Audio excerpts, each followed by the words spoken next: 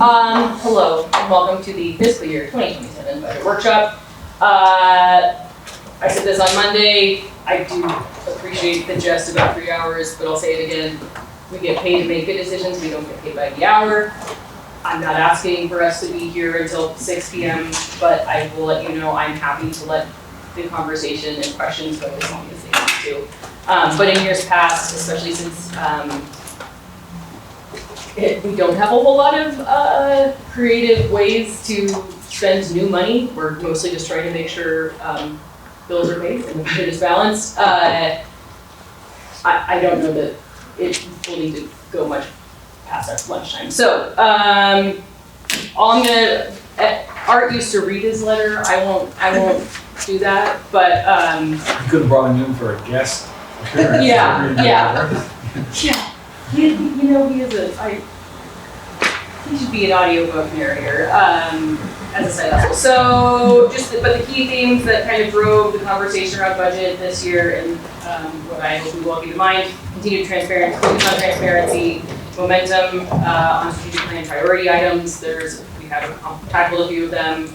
In the fall, we'll have our conversation for you all to rank what you want to see done. The two biggest hurdles that we continue to face are making sure we're paying folks competitively and what we can control. In some regards, how we do things like salary surveys, what the bigger expense often ends up being health insurance. And so we know that has been a really fun thing for us to absorb, but it's also the right thing to do to provide fair and good service for our employees and their families. A couple of changes happened in as far as property taxes go and sources of revenue, like we're down to our last bit of $15,000 available in foregone. Property tax calculation continues to be a really fun part for us to navigate, especially knowing that there is a chance that a proposal this year will come to eliminate property taxes. Granted, that's a longer conversation. It's not going to happen overnight, but we'll see what it means, and we'll stay the course until told otherwise. So those are the highlights. Bill put together some slides as far as historic financial context for the city, the bigger picture as far as economic landscape in the country as well, the overall economy of the country, and some historic trends of some key line items. But we'll go through line by line, ask questions as you have them. Also, like, if we end up at a sweet bowl, you guys want a 5-minute bio break, just like, so. Questions, concerns? Okay. Bill, take it away. Okay. Good morning, everyone. I like to keep this really relatively formal, so if we're long, if there's any questions, please don't hesitate. Like the mayor mentioned, I'm going to always like to kind of give a backdrop, and that includes both kind of national economy, regional economy, and then what's kind of impacting on us here locally. So we have that mindset as we look at it. We'll go through all of the budgets, all the funds. I won't have every line item identified. I'm just going through and identifying any significant changes or projects or purchases this year. But please, if there are specific line items, you have questions on it as we go through those departments, stop me, ask questions. But this is largely a maintenance budget. We're still in a pretty tight, in my opinion, pretty tight fiscal position, and have been since 23. And that's not turned around or changed significantly, so we have a number of positions still vacant. And as you know already, we had our health insurance increased by a substantial amount this year. That was about $600,000 impact to us, so that didn't help as well. But so there's not a lot that's going to be new. There's no new positions at this time. There's no substantial projects other than what we've already been had in our CIP program, but so there's not a lot that's going to be too exciting in the budget this year. But please ask me if you have any questions as you go along. So again, the budget itself, it is one of the largest efforts in the city. It is our fiscal plan. It sets forth our anticipated revenues and expenditures for the operations of the municipal corporation. And we're here to provide those municipal services. That's our number one purpose to exist, is to provide the highest quality municipal service we can to the residents, and to try to provide the greatest quality of life that we can with the resources we have available. The revenues from the city come from a variety of sources. Those include property taxes, some state share revenues, fee for service, grants, and others. And those expenses that are in the budget are, on paper, represent what it takes to deliver the services to the community, what it takes to operate the critical utility systems, what it takes to reinvest into those capital assets, so we don't end up in a situation where we're in a major failure or having dramatic rate hikes. And it also represents a large part of the budget, represents the accumulations for these large investments that we have in things like our water system and our wastewater treatment facilities and other capital assets. Looking at the national economic environment, I mean, the economy has been holding relatively strong. We had about 1.6% increase in GDP for the first quarter of 2026, but this international conflict kind of continues to linger.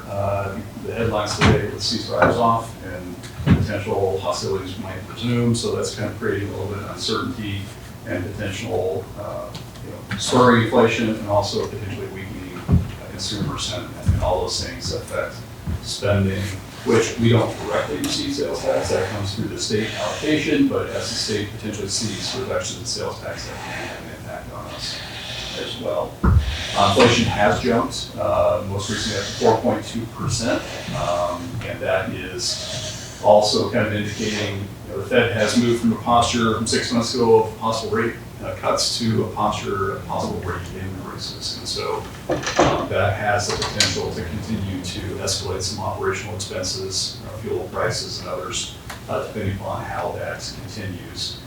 Labor market prior to the release of the June numbers was looking stronger than expected, but they revised May downward by about 50,000 to 40,000 jobs, and June was under expectations of 57,000 jobs.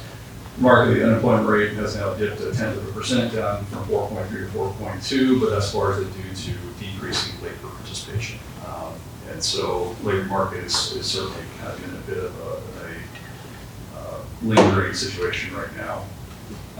And again, some of the trade and economic policies, as well as the international conflicts, have caused a lot of uncertainty over the course of this last portion of 2026.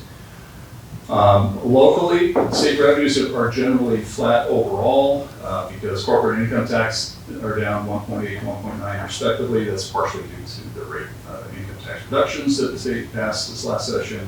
Sales tax collections are continuing to be relatively strong.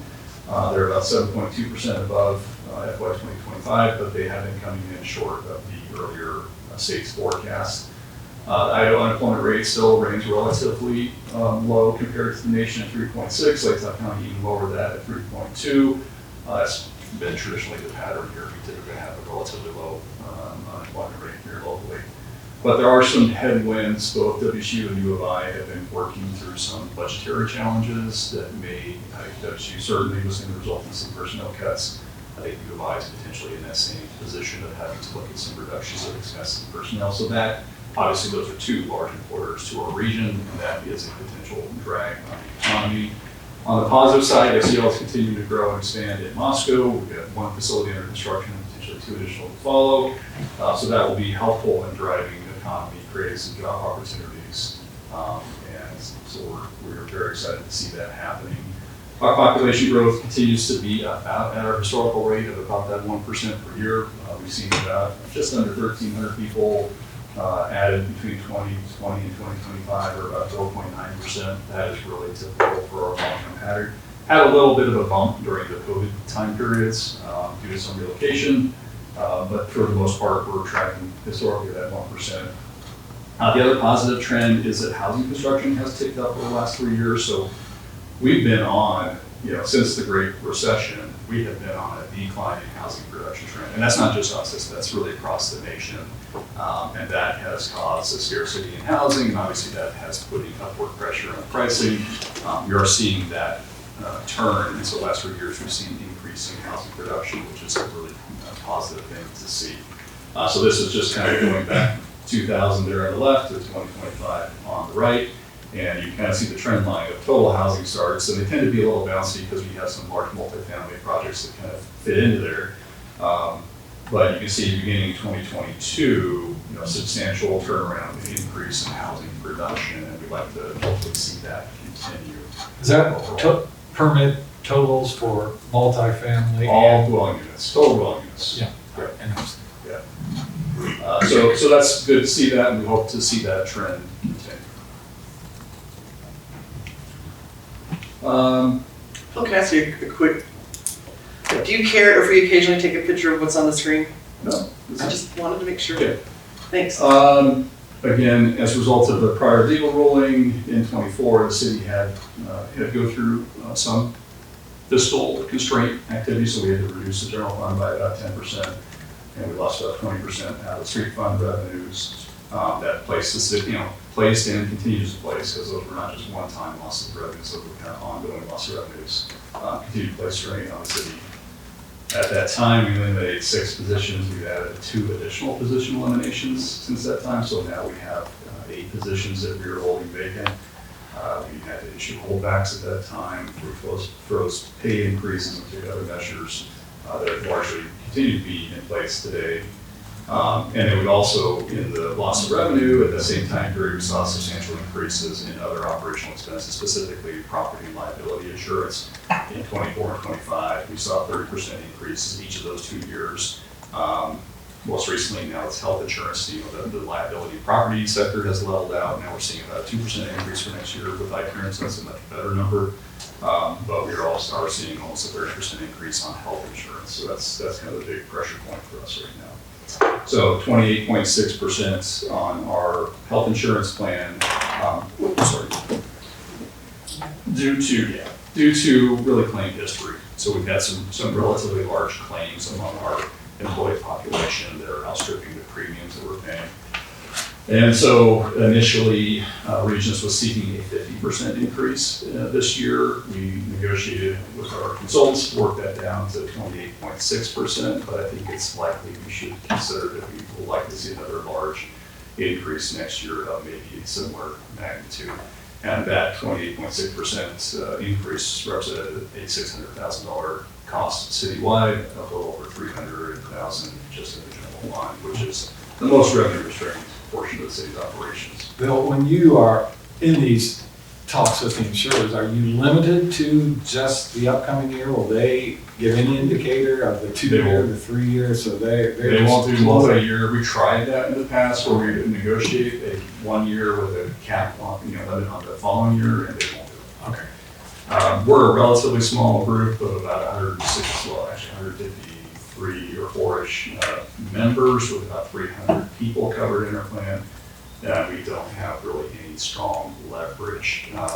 You may recall last year, they were closer to 12 to 14% increase, and we ended up shopping them against other providers. We're able to get it down to a 2% increase for the last fiscal year.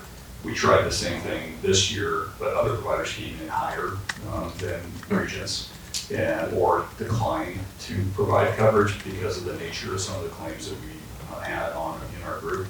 And so this is kind of the best place that we landed for this fiscal year. We are planning to pull together an insurance advisory group with some city employees to evaluate other alternatives. And I think there are 2 things that we can explore. I mean, probably 3. I mean, one would be plan design, but based on the nature of the claims, increasing out of pockets or increasing maximum, increasing deductibles or maximum out of pockets are unlikely to have a substantial dent into the premium amount. These claims, some of these are, in the million range, and so what we would say, and then trying to increase those elements are going to be relatively modest. But certainly we can look at plan design and see if there's anything that we can do there. I think that's not going to result in a significant premium savings.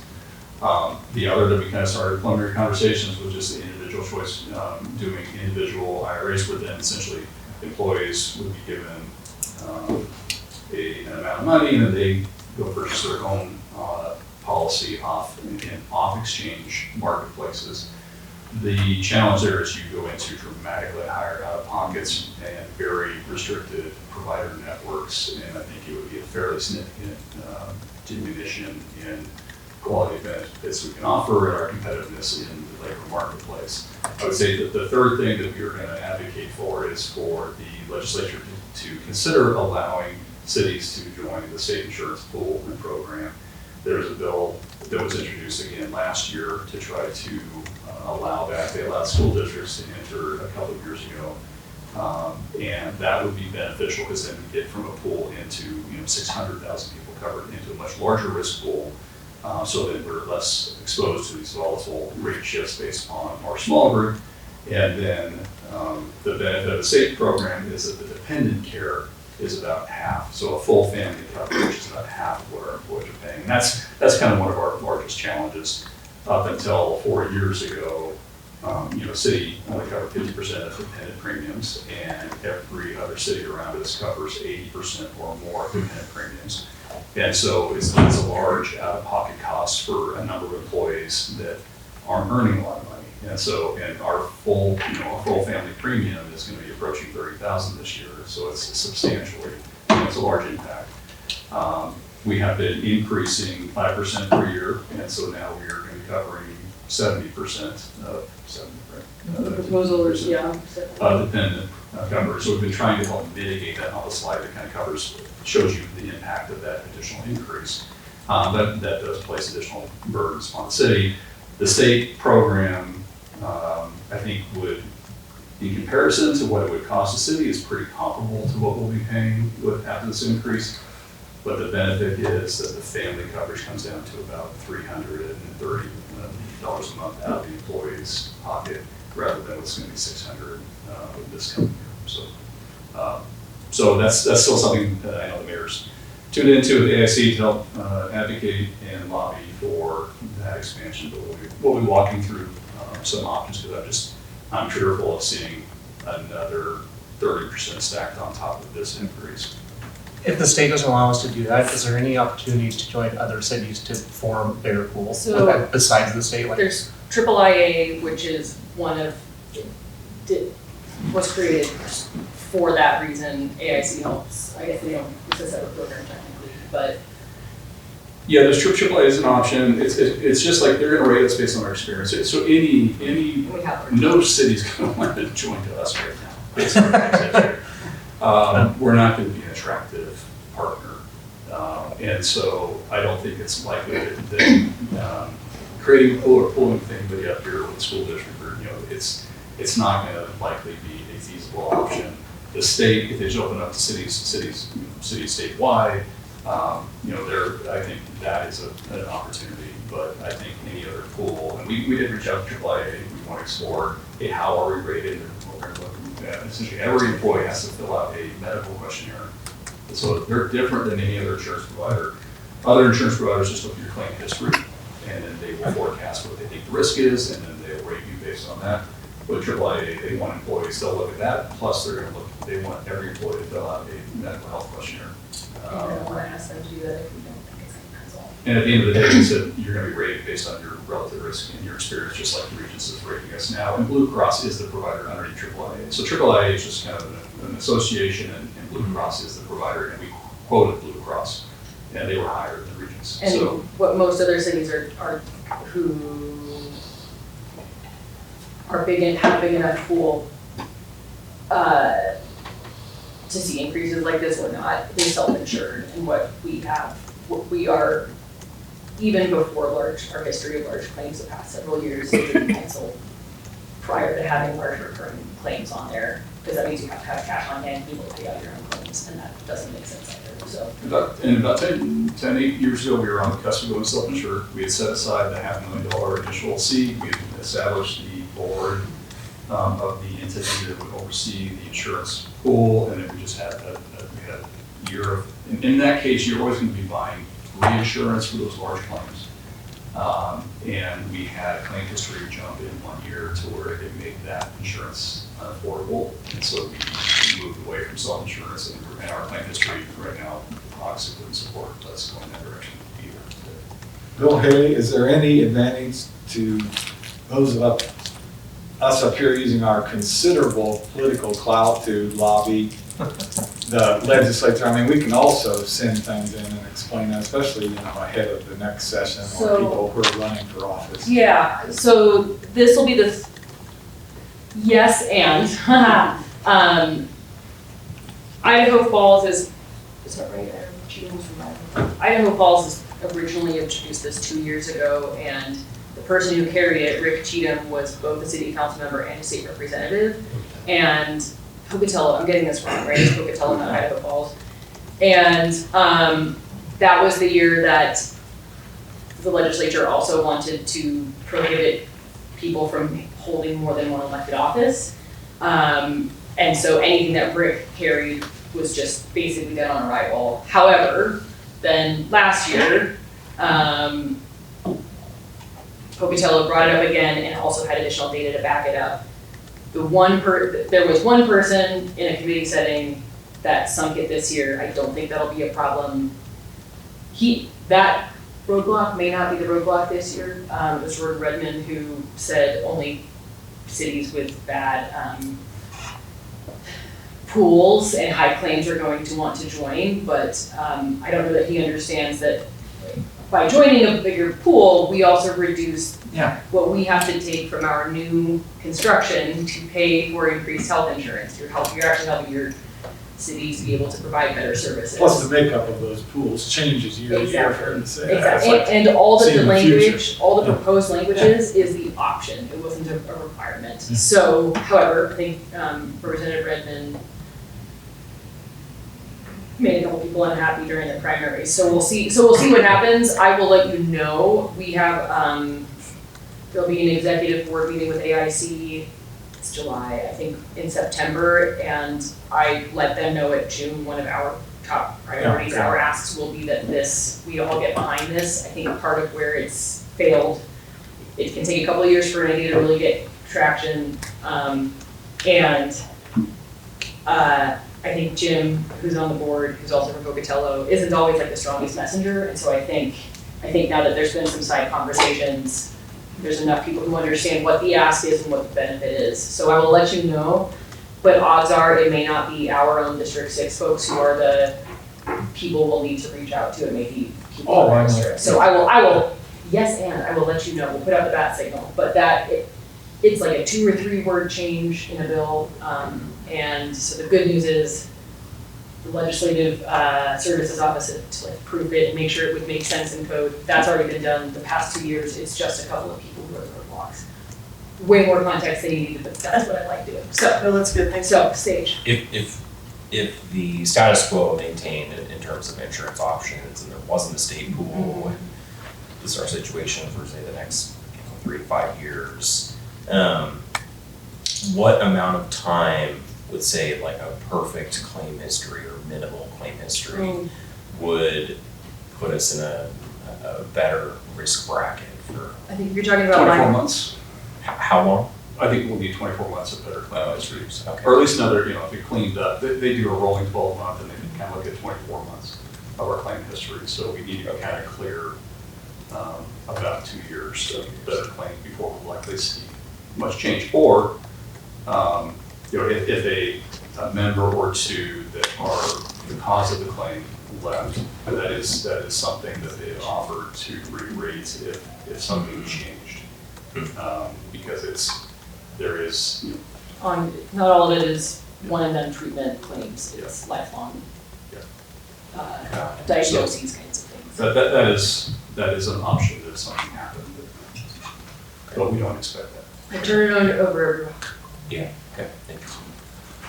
As I mentioned, we already talked about that, 600,000 overall, 360,000 to the general fund. And this, we've had honestly relatively modest health insurance premium increases over the since 2021. So we had one bump in 24 that was 8.5, but we were able to bring that down to under 2% for 26. But this 27 increase is obviously pretty significant. I don't want to, the actual premium amounts are not, as we compare the premiums to many other cities, they're not dramatically different. We just had somewhat, I think, more affordable premiums before. So part of this is bringing us up to market. But regardless, it's a significant increased cost to us. And that's a hard thing for us to absorb in our current position, so. Like I said, state sales tax collection continues to be strong, but again, increasing inflation is a concern for potentially decreasing consumer spending. This year, the state, I don't want to say robbed, but they reallocated $2 million of liquor sales tax away from cities and counties, so money To pay for ISP because they didn't want to do it in JPAC. I'll add the color commentary, Yeah, Phil. that's, I mean, You don't have to, I will. They, they need to provide pay increases to ISP, nobody argued that. But rather than either holding income taxes where they are, they wanted to cut taxes, it was an election year, so the way to pay half of the pay increases for ISP was to take money away from cities and counties in the liquor tax, so that'll be about a $22,000 loss to us. And liquor sales tax revenue have been, you'll see, have been declining year over year for the last 5 or 6 years. So outside of 2021, I think it was for 2020, we got for sure. During the pandemic, there was a spike. But since that time, we've been on a declining trend. We can't make up for it by just drinking more? I'm doing my part, okay? People are, they may be looking to other things, so. Well, it's also increasing. Yeah. We also had the Attorney General's Office terminated our agreement with the Internet Crimes Against Children Task Force. So for at least 5 years, the AG's office has been funding one of our forensic detectives with 2 in the police department to have that individual available and dedicated largely to investigating and helping prosecute crimes against children. And Well, I got it. You keep going, Bill. I got it. it's going to be number 1. Just Do getting. you want- I just need the blindfold. Yeah, I got you. Yeah, we've got them. Nope. Oh, sorry. I messed up. It's number 3. Oh, There you go, you got it. All right. Oh, sorry. I messed up the decor. Yeah, I'm just roasting. I told you, you could pick a different chair. Eventually, right? That's much better, thank you. So the AG's office terminated that agreement effective in May of this year. We have about a 30-day notice. So that'll be a loss of revenue of about $138,000 because with the position with benefits, that's essentially the cost. They've also historically supported forensic software and other applications that we'll have to start paying for on our own. I provide Chief the option of either dropping down to a single forensics or essentially having to get a patrol position if they want to retain the 2 detectives, and they felt they wanted to retain the 2 detectives, and so the 3 patrol positions, 2 were the ones cut in 23 and 4, and then 1 is an additional position we're hoping to offset some of the loss of this funding from the AG's office. Do you know, Bill, have any feel, or Haley, you might have a better feel for how is this affecting the rest of the state? I'm assuming we're not the only ones that got cut. We are one of 2 that got cut. I think Rupert's on right was the other location, and they are not, the AG's budget is not decreasing, they are relocating those positions to. How did we get selected? Great question, it's unclear. Yeah, I think they wanted to relocate this position up to the Coeur d'Alene corridor, 990 corridor. I think they felt that they would have, I think they believed that there were more cases and more tips up in that area of the state, and so they wanted to move this position from Moscow to Coeur d'Alene. And they will still provide coverage here, it just, Yeah. and that means they have to hire and train someone else up there, but. And this is also where we recently joined the FBI's Internet Crimes, the Gem State Internet Crimes Against Children Task Force. We're going to continue to do the work. It's just we will not be reimbursed from the AG's office any longer. And, yeah, some of that just means we're back in control of our fate, and Sure. we're at risk of finding out 30 days before that it'll go away. As I mentioned, we got our health insurance increase this year, and my concern is obviously increases for next year. I mean, beyond just being able to fund positions, really the capital transfer is anything left over in general fund revenues that we that we transfer to capital. It's kind of, it's our cushion. It's our need to continue to reinvest in our capital. Our target in the past has been about 1.5 million between the general fund and the streets fund, putting away towards capital every year to be able to fund all of the projects that are identified in our capital improvement plan. This year in the general fund, it's sitting at about $890,000 transfer, and the street fund transfer is at $1,025,000. But the street fund, when we get to there, that transfer is being supplemented by $700,000 in one-time monies. Absent that, that transfer is closer to $325,000, so we'd be underneath our desired capital funding goal this year. But that kind of gives you, it's kind of the bellwether of kind of how healthy is the budget based on how much we have to invest in capital beyond. What's the source of the 700,000 one time? So it's one time, so it's general fund monies that the state allocated to transportation funding. And we'll receive probably some at a lesser amount this year. We haven't really budgeted for it because it was one-time monies. Yeah. And so it was received in the prior fiscal year. We're bringing it into the fund this year and transferred flow through the capital. Likely there'll be a small portion that will happen next fiscal year as well, but then beyond this 2026, we will not receive those funds any longer. But it's state money. State money, yeah. So relatively, we'll be at about a $1.9 million transfer to the capital fund, so it's ahead of our 1.5 million goal, but it's being inflated by about 700,000 one-time money. So in reality, we're about 1.2, which means we're about 300,000 short of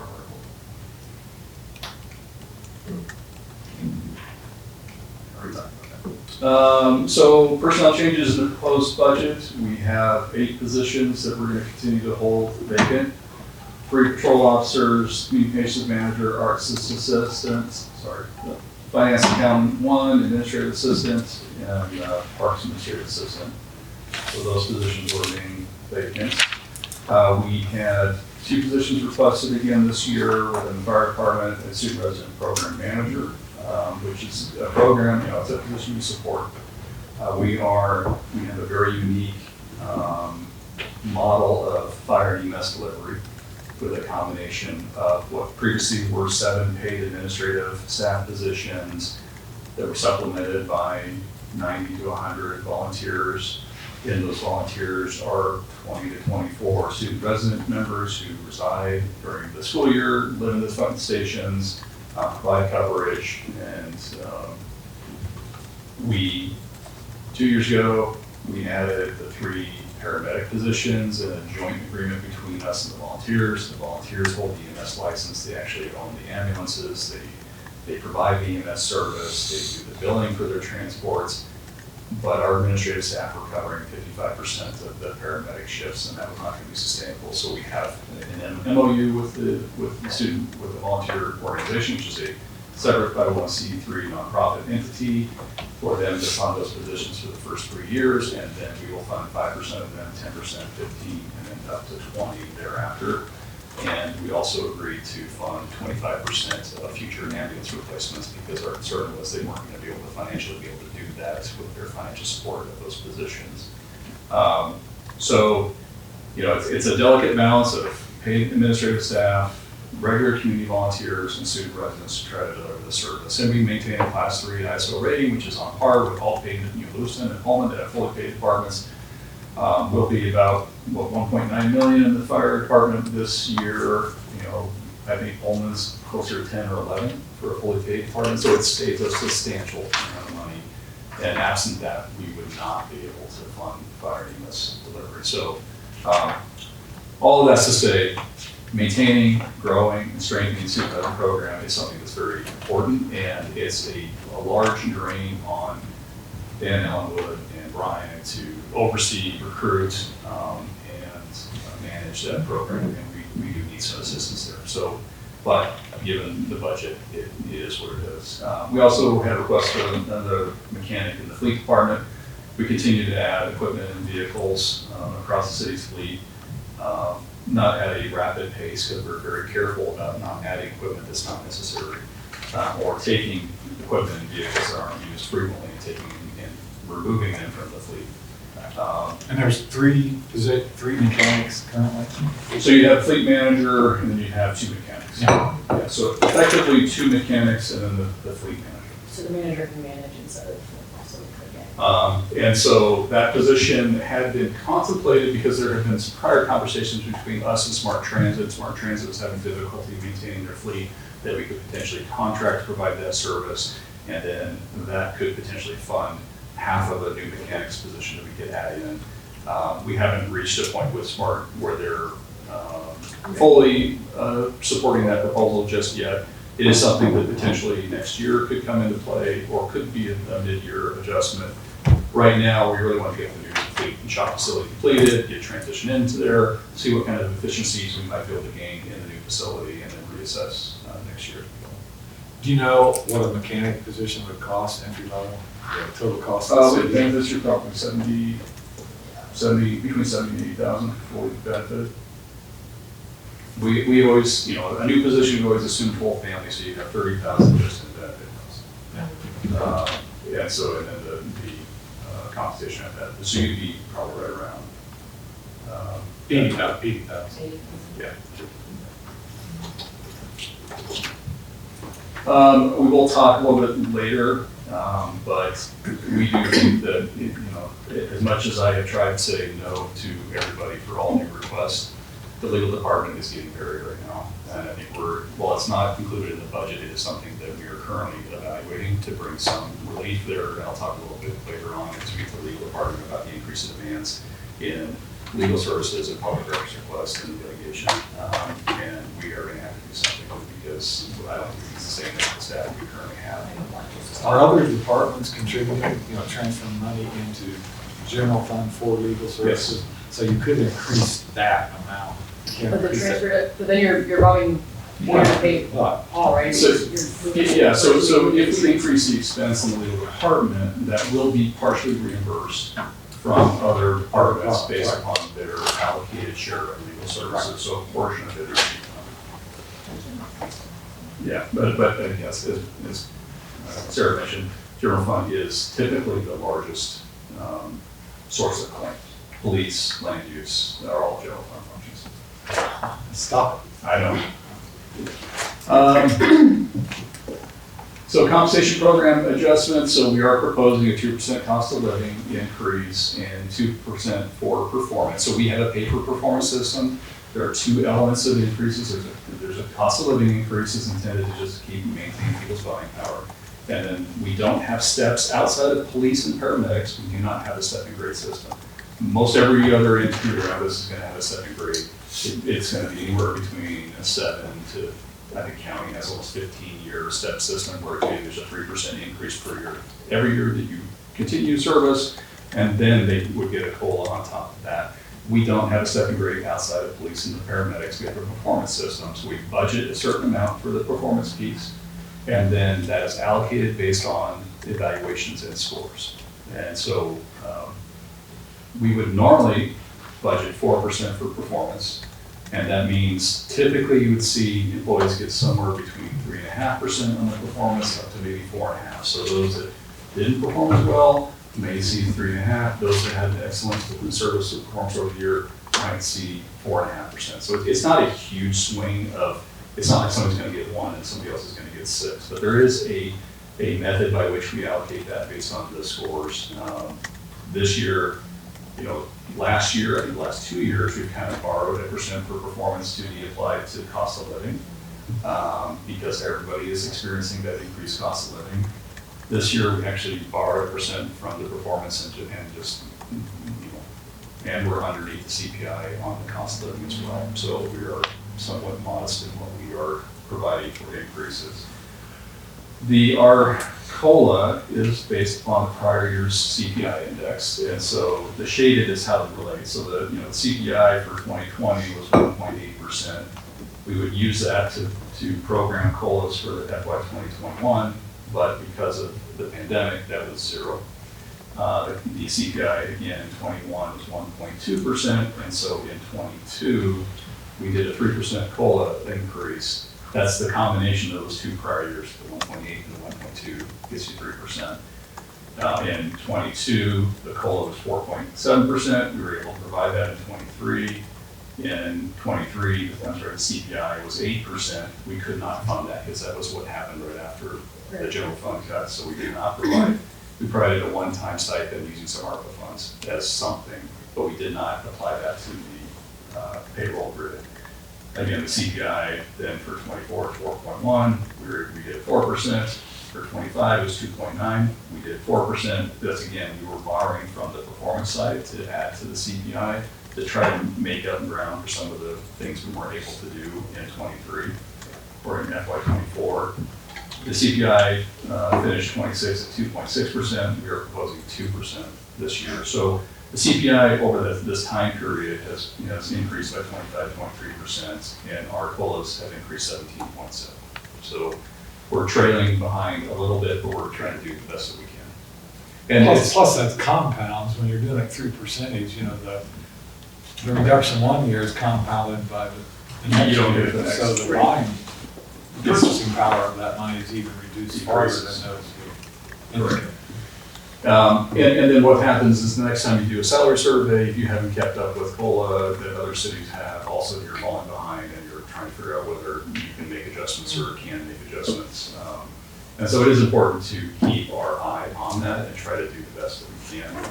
Otherwise, you'll find yourself falling behind market rates and then having to do more significant changes at some point in the future if you can afford to do so. So that's currently what we have in the budget. Health insurance programs we talked about, 28.6% increase. We did increase Medicare from 65 to 70% to try to continue to work towards that goal of 80. So this is a table that kind of talks about the total monthly premium is in the far left column, the city's share of that premium, and the employees' share of that premium at that 70% coverage. So you can see the employees will be at full family paying about $700 per month towards full family coverage. The next column over is what it would have been if we stayed at the 50%. So they'd be pushing $1,000 in a month. And for some of our employees, that'd be half their check they're trying to cover that. And so that just kind of shows the benefit of the city's commitment to try to continue to increase and to diminish that cost. As I mentioned, the state's insurance plan for full family is right around that $340 or $350 a month that the employee would have to contribute if we're able to get into that. It would be kind of on par to the current costs we're going to be paying now as far as full premium amount, but the burden upon the employee for family coverage would be substantially lower. One difference in the state plan is that employees do have to contribute towards their own insurance costs, so we cover 100% of the employee. Under the state plan, the employee has to contribute about $70 a month for their coverage. But then as you scale up to the dependents, it's dramatically less. And certainly that's something we could look at modeling as we look at alternatives. Do you have employees opting out of the family coverage because of that? That they're taking the coverage for themselves and opting out of? We have a whole range of if they have a spouse that has other coverage, it's more some are cost. choosing that because it's too expensive. Yeah, I mean, all employees that are, have a partner, domestic partner, or a married, are always compare coverage options, compare costs, and then they choose who they're going to cover under whose plan, and that happens all the time. But we still have to budget, assuming Yeah. that you've got employee plus spouse plus children in each position. So our budget model always budgets, existing employees and their existing elections. Every vacant position, we budget full family, just to assume we've got that covered, depending on we don't know what they're going to come in with. So there's always a little bit of risk during the year that during open enrollment, employees could change, but we capture that because that happens close to budget. There'll be some variation there. We'll have a little bit of buffer based upon we're budgeting full family. That may not always occur with vacant positions, but again, vacant positions are going to be 3-4 vacant positions compared to the 160 filled. So, okay, just a quick update. We've already kind of talked through the strategic priorities. We will be working to update that as soon as we get through the budget process, and into August we'll be sending out the request for strategic initiatives. But again, just kind of recap progress on these. So in our tier 1, kind of most important strategic priorities, Moving forward on alternative water supply, we are continuing to make substantial progress on that goal. We have the alternative water supply study underway. The hope is that will be completed by the end of the year or early into next, to really work through evaluating the alternatives of going down to the clear water to bring water up for direct use or for aquifer storage and recovery to help supplement and stabilize withdrawals from the aquifer. So we've made great progress over the course of the last 3 years on that item, but it's going to be a long term. That should probably be tier 1 from here until that project's completed, and that's probably into that decade or two timeline. So it's always going to be an important one for us. Fire and EMS staffing shortages, again, that continues to be a priority for us. I think we have made great strides in bringing 3 paid paramedic firefighter positions in partnership with the volunteer organization. And we have implemented a holiday and summer stipend program to ensure we have at least 2 people that can staff an engine during when students typically leave during the holiday breaks and during the summer months. And so we made, I think we've had 90+% of all shifts during holiday periods after implementing that program. And we've had coverage during the summer months, so we've made great strides there. And the paramedic position, we've had 100% coverage there. We were providing notifications. I think we had nearly 20% of paramedic shifts going unfilled for a period of time, and we've not had that happen once. So after creating those positions, so I think we've made great strides along that front. That also will just be a continual effort to nurture that 3-legged stool of our paid staff, the community volunteers, and student residents to continue to maintain that program. Substandard emergency communication system. Just had testing on July 1st, so this was to replace our emergency radio system. There are some areas of town and some buildings in town where police and fire cannot communicate with dispatch. So it's about a $2.1 million project to replace all repeaters and all mobile and portable radios. System testing occurred July 1st. We had good success on all police frequencies. We're having some challenge with the new system on the fire frequency located on Austin Mountain, and the vendor Raycom is working on trying to identify what the conflict was there, so we're working through that. We should be completed on that project in the next 60 days, so that'll be a great milestone to getting that project wrapped up. Aging City Shop was one of our tier priorities. A new shop facility will be wrapping up here by the end of August, so we'll be moving in occupancy there, and then we'll be working to renovate and remodel the existing shop facility, 4th Street and Fleet Street and Storm, to move back into that facility. We just advertised for bids for the remodel project in the existing shop here 2 weeks ago, and that'll be opening here towards the end of July, and then get that moving this fall. So I'd say by spring, that project will be fully complete. Inability to recruit sufficient staff to perform essential functions. Again, we have made significant strides on this one.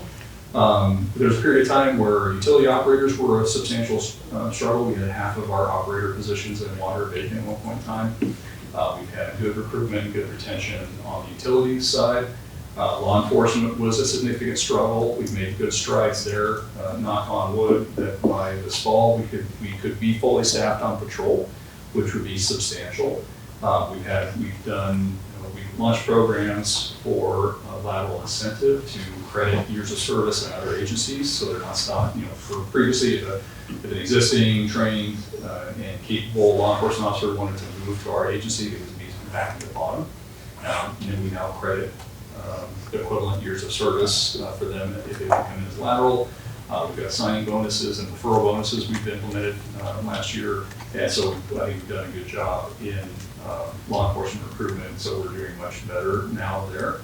So overall, I think our recruitments have been much stronger. This is less of an issue, but we do have that 2% COLA, trying to do the best we can to maintain funding, and we also have funding in this budget for a salary survey. So we were going to do one this year, found we did not have adequate funding to do.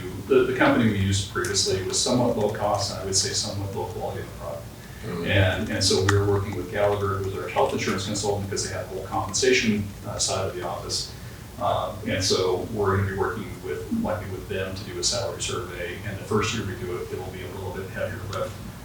We would pay $20,000 in the past for salary surveys to go through all of the 100 and some odd positions, review the descriptions, and then collect information from our peer cities, compare job descriptions to get equivalency and show how our compensation compared to theirs. I'd say the quality of their work product was maybe not exactly what we'd like. And so Gallagher has provided a proposal for about $60,000, which we bring to the council. But this first year baseline would be a heavier lift, and then future updates would be a lower cost option. So when we get to HR, that's in the HR's budget. But I think it's important for us to make sure that we are monitoring the market and ensuring that we are trying to keep up with competitive compensation where we can. When was the last complete one done by the company you think is inadequate? Was that 3 years? 3 years ago? 23. And then last year's budget had 20,000 in it that you were collecting towards the next. So we have that 20,000. And Correct. then you're allocating 30,000 this year, so you're getting close to having. There's 60,000 in the Okay, well, I saw 30 and 20. Yeah, well, when we get to HR, Yeah, okay. okay. Yeah, but we did budget 20 this year, we're not gonna spend it for it, Right. it was inadequate. Yeah. And so we just put a larger request in for next year. Yeah, to accumulate. How many positions right now do we have that are funded that we aren't able to staff because we don't have sufficient or essential In people that, in PD specifically or across? or just across the city? So there are 8. There are 8 positions that we would be able to fund if we could get a sufficient recruit or somebody that was qualified for. Oh, as far as, no, I don't think we have any positions that are held vacant because we can't fill them. Okay. The fall, but you're saying transport, patrol being full by fall is because we have a couple people leaving and a couple people in training, right? We've two laterals we're hiring from Lewiston PD, they'll be coming on, and so they will be able to hit. It takes us almost a year to get an officer to be fully independent operator, to get them down to the Post Academy and go through the FTO program, takes about a year. And so, but as far as not being able to recruit positions, we've had good success in recruitment. Every city is having trouble with law enforcement, and it's kind of an arms race of, like, there are some agencies offering $30,000 signing bonuses to get officers. And so I don't think we currently have positions that we're not filling or recruitments that we're having difficulty. I mean, we always have some difficulty with some recruitments. But I wouldn't say that we have positions currently vacant that we could not fill because either our compensation's not on par or whatever the reason might be. So we're not falling so far behind that we are not able to fill positions with adequate. Currently, we don't believe that's the case. We do have certain employees, certain areas that feel like they are not adequately compensated. And that's part of the benefit of having studies done is to demonstrate that number one. And that's a constant. I mean, that is a constant conversation of, well, that's not a good fair comparison. Or, they paid this, they're always looking, go to Pullman, that's our largest challenge.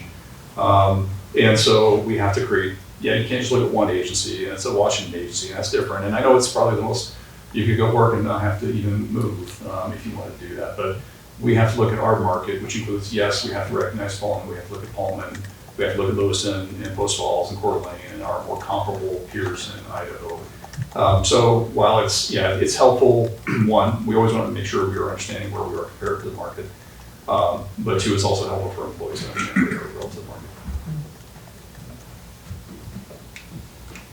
As we move to tier, this will be a perpetual conversation about our ability to maintain city streets. And I think we've made great strides in the pavement management program, the surface treatment program, in our ability to secure grants. We've got projects happening on Mountain View this summer to add bike lanes and sidewalks and widen roadways and storm improvements, because we were able to get 2 TAP grants to help support that effort. So this will probably always be a need. I think every city is struggling with how to fund roadway network. And as you saw, the state unfunded $1.3 billion in projects this year because of the state's actions to reduce their revenue stream.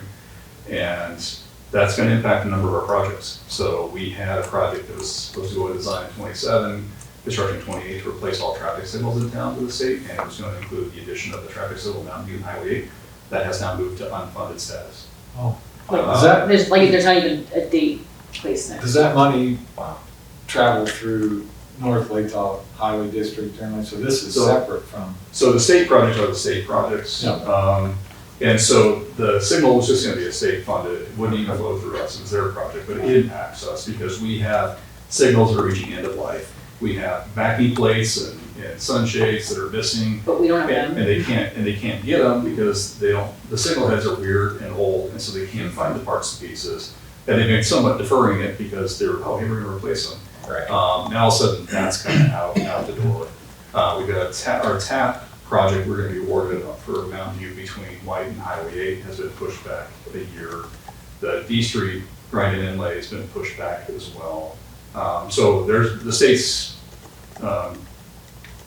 loss of revenue is gonna impact some projects, grant-funded projects that we were anticipating.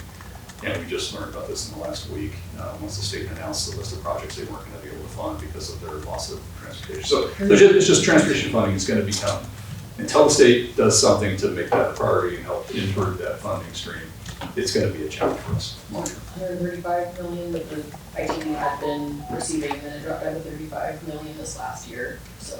Haley, what are you getting from AIC for other cities that are struggling with this? I mean, Star, I really like Mayor Chadwick, I mean, he's pissed, there's a couple, there's even the places that are affected by Ada County Highway District, where they are in the same but different situation, where they don't maintain their own streets, and any of their streets ACHD has oversight, there are projects that they have been waiting for in cities that have been growing that are making a lot of noise about it. I don't know, and I can only imagine that some of the smaller cities are in the same situation. So the biggest, and I can't remember if the logic, one of the pieces of logic behind that steep cut from 135 million to 35 million for these sorts of projects was tied to the big beautiful bill and the projected decrease in state revenues.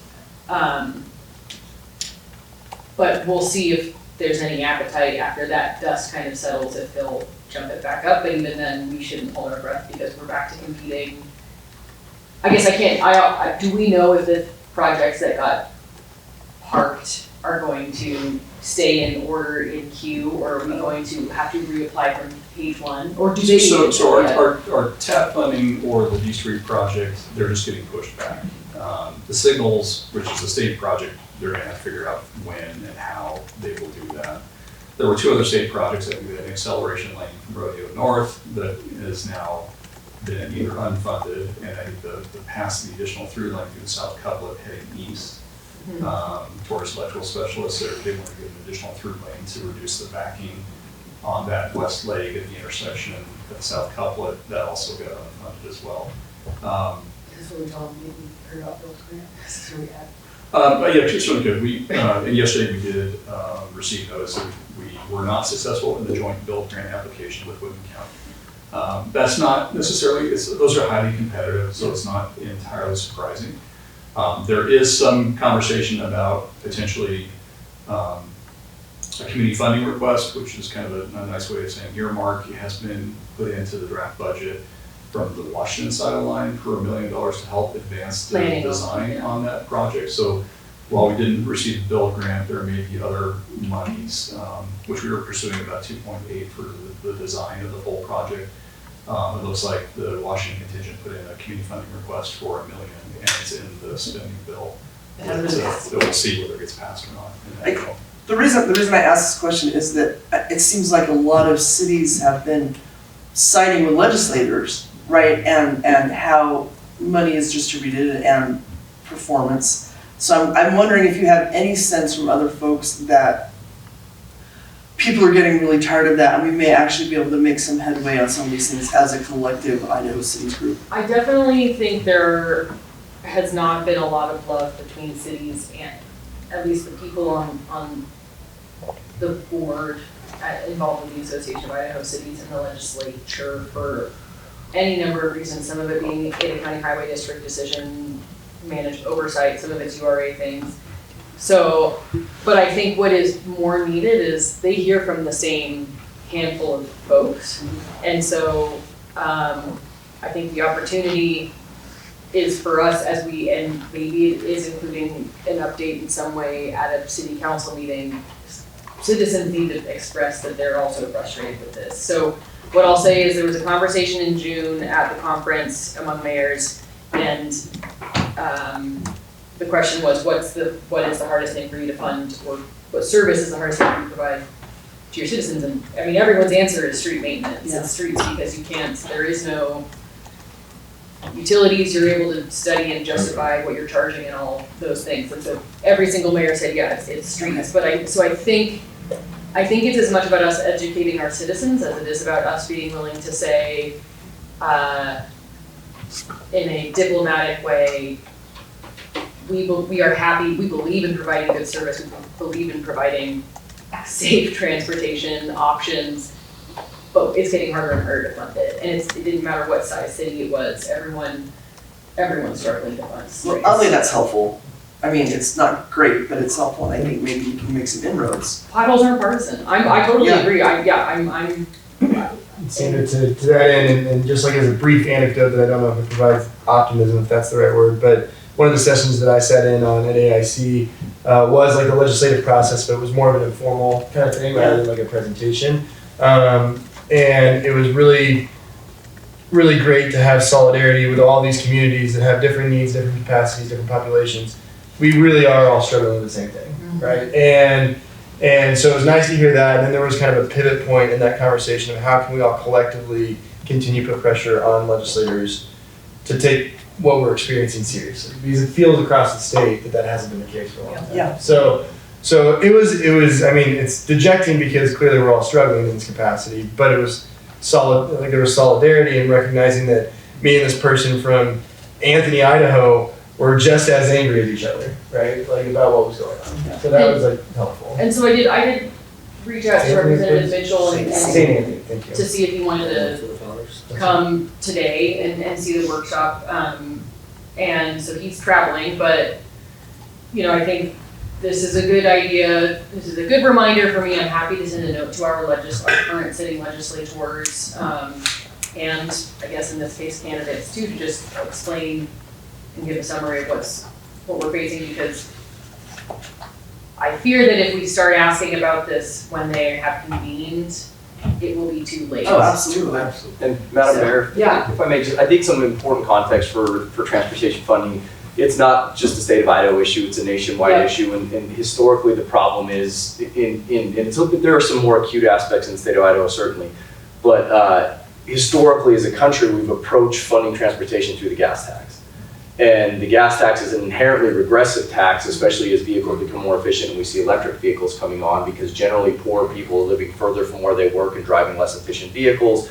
And so we've had this erosion of funding, and the gas tax is a terribly unpopular tax to raise with inflation. So it's never kept up with inflation. What are you talking about? But there's only been one state gas tax increase since I've worked in the state of Idaho, and so it's never been pegged to inflation. And so it requires legislative action to increase that, and obviously that's not going to be a popular tax increase.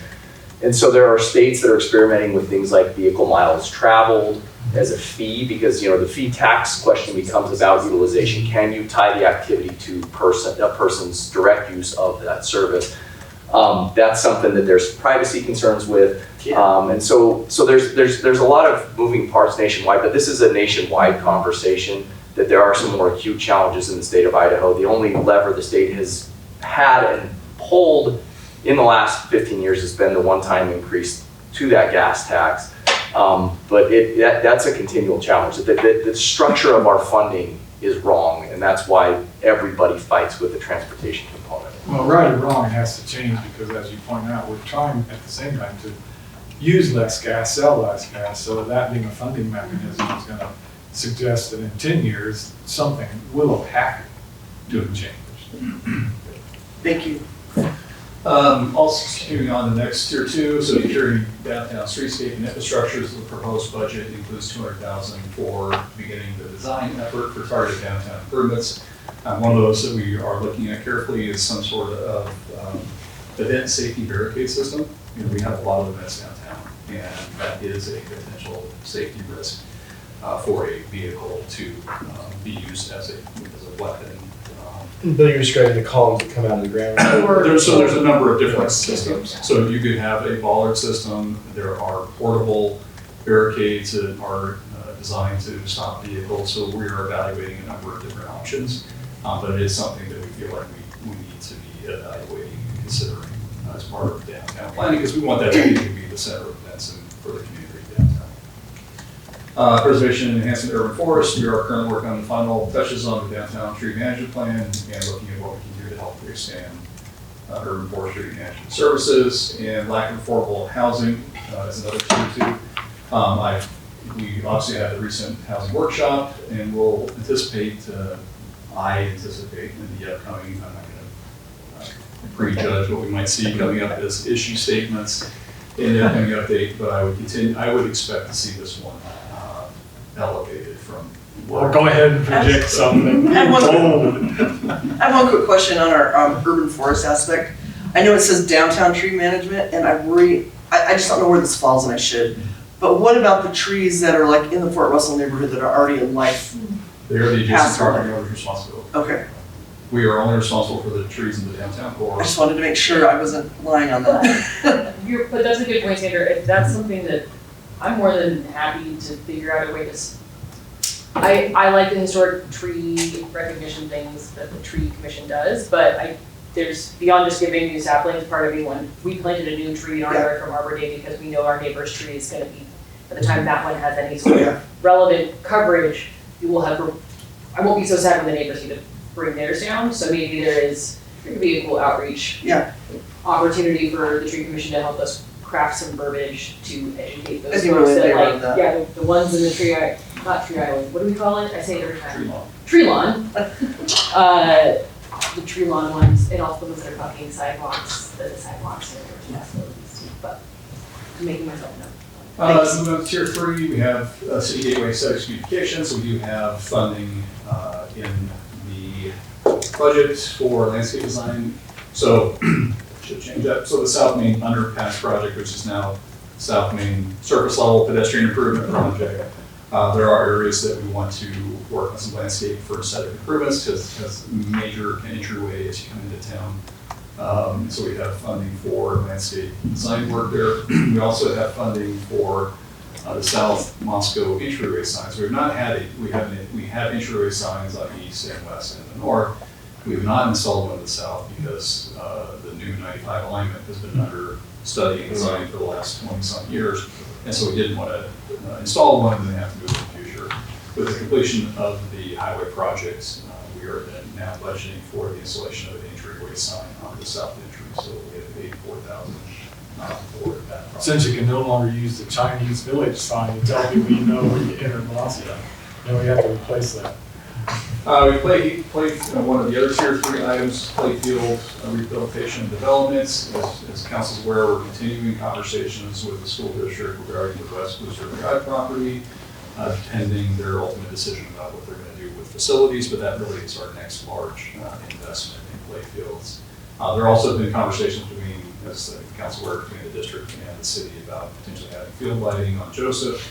Again, it's the district's facility, so we're waiting to respond to their interest. And I know that's kind of been the mix of their whole facility conversation and consideration.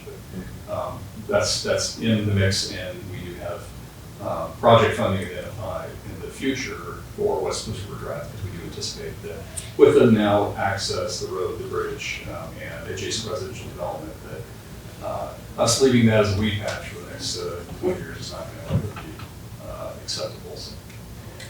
And supporting local economic developments, again, we've expanded our partnership with the Chamber of Commerce to take over the Art Walk program, and you work closely with them. I don't know if anybody feels they need a break, we can certainly take one now, or we're able to continue. Good doesn't need a break, or good doesn't go forward? Go forward. Yeah. Okay, you also don't have to stand, you also don't have to sit. Okay, so just looking at some general revenue trends, again, for property tax revenue is our most predictable source of revenue. It's going to the city has the ability to increase it by 3% every year to account for inflationary costs. It's hard sometimes to convey, but we're not increasing the levy rate by 3% per year. We can only increase the dollar amount that we levy, and then how property changes, what new construction happens, that all ultimately ends up calculating the levy rate. And so we can only increase our levy amount by that 3% plus new construction. But in foregone, which we'll talk about here in a little bit, but it is our most predictable revenue stream, and it has been growing at a just general consistent level. This does not include bonds and interest, because this is what goes towards general city operations. Beginning since 2019, we've levied an additional $1 million that is $1,040,000 that is then paid to pay the bond debt service for the police station and other facility improvements that are done. Could you refresh me, Bill, on the balance of commercial versus residential and our role and or the county's role in determining that balance? Yeah, I don't think I've got that slide in this year. I could pull it up if you take a break and Sure. slide it in. But over the last 20 years, if you were to look back 20 years, the tax burden was kind of more equally borne between commercial and residential properties. And since that time, those have diverted. Right. And to where residential is carrying up to maybe around 70% of that tax burden, Yeah. and commercial is carrying about 30% of the tax burden. Yeah. And it's largely just due to the increasing appreciation of residential property values over that time period relative to commercial properties. And so we had a really dramatic experience in 2023 when a lot of single-family residential homes increased by 40.3% in assessed valuation in 1 year. So you almost went up almost 50% in 1 year. And you had commercial properties maybe appreciate by 2 to 7% in that time year. And that just kind of fully I took it out this year because it's a bit dated at this point. Okay. But as we're doing the budget for 23, I shared a table that was, I shared the example of my home, went up 40.3%. My overall taxes, not city, but all taxing districts, it went up about $1,000 that year. And the 120 unit apartment complex across the street went down $27,000 that year in property tax expense because they only appreciated at 4%. And so it's this relative appreciation that kind of ends up allocating, the share of what people pay and the relative burden they feel. And so it has been a long-term trend. The homeowner's exemption has been fixed at the current amount. It's not indexed. And so as these home values appreciated, that had been kind of one of the tools to try to help leaven that tax burden between the residential and commercial was that exemption to exclude a certain portion of a single-family home as your primary residence from taxation. And that's just, it's been devalued with the appreciation of home values over time. Right. Ultimately, the process for setting the levy is, we tell the county this is the dollar amount that we're going to levy this year and we're limited. It's we can increase it based on 3% of last year's levy just to help inflationary costs increase. And then we can take last year's new construction value and take 90% of that value and take the prior year's levy, apply it to 90% of that value and add it to our levy because that's bringing in the dollars necessary to serve the new development. So it's on par with what other people are paying for that service. Now it's only 90% of the value because House Bill 389 that took it down to 90%, not 100% of the value of the new construction. That was a strategy to try to help shrink city budgets by reducing our ability to increase levy to serve that new development, and that ultimately shifted the burden of those costs of services to existing residents. And that's the dollar amount that we can levy. So if our levy was $8 million, our 3% is $240,000. You just saw our health insurance go up to $360,000, just health insurance before anything else. So it's not for us because our levy rate is so low. Our levy rate is about half of Lewiston's. We'll collect $8.5 million this year. They'll probably be $26.7 million this next year for them. And so our 3% on 8 is not a lot. And then obviously once we get the dollar amount, then the county assesses valuation. They'll come up with a total assessed valuation. It's just a simple 8.5 million divided by 2.5 billion, or whatever the assessed valuation is, creates that levy rate, the tax rate. And I was gonna add, House Bill 93 continues to be what the most talked about bill number. There was an effort this year's session to make some adjustments, and some of what the cities were asking for were incorporated and some weren't. And so it sounds like there will be some additional fixes, but to be fair, 389 didn't affect us, but when we're growing at 1% and we're already dealing with, 60% of our total taxable property, and total property in Moscow being excluded from the tax roll, we aren't being as negatively impacted by 389 as other communities are. Yeah, high growth cities suffered the most. Our new construction value, more recently, it's been about 100,000 a year, new construction value. Well, new tax revenue from new construction value. So if we lost 10%, it's 10,000, but it's 10,000 per year, and it's a compounding effect. Right. That we don't get the 3% on that 10,000. And so, But if you're a super high, and it had a maximum 8%, House Bill 39 put in the hard 8% cap. And that's where the high growth can be. So your 3%, new construction for us is typically added 1 to 1.2% to the levy. And so we were maybe sitting around 4 or 4.5 of a total levy increase with our 3% and new construction. There are cities where new construction far exceeded their 3%, and so they would come up against the 8% cap, and that's where they would get hammered. If they're growing at 5% or 10% per year, and it's a huge growth, and they would come up against that 8% cap, and then all of a sudden they can't, maybe new construction and their 3% would have been a 10 or a 15% increase of the levy based on new construction, and they hit that 8% ceiling. That doesn't, we don't hit the 8%, anywhere near the 8% ceiling, because we're the slow and steady 1%. But it has eroded that new construction that we can fold into the budget every year, and it's, some years as low as 60,000 value for new construction tax revenue, and some years as high as general fund revenue you're talking about. all general fund, yeah, private tax is all general fund revenue. So we haven't been as devastated because we haven't approached that 8% cap, but it has eroded, and we're probably down, at this point, 80,000, in property tax revenue because of the 90% valuation limitation. So just to put a bow on that piece, it's not that Moscow is not talking about the impacts of 389. When I talk with our legislators and other cities, like the bigger thing is like they did a survey to collect everyone's testimony, right, to try and make the case and get real data for how 389 affected cities, and that helped a lot in the conversation this session. But like where I joined the chorus is saying like this just erodes the city's ability to be able to provide services, and if the state's not going to find it somewhere else to help us provide these services, like it's going to continue to be on the cities to ask our citizens to make up the difference. So just to clarify, and I think Mayor Bedke was pretty vocal about 389 because we weren't super sure how it was all gonna come out in the wash. But for me, it's a matter of principle, which is like that it makes it harder for cities to provide services, and 80,000 isn't nothing for us over the last couple of years for lost revenue.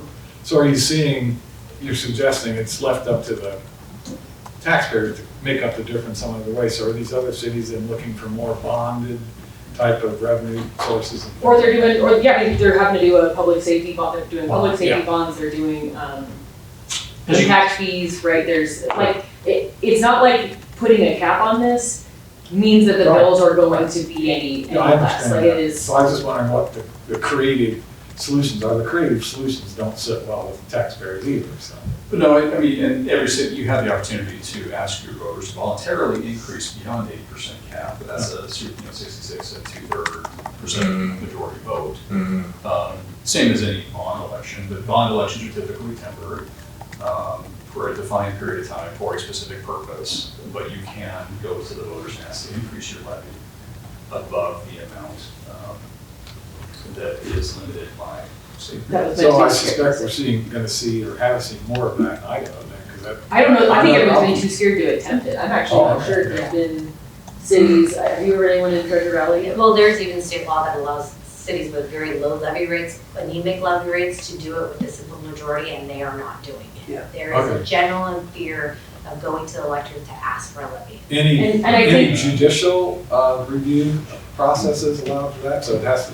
Not typically, I mean, judicial confirmation is typically related to utility improvements that are deemed ordinary and necessary, and typically because of a regulatory gun to your head. You have no choice. Right, okay. So Right. it's typically limited to water or wastewater projects being forced by a regulatory requirement.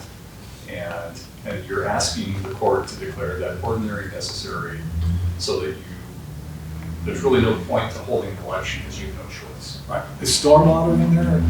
Is it I gonna see don't stormwater? think I've ever seen a judicial confirmation decision on stormwater. Okay. But I think, and then like I think what it comes down to is the people in the less and less do you see folks who have come from maybe sitting behind this desk or having worked for a city or served on a planning and zoning commission or who worked at a county who get elected at the state level. And I really think it comes down to a fundamental lack of understanding of just how complex all the levers are that go into into what your property tax bill is at the end of the day, end of the tax season. And I think if you're campaigning saying you're gonna reduce property taxes, they don't, Yeah. it's a part-time legislature, they're not motivated to come and understand how all of it works. But that's just hot take Haley with my offering. So but I think it's, cities run the risk, if we're talking about what you're describing, right, like talking about trying to exceed the 8%, especially in the places that have had high growth, and it's from people who don't live in Idaho, who are moving to these areas, who weren't originally from here, they aren't relocating within Idaho, they're moving from out of state. It may look different, or they maybe came from a state that didn't have property tax, and there's not a lot of interest in, trying to use that 90 seconds of someone's attention span to try and unpack what this is in the Well, I'm legislature. just seeing that as the next recourse for municipalities to come up with creative ways to find funding. And I was just curious if anyone else has tried any of those. It doesn't sound like anyone's tried even some of the simpler ones. And you kind of want to wait and see if it works. And I think because the threshold's so high, everyone's scared. And I will also say, I don't know what to make from, I think Scott Herndon's running unopposed. I'm not sure what to make of soon-to-be Representative Herndon's proposal about eliminating property tax. And he's saying it can be done in 7 years, and believe you me, there will be a very legitimate conversation that happens about that, and that motivation is not to replace what this provides to us. So just be ready for us to have a conversation. I really like a stool of tax, sales, income, and property, and I'd like to keep it that way. Well, I think that's more of an attack on public school funding than anything, some of that talking about. What, you mean that's the subtext? I think that's, I don't think they're really thinking of, this could impact cities too. Certainly not aware of it, but Yeah. I think I'm not sure that 389 fixes are going to be the thing what's gonna suck the air out of the room this session is the property tax elimination, which means that they need some additional 389 things or additional tools for cities to not look at. Deprioritize, so anyway. Thank you for that lengthy answer to a semi-specific question. But yeah, it does help to understand some of the nuance of what restrictions there are when it comes to property, and just some of the levers and mechanisms. And it sounds to me like the cumulative effect of so many tax reduction measures through the years have now put us in a position where, a bond might be a way out, but again, we have to provide some sort of proof, financially that it's necessary, and even at that, it still would go to a vote to occur, right? And I mean, and we're to still, me, that's just wild. and we're not done with the PD that that's the only until way out. 2029, right? And you're competing with the school district, because that's their maintenance and operation levy, that's their only way they can get that 51% maintenance operation levy, and here in Moscow, that's passed every time for 30 or 40 years, but Well, it's because we have a permanent levy too, yeah. Yeah. I think for what it's worth, there's been a lot of efforts to better coordinate so that we are not all racing to get something on the ballot the second that the PD rolls off or someone else has a need. Finally. Yeah, I mean, it just sort of sounds to me like it's not a matter of if the need for something like that's it's when, and yeah, it might be a 5 or 10 year conversation, but that's, I mean, our hands are tied, right? What do we do? Right, and it's a conversation for 5 years, and if they get it on the ballot, that doesn't mean anything if you have to get 66.66%. Right. You can't get it anyway.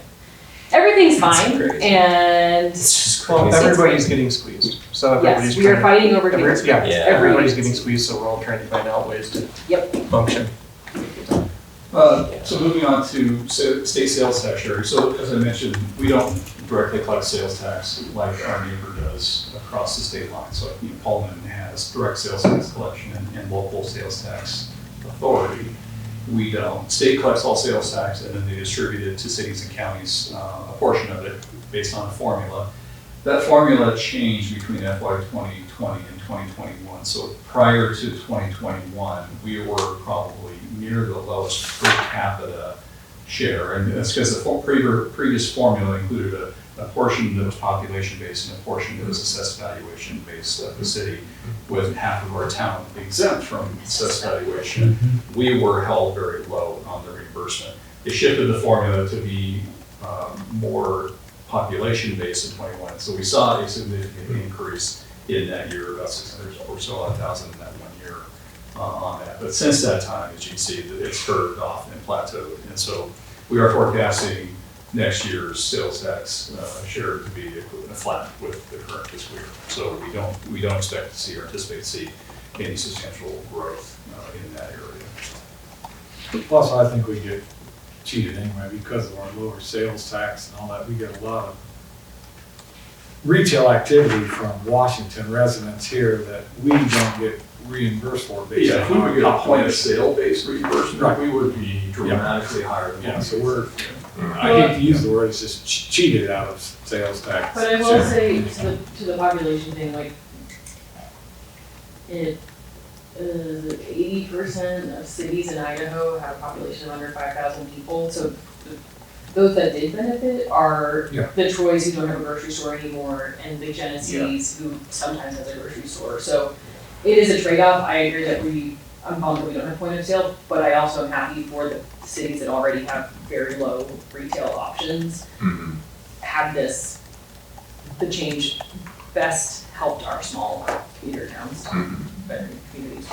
Overall franchise fees fairly level with prior fiscal year, so no real significant change there.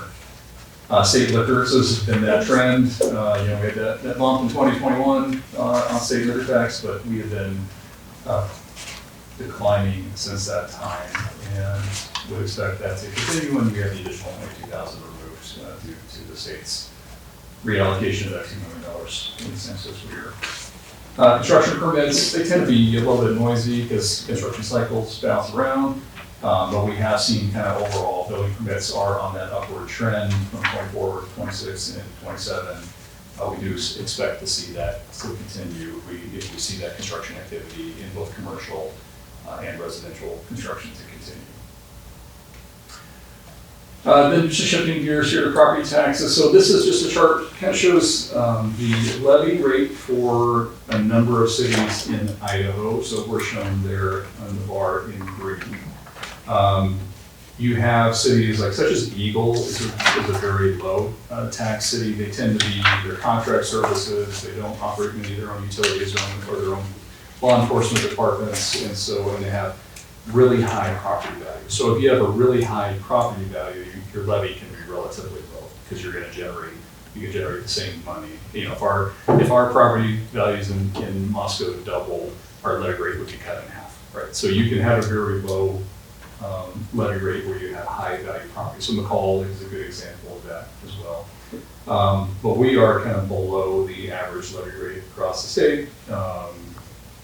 And comparatively to Troy, Potlatch, Erie, Caldwell, Boise, Twin Falls, Mountain Home, Lewiston over here is one of the higher, Lewiston's is over here, so their levy rate is there, which is almost double what our levy rate is. So we do have a relatively low levy rate, and that's compounded with half of the town being exempt. And so our greatest, largest industry historically, University of Idaho, is exempt, and we have a very low levy rate. And so a lot of that is a function of where our levy rate was back in the early 70s when the 1% initiatives got into place and essentially locked levy rates down, and it only gave that kind of 1% up to 3% annual increase. And so we continue to be at a very low level compared to many other cities in Idaho. For FY2027, we have the 3% allowed increase, so that's $243,000 to be added to the levy. We, for the last 3 years, we have added the 1% instead of foregone. So foregone is in some prior years when you could increase your levy by that 3%. You chose to increase it at something less than that. You can bank those dollars and you can bring them into your budget in the future. House Bill 389 had a feature where it limited your ability to bring foregone into your levy to no more than 1% of your levy if it's going to be for ongoing operational expenses, or 3% if it's going to be for a one-time capital expense, but then it would be wiped out of your budget, out of your levy in the future. So we have been working on that 1%, and we have $15,141 left in foregone that we are proposing to bring into the levy. And then new construction, did have a relatively strong year last year, so this is a little bit higher than what we have seen. Not dramatically so, but we are estimating, and this is an estimation. We won't get the official numbers till probably the end of this month from the county, who actually assesses new construction and will give us a new construction value. We take a look at our estimated value at the time of permitting, and we do have a discount factor on that to come up with an estimate of the budget. But we are estimating $130,000 for new construction, and we didn't have any annexation since last year, so there'll be nothing based on annexation. So the total levy increase is going to be $389,276 for the upcoming fiscal year. So that'll bring the total non-exempt, so this is for anything unrelated to the bond levy, up to $8.4 million. And I always like to kind of compare this to the police department's annual budget of $7.76 million, to where roughly 90% of all property tax revenues go towards operations of the police department. It is one of our largest expense operations. We are estimating a levy at $356 per thousand, and depending upon how the total assessed valuation factors out, I'm kind of assuming 1% increase across city valuation as a whole. If that is what comes out as the county's total assessed value or the city's total assessed valuation, we would see the average $400,000 home pay $202.85 less over the year for next year. So we aren't expecting to see large dramatic increases, and we're not expecting to see large increase in valuation of appraisals of home. But I think we got our assessment notice that will remain flat. And so I'm presuming most residential properties, because of the big hit in 23, I think last year, it hit some of the multifamily rentals. I think got a fairly large bump in assessed valuation. But we're expecting to see this be relatively low. One thing that also helps keep that low is when we have other large projects, and this is one that I'll kind of just throw out at a very high level, like when SCL developed a new printed circuit board facility. Large facility, large investment. About a third of the value of the project was in the building itself, was in the real property side, and then about 2/3 of the value of the project was in personal property. The equipment, the fixed equipment, the manufacturing equipment, which is high value equipment. Both of those are taxable, but only the real property goes into our new construction valuation number. So SEL, after completion of the project, was writing a check for about $1 million a year in property taxes, 900 and some odd thousand in property taxes. New revenue to the city was about $72,000 a year. Because that was the portion that was related to the real property, and he took 90% of the real property. And so as far as net new revenue, when they're writing a check for $1 million, my presumption would be anybody who's writing the check is assuming that there's $1 million of new revenue Correct. being provided to support the community and their services. If you don't understand that the personal property, which is the largest portion of the value of the building, doesn't get included in the new construction calculation, you wouldn't realize that we didn't get that. You know, if we were 30% of the total, we're about 31% of the tax levy in town. So you'd assume 301,000 of the million would come to us as new money, but it was 72,000 because the other portion was the personal property that doesn't get factored into that. You have 30%, we got 30% of 30%, basically. Yeah, and exactly, and then, but the benefit of it is there is somebody now paying $1 million property taxes, which means everybody else pays equivalently that much less. Sure. And so it does broaden the tax base and it reduces the tax burden upon of other properties. But it didn't generate, I mean, we invested $1.6 million to extend utilities down south. And at 72,000 a year, it's gonna take a long time to recoup that investment. Now, there'll be future buildings, there'll be future value growth that, you know, and We overbuilt the system. we weren't extending it for them, we had it in our CAP long before, because we were extending it ahead of the highway project, because we didn't have to dig up the highway to extend it. And we didn't want an argument against not annexing to the city for development down south to be, it was cost prohibitive to extend for the developers that extend utilities. So for us, it was a long-term investment. Because And we you knew get impact fees for future development into that system. we get connection fees, we get what we call general facility charges that are essentially a buy-in fee, utility, that are equivalent to what would be considered. So that also pays back that 1.6. Over time, there'd be some recovery in that. And so, but it's one of those things that, you know, that was a great, and it's a great investment, and it's outstanding that SEL chose to make that investment in Osco. But it didn't end up, it's not a windfall, at least that initial first project was not necessarily a large windfall. Wasn't, you know, that's about half of a police officer. It's not even, it doesn't cover the cost of the path that we extend. Right. You mentioned much of the valuation being in their equipment and personal property. Is there any tax benefit from that? The tax benefit is just other people paying less in town. There's no new revenue benefit to the city. But the benefit is to for the personal property, that equipment. But the benefit is to the other. Changes the base. Yeah, because if of that million, you know, 70% of that's in personal property, that's being paid. There's 700,000 of new revenue being paid, and other taxpayers are paying 700,000 less because, you know, Okay. once you exclude once you exclude the real property that flows into the new construction valuation, which generates new revenue, which means it takes it out of that million. Gotcha. Okay. Then it does benefit, it benefits the taxpayers as a whole. And it'll help keep that levy rate lower, which is a benefit there, you know, to not as much of a direct benefit to us as far as our financial capabilities or revenues, but it does a benefit to everybody in the community. And then the last thing I'll add on that, there's an on-again, off-again conversation in the business community to eliminate personal property tax. And I don't know that that'll go anywhere, but just it continues to come up and be modeled, and that will have an impact in other places. And there's a portion of personal property tax that has already been exempted, and when they get to the tax calculation, you'll see the replacement monies the state was providing every year for those personal property tax. So this is kind of our historical levy rates. The solid brown is the exempt, so that is the general fund portion levy. The blue is bond related.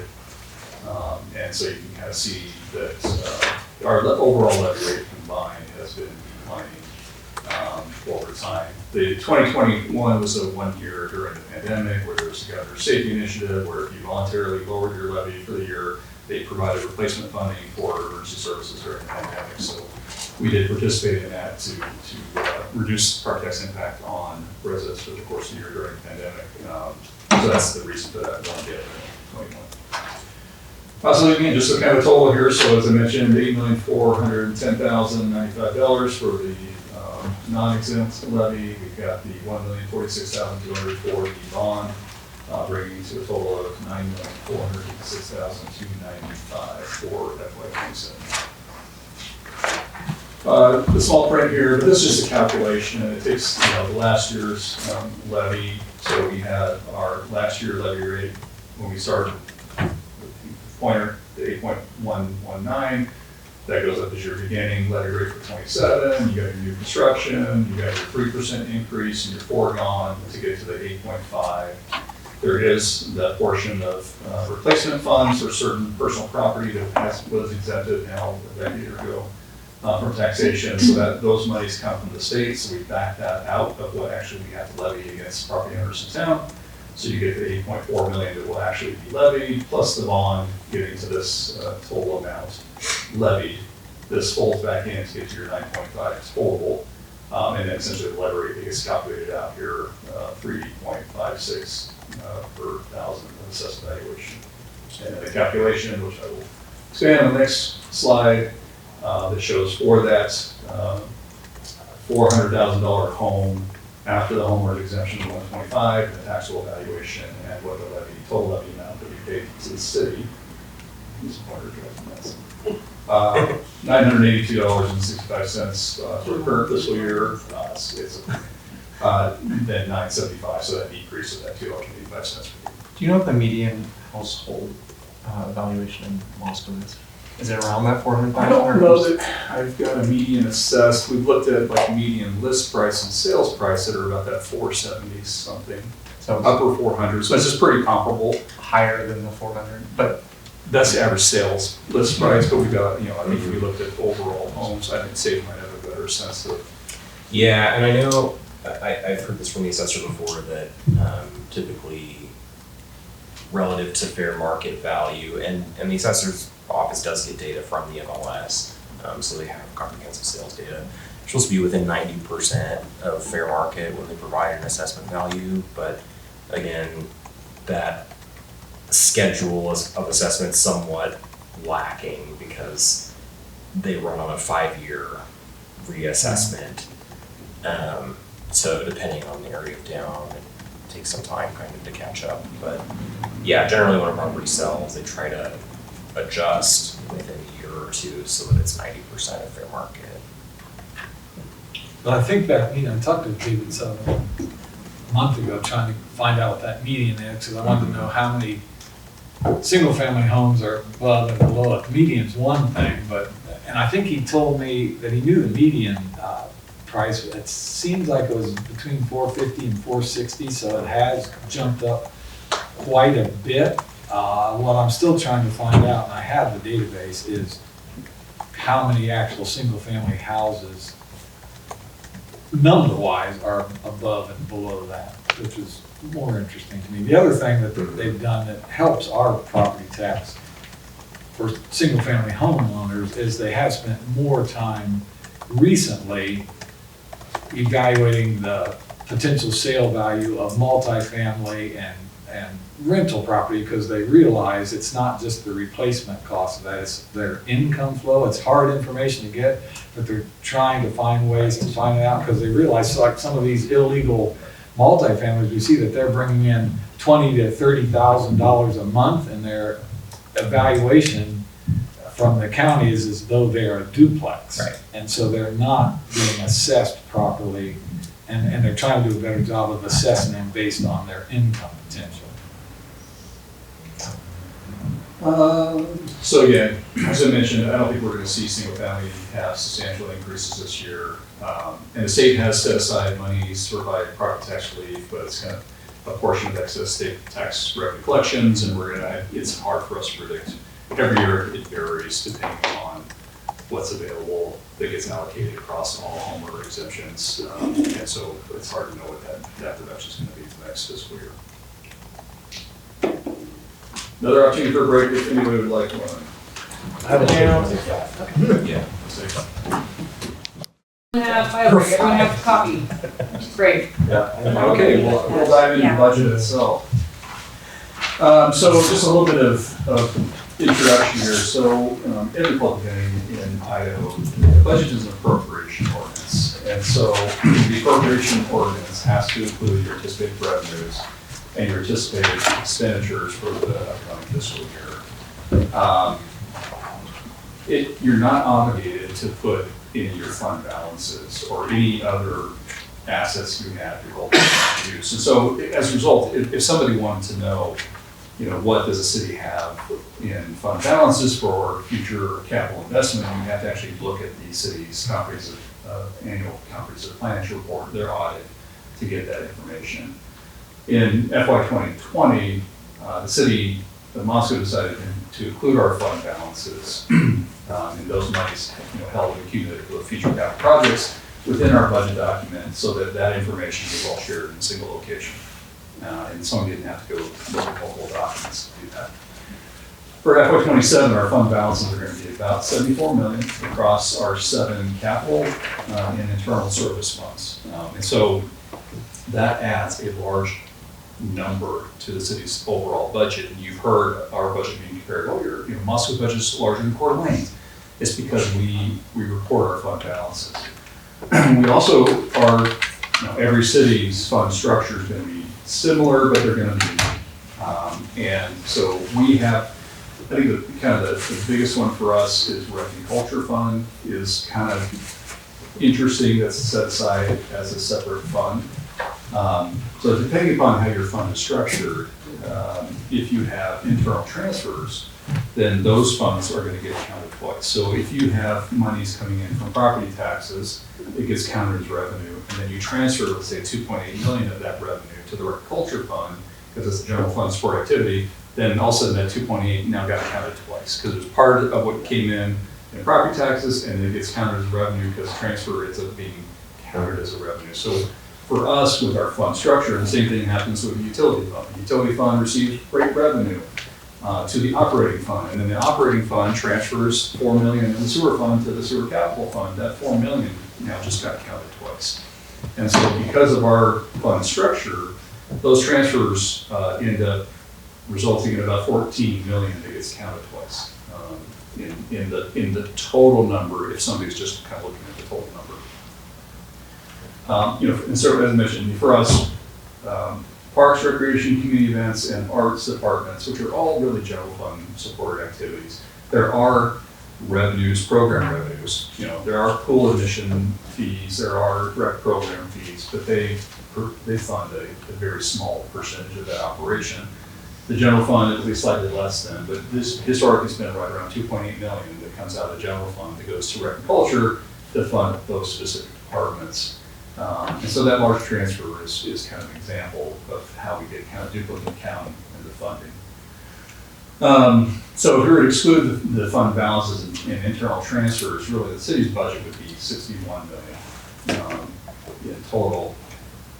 This year, including the fund balances and those transfers, it's going to be about 149 million, so just under 150 million total budget. But again, true expenditures at about 61 million. And the 61 million includes money spent for future capitalization. Future capital. The future capital will be captured in the transfers. Okay, And so it's excluding the transfers. So this should be just operating expenses. pretty much operating. And capital expenditures that are happening that year, Right. but not transfers or accumulations held for future. But they're coming out of the previous accumulation, so. Yeah. So it's just important to kind of understand that while the number looks large, it's a large piece of it. And you can see the pie chart here.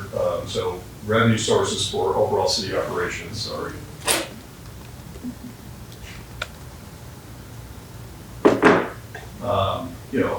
Half of our revenues are just fund balances. So those fund balances, end up showing the revenues at the beginning fund balance in capital funds. And then you've got operating transfers and capital transfers that are another almost 10%. So you get to kind of almost 60% of those revenues showing up are either just fund balances or those internal transfers. Property tax as a whole then is, 6.4% of revenues, and, the next largest is charges for service, and a lot of that's gonna be utilities, at that 24%, of the revenue. So that's kind of what makes up the total revenues. The intergovernmental revenues, that's gonna be state shared revenues, that's going to be grants, that's received, sit at about just under 4% as a whole overall. So that's kind of the makeup of the percentage, and then the actual dollar amounts. These are included in the budget document, so I won't spend a ton of time on them, but really those fund balances, there, that 74 million are a large portion, and the operating transfers are substantial as well. So where does it go? Again, a large portion of that ends up as capital outlay, which includes any fund balance, which is now counting what's left of those accumulations again. And so again, we're in about that 60% that's going to sit there as being those fund balances. But in overall public safety and general government's about 5.6% of total budget. Public safety is a larger piece at 8.6% overall. Utilities each are in that 6 to 7% portion as a whole. Transportation 2.7%. Agriculture about 2.5%. That shows the overall operations. But again, largely those ending fund balances, any capital fund balances or capital expenditures are a lot of large expenditures out of the city. Our green slice is not legal. Yeah, I think I missed it when I copied that. And so that one is, oh, it That's is okay. enterprise, yeah, got it, right? No. We'll track that down. What that label's missing, and water, sewer. Corey, I'll just find green label for page 25. City council. I guess that's sanitation, no, sanitation for 35. General government. Nope, that's brown. No, it's general government capital outlay. Nope, that's brown. Yeah, that's. So it's going to be. It's gotta be around the same General order. government, that's just general, nope, Nope, Public safety. Public safety. nope. nope. I wonder if it's actually meant to be colored. Well, that wouldn't- That's all right. There's no other ones. Water, nope. Water, sewer, stormwater. Just an extra. AI. It is internal, it's fleet. Fleet and IS. Internal service, there you go. Page Yeah. 25, So our that's green that, pie. that's 9.6 million. So that's our internal source, so that's fleet and IS. We'll get it updated for the next round. Shifting gears to general fund, so general fund is gonna be 21.2 million this year. Public safety is a substantial portion, almost 50%. So police department alone is about 37%. Fire department's almost 10% between those two, so you're just shy of 50% of the general fund expenditures towards public safety. The next largest is non-departmental, and that's where our larger transfers occur. So that's the transfer from the general fund to the capital fund. That's where the transfer occurs to rec and culture, so the almost 2.8 million that is transferred there. So it's all of the kind of non-department specific transfers.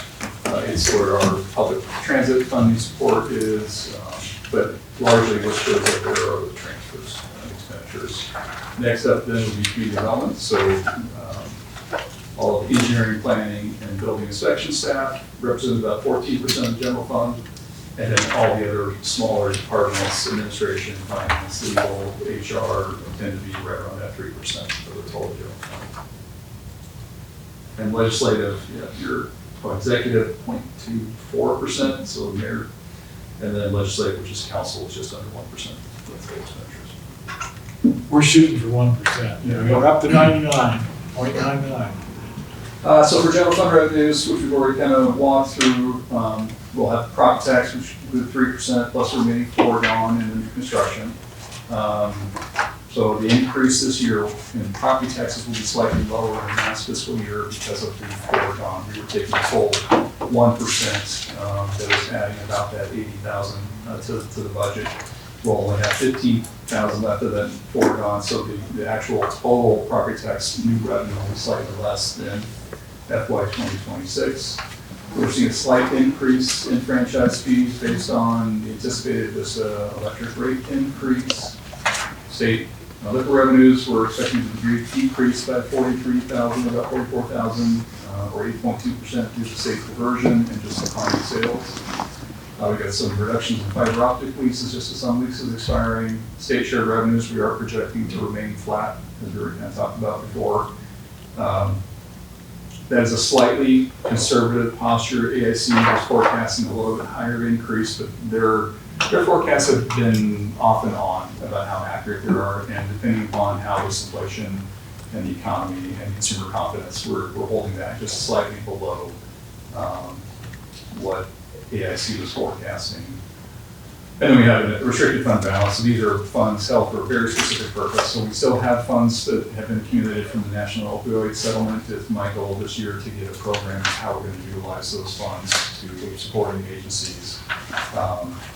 And then we have a little bit of drug tip funds. So those are restricted monies here. All can be used for a very specific purpose. How restricted are those opioid settlements?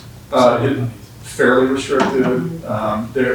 Cities are taking different views of how restricted they are. Some have taken a view that we wouldn't support. We would want to go directly to treatment and recovery. Okay. Theater last year. So not towards general police operation services. Some have. That's why I was wondering. And I, in reading the settlement agreement, I don't know how that. So it's a future lawsuit potentially if you. And also goes around going and spend, high school program that's.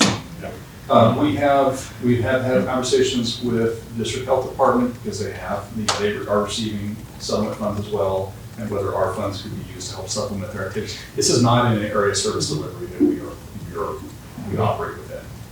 And so it's an awkward, and early on in the settlement process, you have the choice to delegate to have your funds go to the health district and have the health district be able to utilize those in your area. The city of Moscow chose for us to receive those funds, but we could certainly change that election in the future. And it's something that I've talked with the recovery center. They have been kind of somewhat flush with grant funds for a while, so it was hard to find a good fit at that point in time.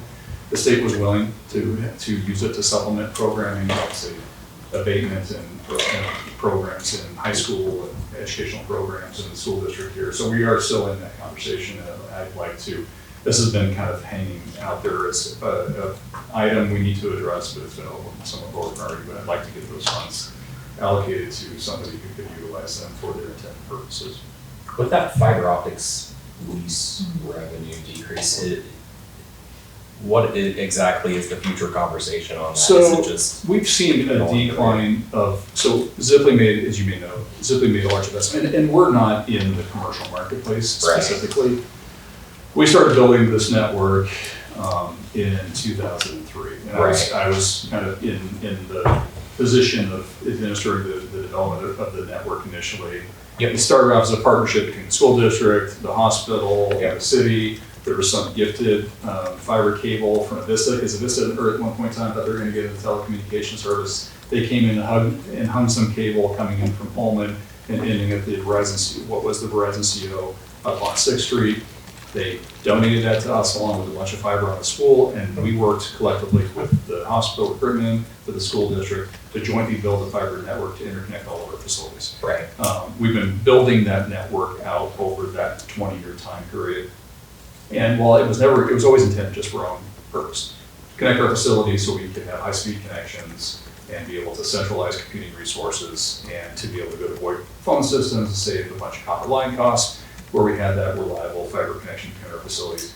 Where there was a commercial interest that wanted to lease dark fiber because we had it available on the route, we would enter into those lease agreements. And so only to ISPs, not to direct entities. So at First Step or anybody else wanted to lease us a route to get to a customer for them to serve, we had a dark fiber lease agreement. We do it with the county and some other governmental entities as well, where we lease certain routes. We lease some routes to the University of Idaho as well. So it does generate some revenue. The marketplace changed a little bit when Ziply, over the last few years, came in and made a large investment in fiber to the home and to a lot of business locations, to where other ISPs couldn't pay to lease ours and be competitive with the rate that Ziply would be offering. And so we've seen a decline of leases on our fiber on the commercial side. And that's, while we don't like to see the loss of revenue, it's okay, because that's not really a marketplace we want to be in. There are cities, especially those that operate electric utilities, that are focused on fiber to the home projects because they own the poles and they already have the infrastructure in place. That's never been our position. If we, with our franchise agreement, when our 5 cable attaches to a Vista pole, it's only used for governmental use, we don't have to pay for it. If we have a commercial leaseholder on there, we have to pay 20-some bucks a year per pole that we attach to them. So it's been nice to have that to help some revenue, but I think we're just seeing that shift in the marketplace, and since so that's, we're seeing some declines there. I see. So simply undercut us, but hey, we've got the fiber structure. Our goal is we want the community to be well served. Yeah. And that's why we've always felt we had Cactus, and we had First Step, and we had Spectrum, and we had Ziply, all providing and competing. That's ultimately what we want. I don't know that we are, Marketplace provider. Yeah. yeah. So that's Okay. Thanks, Bill.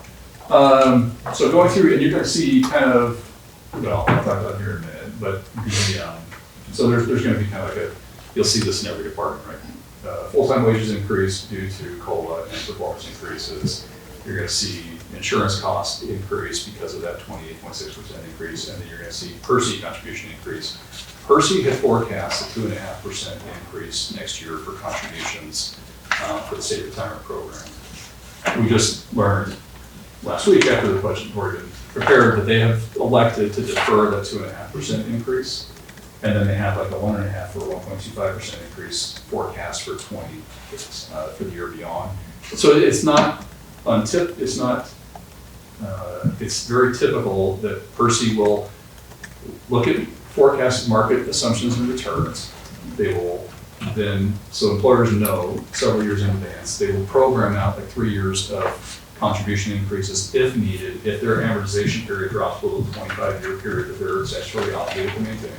And then as they approach and get closer, they reevaluate market performance and their assumptions. And if they market outperform the assumption, then they will either defer or they will push those rate increases out. So in their May board meeting, they chose to eliminate that 2.5% increase, but still keep the 1.25 to 1.5% increase the year thereafter. So we have, and that 2.5% increase is shared between employee and employer.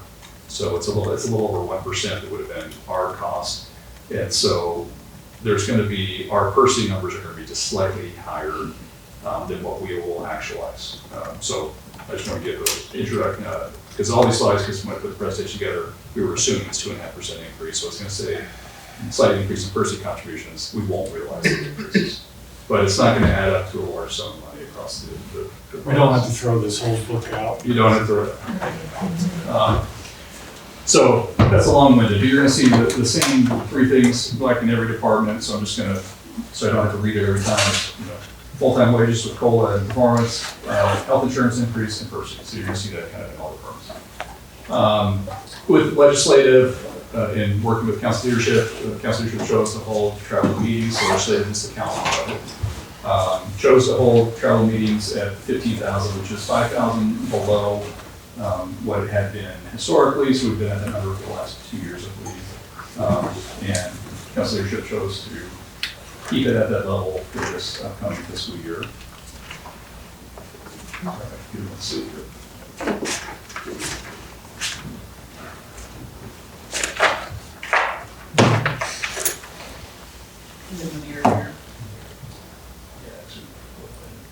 Walk through as we go.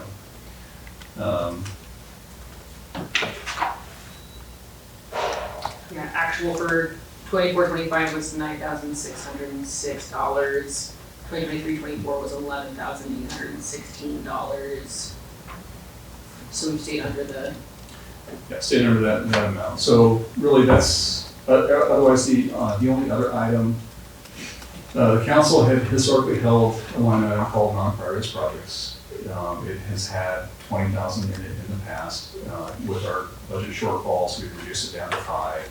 It's not been accessed in the last 3 years or utilized for any purpose, and so we chose to eliminate it for this upcoming fiscal year. And that was just kind of for something that may come up at some point in time, there would be a small amount of money that could be used to address that situation. Now something's going to come up because you went and took that money away. So that is one change this year, was that has been eliminated for FY2027.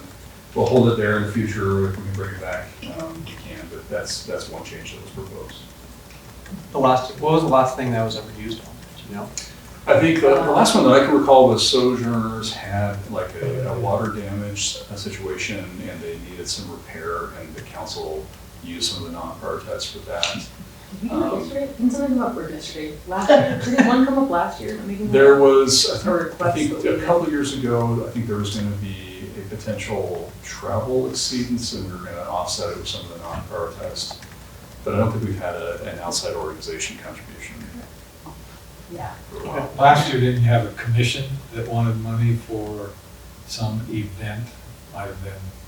Those will still, I don't- that, if a commit, Those are commissioned. that would have been Came a out of commission this. coming to council to ask for spending something exceeding the $500, so. And we were showing zero activity in FY24, Yeah, FY25, and misremembering. we're showing zero activity so far in FY26. Okay. So it's not been utilized. Mhm. So overall legislative expenses are a 2% increase over FY 2026. Shifting gears to executive, again, slight increase in the person contributions, but no change really in any other line items. There is an overall increase of about 2% shown for FY 26. Yeah, please, this is the opportunity to if there's a line item If you you got want to tagged, you got address. a question, raise your hand. I'm just gonna go through kind of, just touch on any Page substantial 80. changes and kind of overall budget change. But if there's anything that comes to mind, please feel free to interrupt. Next department's going to be administration. Again, first three items, there is an increase for information systems due to the public records management software. So we'll talk a little bit about legal demands and public record request growth. We have purchased a software application in consultation with the mayor and council leadership to make sure that we are meeting our statutory obligations in response to public records requests, but there's going to be some additional costs due to that system that we flow through from that IS charge, service charge that was charged to administration. Overall expenses in administration are increasing 5.9% over FY26, so it's about 6%. And that's largely driven by health insurance. The health insurance increase is fairly significant. I think it's about 6,000 increase between the two fiscal years.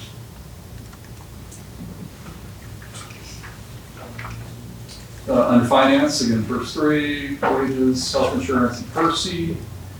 Commodity expenditures in that category decreased by 5% overall. Finance expenditures are forecasted to increase by 1% over FY26.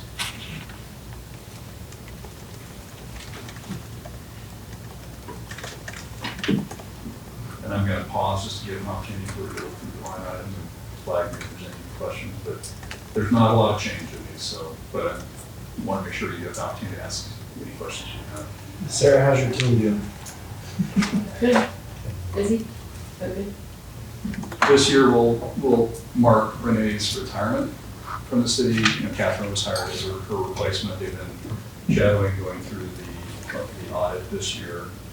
So Renee will be leaving in August 6th this year. So we're all saddened by that, but happy for her.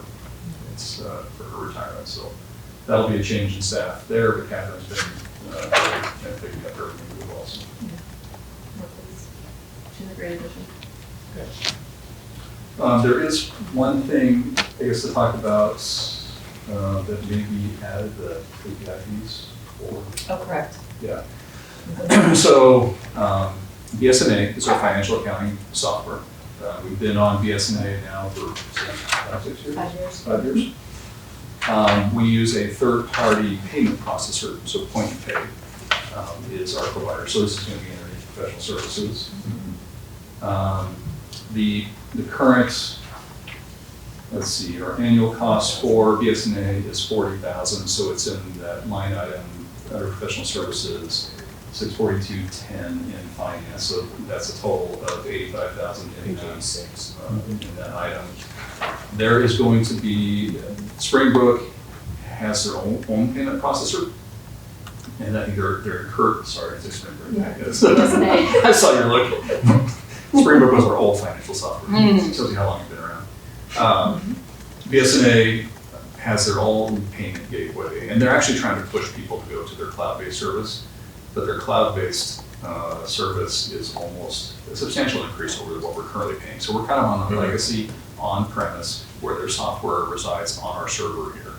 They're all new customers. I think they are pushing to their cloud-based service, and in that they integrate their own payment processor there, so they can get the cut of the action on payment processing. They are, and this has been a conversation, of course, the last year that they've been talking about implementing what they call API fees, which is just the integration fee to be able for them to support third-party payment integration into their system. And so if a customer continues to choose to use a third-party payment processor, we are going to be charged this additional fee. They're estimating that at $9,000 a year right now, based on the number of transactions that we have. So we're going to need to update that because we just got that number last week. So what's the tipping point beyond staying as a legacy user or moving to a cloud system? I think overall transaction fees, as we compare it to point pay, we're still saving money. And we're still saving our customers money on their transaction fees. I think what we looked at last time, and Sarah, I don't know if you have if you recall the difference, but I think their processing fees are higher, and I think we have to go to their cloud hosted, which adds another, it was taking it from 40 to like almost 80,000. Yeah. It's almost doubling. So a monthly software subscription application. fee to the cloud-based, is that the way? It's just an annual cost, just 80,000 a year. Okay. And we're paying 40,000 for the on-prem. Yeah. So we still think we're gonna. You're still ahead, yeah. And they are insinuating at some point they're gonna kick us off the on-prem, but we're gonna stay really as long as we can. But we're gonna pay these additional 9,000 in fees, so we'll have to increase that line item by the 9,000. The capital transfer will be reduced by an equivalent amount. And at the end of the day, in regards to the fee, the 9,000 fee that we're paying, while it's, it's a big amount in comparison to the $40,000 cost for the software itself, the amount of money that it would cost the citizens for the online payments if we had moved to BSNA, it's still a savings. And so between that, us, moving to the cloud and then the transaction fees themselves, it's still worth it for us to stay this way. Yeah, you haven't reached that point where it's, not. but they're trying to push you towards making that. It doesn't make Correct. dollars or cents right now. It does not. It's eventuality at some point in time. So we will be adjusting that professional service line item up a little bit because of that new information. For legal, again, first three primary items. We were hoping we were shifting out of litigation as far as professional services. I mean, at some point, it's going to kind of be what it's going to be, depending upon what litigation we may encounter. We were hoping to try to reduce that rather than try to guess an amount. So I think what we realize and what's in the budget are going to be likely two different things. Right now, overall expenses are forecast to increase by about 9% compared to FY2026. And I'm seeing in there that what stood out to me was kind of a low amount budgeted for contracted additional service or help. And Yeah, there's no It's contingency so within the big. department. So that, to me, what was it, 19,200 seemed very low. It's only 5,000 for contracted services. The rest is covering the intern fee. So we have a legal intern that is on the criminal side that prosecutes infractions, and so there's a stipend program that we contract for them. They're not an employee; they're a contractor to us. So it's in the professional services line item. It's one of those that it's hard to guess at the end of the day what that number might be in those services. And we were trying to squeeze this budget really kind of as tight as we could. And the reality is they will end up being kind of what they'll end up being, depending on what happens. And so that's why we ended up kind of reducing that number. But this year we were forecasting about 25,000 of those services so far this year. Hoping that's about all we will experience. And there's not a method or ability to create a contingency fee within legal. We could, I mean, and whether you call it contingency or we just put in 25,000 for potentially anticipated Contract. services, yeah, we could certainly do that. But you can't identify any revenue source right now that would line up. Okay. No, That's mainly my question. It just seemed low, and I didn't know if it was a way to correct that. One of the things that, as I kind of mentioned, as we talked about new personnel, is that, our position has been, we really don't, unless we have new revenues to support a position, we're not in a position to be able to continue to fund the position. The legal department, and so my answer has been essentially no to any requests for new positions, because they are long-term ongoing obligations and they will continue to grow over time. And so we've had to cut 3 patrol positions, and I'm really not in a position to add another person in another department when others have already taken that kind of cut. We had, one of the struggles that we're dealing with right now in the legal department is the number of public records requests that we are responding to. And we had kind of hoped that, we went through under 100 back in 2020 to over 2,000 in 2025. I'm kind of forecasting we'll close 2026 at 1,476 was kind of my estimate this year. But we switched to this next request software application. I think May 8th we went live with it around that time period. We've got 533 in the system already since that Which time. doesn't count the backlog. And so beyond that, Blue Line is just contracts and agreements. It's just kind of the nature of the litigious society that now everything we do has to get memorialized and formalized in contracts. They're processing typically about 250 contracts and agreements per year. That kind of outpaces the number of working days we have per year. And then prosecution on the criminal side has gone from 560 cases a year to 720 in the last 5 years. So all of the demands within legal have been growing, but public records request is our pressure point right now. And we had created a position in legal when we implemented the body-worn cameras with the anticipation that there would be a lot of requests for those, and we would need resources to do the review and redaction of those. It didn't materialize at that point in time, and so Sabrina, who's down in finance, was actually hired in legal as kind of a shared position between legal and administration for the purposes of doing redaction videos, and then we just didn't see the demand. And so we had a need in finance for, a position opened up, and so she transitioned down to finance.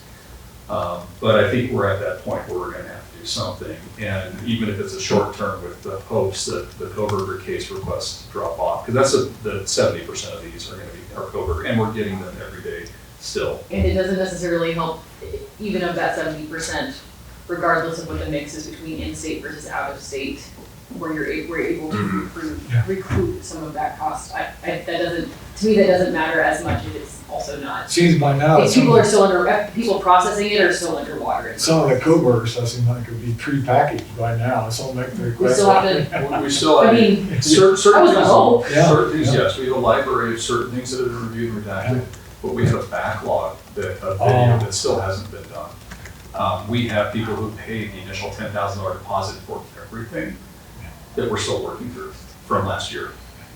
And because it's just what resources we have and how we can get through it. And so we are going to need to do something.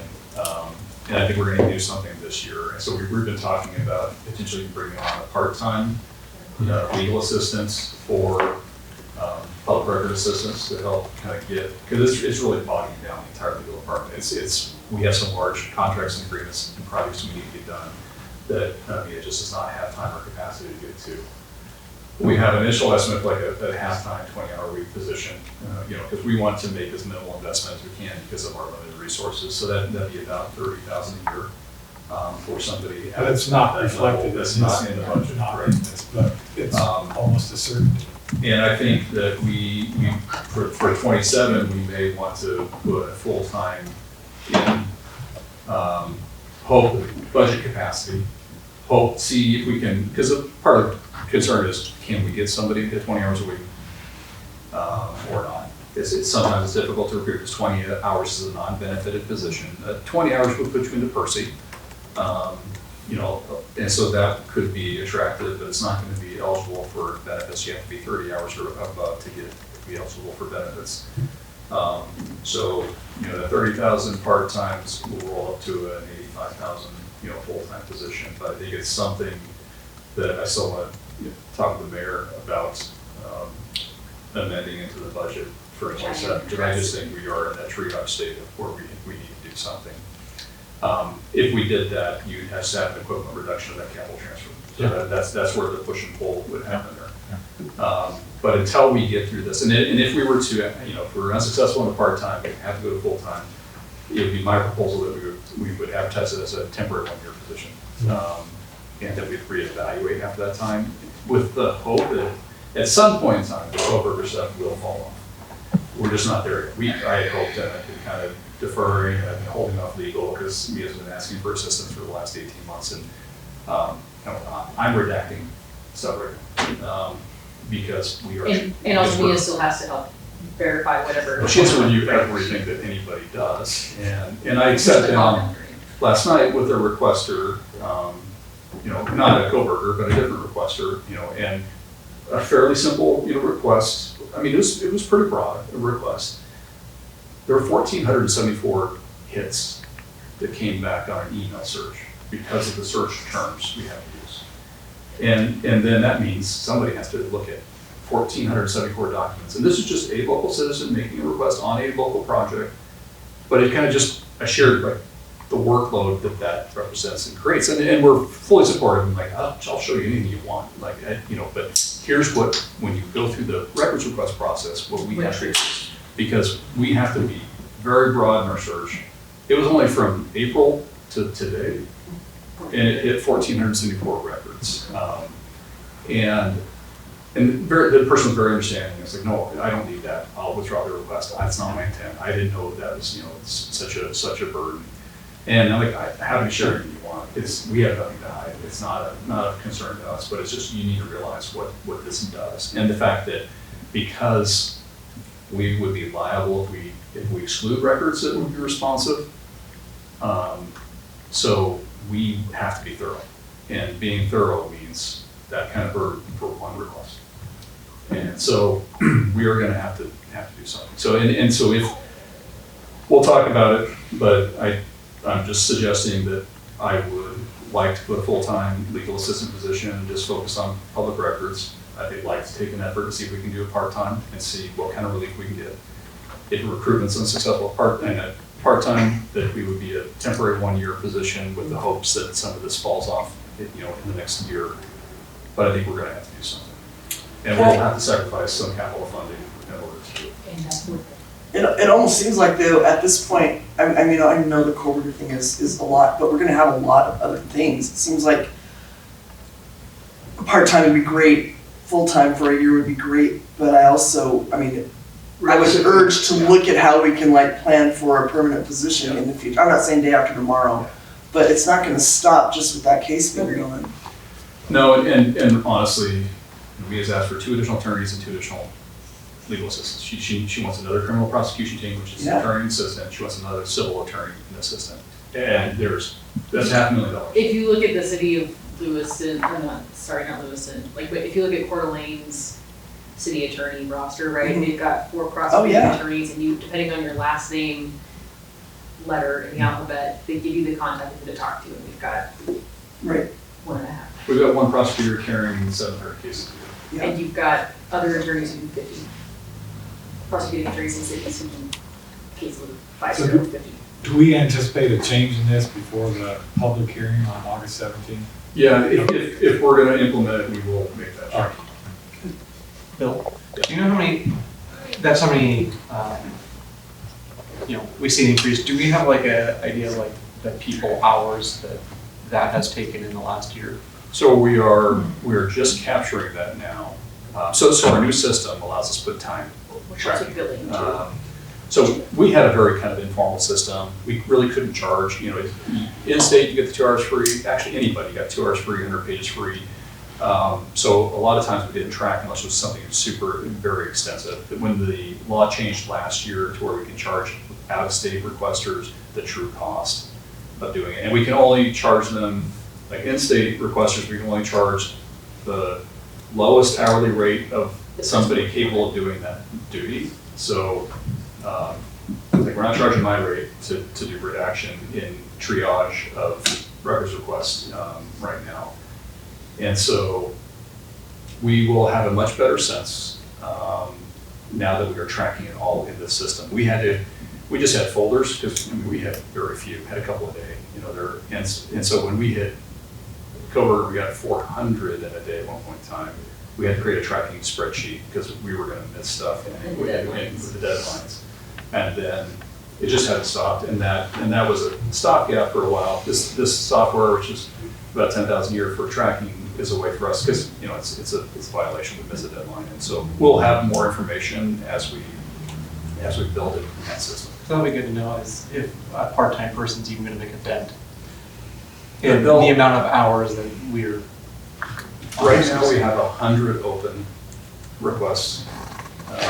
So we've received, the 533 since May. We have 100 open, and so we think we could have a dent. And I think it's legal obviously wants any resources they can get, and I'm trying to control the expenditures because we're at the same time we're seeing this $360,000 cost in health insurance, and you saw the new revenue coming in, and so when we make the decision to hire somebody, especially full time, it's a long term plan. That's But also like the things like the proposal for like a sponsorship, sort of like, or, when we talk about things like sponsoring a Parks and Rec or a park or things like that sort of like sponsorship agreement, like I think that conversation started a year and a half ago in the Parks and Rec department or commission, and like I've not wanted to push too hard to bring that to the top. Like that is not urgent. It is important, but also like Mia is an attorney and she should be able to be able to spending her time on redaction and stuff. But dignity of work. the one thing that Sarah was mentioning to me, and it's something that that's why kind of part-time was the concept this year, was that we already had that accrual issue. What issue? The accrual issue. Oh, thank you. You recall we had that, we carried some fund balance over from the prior fiscal year to fund the $400,000 police equipment purchase with Axon for the body cams and the tasers. And then at the end of the audit, they had that accrual error where we backed out $350,000 of that, what we thought we had moved over. And so that's why like bringing a full-time position in this year would be really difficult. Most years we would have some unanticipated fund balance. We would have had a number of officer positions vacant, and so there'd be some capacity to absorb an expense that we hadn't budgeted. But we're in a little bit different situation this year, to where we've already kind of zeroed out what the anticipated capital transfer that was going to happen in the current fiscal year in FY2026 to make up for that issue. I'd also say I'm less worried about the part-time or clear like 14-month contract situation. I think clear is kind, and I think that maybe appeals to a different sort of demographic of a candidate pool, because I also don't want to end up in a situation where I remember we rolled out the recruiting for the body cam redaction, like document specialist position, and it's great. Sabrina, like it's great that Sabrina also is interested in finance, but like I don't want to hire someone if good Lord willing the creek don't rise, you do see a coworker situation taper off in 18 months or 14 months. So that's great news. A potential change between now and August that we will keep you informed about. And I think it is gonna put a dent in it because we're in triage mode and we're, like, Bill's time is being dedicated to that, and that's not a good use of Bill's time, period. Like, at the end of the day. And it's not gonna get any better than that faster, so. Okay. With that, right news. On to any other questions on this? There. Human resources in top 3. This is where that salary survey, so we've got professional services was increased about 35,000 over last year. That line item always carries our consulting, so this is our health insurance consulting agreement with Gallagher, so that's 40,000 a year. That was, did you recall, prior to switch to Gallagher, that was kind of embedded in our insurance rate because that was how it was previously structured. We pulled it out of that to make sure there wasn't any conflicts of interest in how the consultant was compensated and to ensure that they're advocating in our best interest fully. We also have that 60,000 in for the salary structure. I guess slight increase, about $100 in employee recognition and about 1,000 in recruitment expenses. Because we are extending a fair amount for some background checks for law enforcement. Travel is getting more costly for that, so we're helping cover some of that expense as well. So it is a larger, on a percentage basis, increase. It's a relatively small department, 2 employees, but it's a salary survey that is driving a large portion of that. Any questions on HR? The only question I had that's really not useful is these salary surveys and things like that are getting more easily to do in-house. Not that we have anyone using AI and all that, but I'm wondering about in the future if this is money that we should maybe think of cutting back, because there are alternative methods to this than the typical rather expensive consultant. Yeah, so 2 things, like I said, say, first year, Gallagher says it's going to be more expensive to set up the structure. Future years, and in our case, is every 2 years we like to do this. The futures would be half or less than this expenditure. So I think with this new provider. Correct, if we continued with it. So I think there's an expectation that there's an upfront initial lift and for them to get our positions in their system, to get the descriptions in place, and then there'll be lower costs to do updates moving forward. 2, while AI is a good tool, I think you have to be really careful about what it may generate, and it requires somebody to look through a job description to understand the true scope and responsibilities of the position, education and experience requirements, to make sure that we have a good comparable position, because employees will be looking at that and questioning, is that a true comparable like position? And I think you didn't do it thoroughly. So I think we have to be very careful about how we could utilize that and ensure that we're looking at the detail of the position, its duties, and making sure it's comparable. I'm sure that will evolve over time. But at the end, you're trying to use that information to determine compensation, and we have other conflicting variables, if you will, that influence our compensation structure even more than that. You could have all that information for the entire state of Idaho in every like position, and it still doesn't affect the fact that you don't have the revenue perhaps to make adjustments in that area. Sure. Yeah. So the value of that, I question the value of being an expert on how poorly we are compensating our employees. But when you work backwards, right, like if you can't hire positions, if we can't, let's say we are only paying a wastewater person half and we can't keep someone there, but everyone else around us is paying that, like I'm gonna find a way, and it may mean cutting parks and rec, right? And part of it is utilities we are able to levy, it also helps in some regards when we talk about our utility rates, but I think it's not a chicken and the egg. It would make sense that regardless of what our revenue opportunities are, that you're still gonna make sure that the people who are providing the services are being paid market value at the very least, and then you work backwards from there, because if they're not, but we can't pay for the essential services, that's when you lose, that's when we will cut arts, that's when we do cut parks and rec.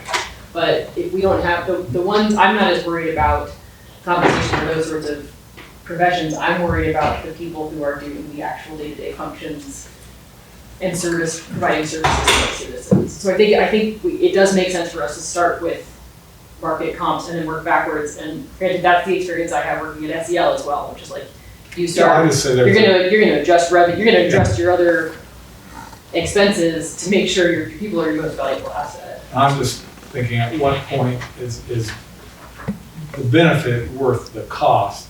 Because the behavior of your workforce in itself provide you a survey about whether or not you are compensating correctly or considering all that. So, you know, I was Tyler's got something too. Yeah, I was just gonna add, just for clarification to it, and you all probably already know this. But the 60,000 we're paying for this new consultant also is because though we were not receiving maybe the best results with our prior, American also is done. And so another reason, you know, for this increased cost in the switch to it is due to the fact that we don't even have the other resource anymore. So I did just wanna put that out there with the significance of the cost. But also we have a department of 2.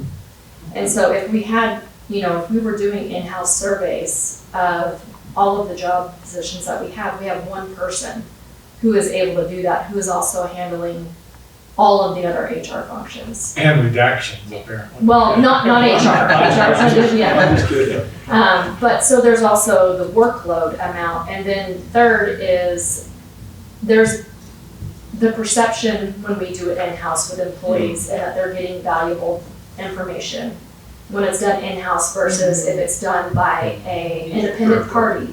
Yeah. Has been something that has been stated several times in the past when we have done things in-house. And so there's lots of juggling. And I understand absolutely the value of having that data. I was just saying that the limitations are in what we can do with that data. Why collect data that you have very little ability to implement into your functioning system? 2 things. First response to that is only certain departments are revenue restrained. Right, so we have utility operations and we have rate studies that drive rates, and if we need to maintain qualified, well-trained operators of the system, that information helps us to inform those rate studies to understand what we need to operate the utility. Very, very good point. So about half the city, we can implement changes, and we have the ability to have that information inform utility rates so that we can have a professional and well-run utility system. The general fund is a struggle, and it's always going to be, and then it becomes a question of what's our priorities. And so it's good information, I think, to have and be aware of. 2, that's a typo, it's 50,000. I'm sorry, it had 60,000 shown here. It's 50 that's included. And we expect a reduction In future, and it'd be only every 2 years that we would have. and with a better, and to receive a better result. That's our goal. All right, So thanks. And this is something that each employee, it's provided to everybody in the city. we do, you know, the last 2 ones we've done, I've sent it out along with my recommendations to all city employees, so they have it. Which I think is also a benefit to the employees instead of just wondering or being curious, like, they're like, yes, this is, hopefully, if we are keeping pace, that they can see that. But I see there's other benefits to Moscow, the salary that make it that difference. So And they will do their own research, and they will pick their own west side Glassdoor. cities or whatever, Yeah. you know, to use. And so we set the expectation of, it's peer cities in our region that we are using. Don't compare against Seattle or something else. And just one last point, I'm a devil's advocate in these things because this is the type of stuff that comes to me from the public. And I like to establish the clear communication, clear understanding of that. So forgive me for being a devil's advocate on some of this, but I just. No, I've been in your shoes. I mean, I've been in that. Do we do it this year? Because we don't have anything that we can provide. And But the other thing is if we get back in sequence with biannual, yeah, you're not. the We sick don't find yes. ourselves out 5 years and if we are off the mark, Yep. it's less painful to Yeah. adjust. No, I understand, Sticking our head in the sand is not a solution. Yeah. There is a real morale maintenance aspect to this too, because we do get asked, and when the staff has confidence that the city has processes and structures to assure that we are keeping up, it keeps them from looking around. It's something that we routinely get asked. They know that there's a 2-year rotation. They trust the organization, that the organization is going to try and keep a finger on the pulse of fair compensation. And so it'd be a real big concern to start eroding that trust, because then people do start looking around harder. And so I think there is a benefit. I think, Sarah spoke to this too, of having a third party and having a routine process by which we're able to assure staff, hey, we're keeping up on this. This is something that we care about and that we're keeping up on. No, I appreciate your comments and Scott's broadening the value, the base of that value, so, thank you. Any other questions on HR? Okay, police administration, again, property, we actually had full-time wages decrease slightly. I'm guessing that's with the retirement of Karen. Correct. In that position, so Karen Potter had been administrative assistant for a long time, so normally you would see full-time wages a slight increase because of the COLA and cost of living, but when we have a more senior employee and very small department leave, get refilled with a more junior employee, then you'll, in a few cases, you'll see a reduction in revenue or in expenses. Most all other expenses are flat or slightly decreased. Really, expenses overall in police administration are 1% lower than FY26 because of that. Any questions on the administration? Actually, can you remind me why we have administration broken out from services and operations? I actually can't remember why we split the way we do. It's just to represent the different functions in the department. And so operations is patrol, services are detectives, code enforcement, parking enforcement, and records, and administration is just administration. That's who's left. Yeah. It's kind of like They are. after you identify everyone else, there's some people left that, you know, It just gives visibility into the different elements of the department's function. Police services, so again, full-time wages slightly increased.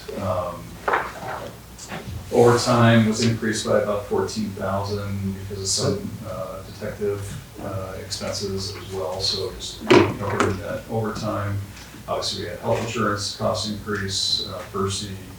All other expenses in that department are relatively flat or slightly decreased. Overall, it's about 6% increase. and handling the transport to Lewiston without using overtime generally, because this number seems low for Oh, that's overtime. gonna be in operations.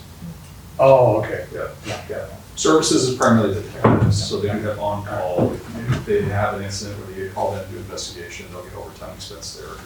And so we're seeing that expense happening this year, and so they're having to increase that for next. Anything on services? And again, this is kind of where that forensic detective position sits that will be fully funding now. Under operations, the largest division of the police department. Ignore that first, well, no, I guess it's true. Again, you'll see full-time wages traditionally would go, I mean, it's a large line item in operations, but because of the 3 patrol positions that are not being funded, it's actually a slight decrease in full-time wages in operations. The overtime expense has increased by 74%, so 85,000 due to those jail transports. And so we certainly expect to see that continue at least for the foreseeable future. And I hope it, my only, I'm happy to pay that for now. There's been some other conversations. But I guess my biggest concern is morale and having folks who are coming here and end up feeling like a glorified chauffeur. So we will keep it in close eye. Yeah, it's so early. When we first started doing transports, morale was high. There was a desire for the opportunity to earn some money, and that has quickly eroded. Morale is at a very low point right now. The hope, because we're working currently 12-hour shifts. They're working from 6 a.m. to 6 p.m. or 6 p.m. to 6 a.m. So they're working relatively long shifts already. And then when they're not working, a lot of them are having to take an on-call duty to respond, to come in and be able to transport if necessary. The hope is that if by this fall we are fully staffed, they can shift to 10-hour shifts, reduce the shift length, bring back the day swing the grave concept where you get more overlapped, where on-duty officers can do the transport, and we can get out of doing the on-call and call in to do transport. So. Because we try not to remove someone from their usual, Yeah. Well, we don't want to beat down people if we're having to shuttle someone. I mean, at And some point, the overtime overtime is more than they loses cost to its have an allure employee, after a while. right? I mean, we're getting to that point where, Yep. yeah, so. And I'll say I'm glad that Run Creek is done and there's 4 lanes of safe-ish transport as well. But So our hope is, fingers crossed, that we can get to a staffing level that we can get out of the 12-hour shifts and get back to our day swing and grade, and then have enough coverage to be able to peel officers off to the transport. And we think by the end of the year, we should be in that position very soon. But the budget reflects that not happening. Correct. As if We have to presume that it's gonna be overtime money to, okay. Yeah, good point. There's some minor adjustments of relocation, some expenses for minor equipment to the special response team. Really, all other expenses are relatively flat, so overall about 7% increase between FY27 and 26. There's something in here though that's one of my favorite things, and they're training aids for the drug dog supplies and dog treats. I think you could get the public to just contribute those, we could save $300. You don't want the bad treats and how to make. Well, we have to specify, Yeah. though, I loved it, I saw that, thought, that's a dog treat, Sandra will pay for that. And No way, I pay for enough of those, thank you very much. we do get a lot of those things donated. We have to assume we're gonna have that expense in budget for it, but we do actually receive a fair number of donations related to veterinary services and other related to veterinary. But when we've had pets, we call them treats, we didn't call them training aids, so. Well, training is for a drug dog are different. Well, remind, and Ragnar, we still have another year with Ragnar before. So the new dog should come online this year. Ragnar still have another 3 probably years of service. So we're kind of overlapping for succession time. But our budget increased for having 2. No, Just like they didn't. dog We've been getting supplies. so much donated services there. Code enforcement, again, top 3.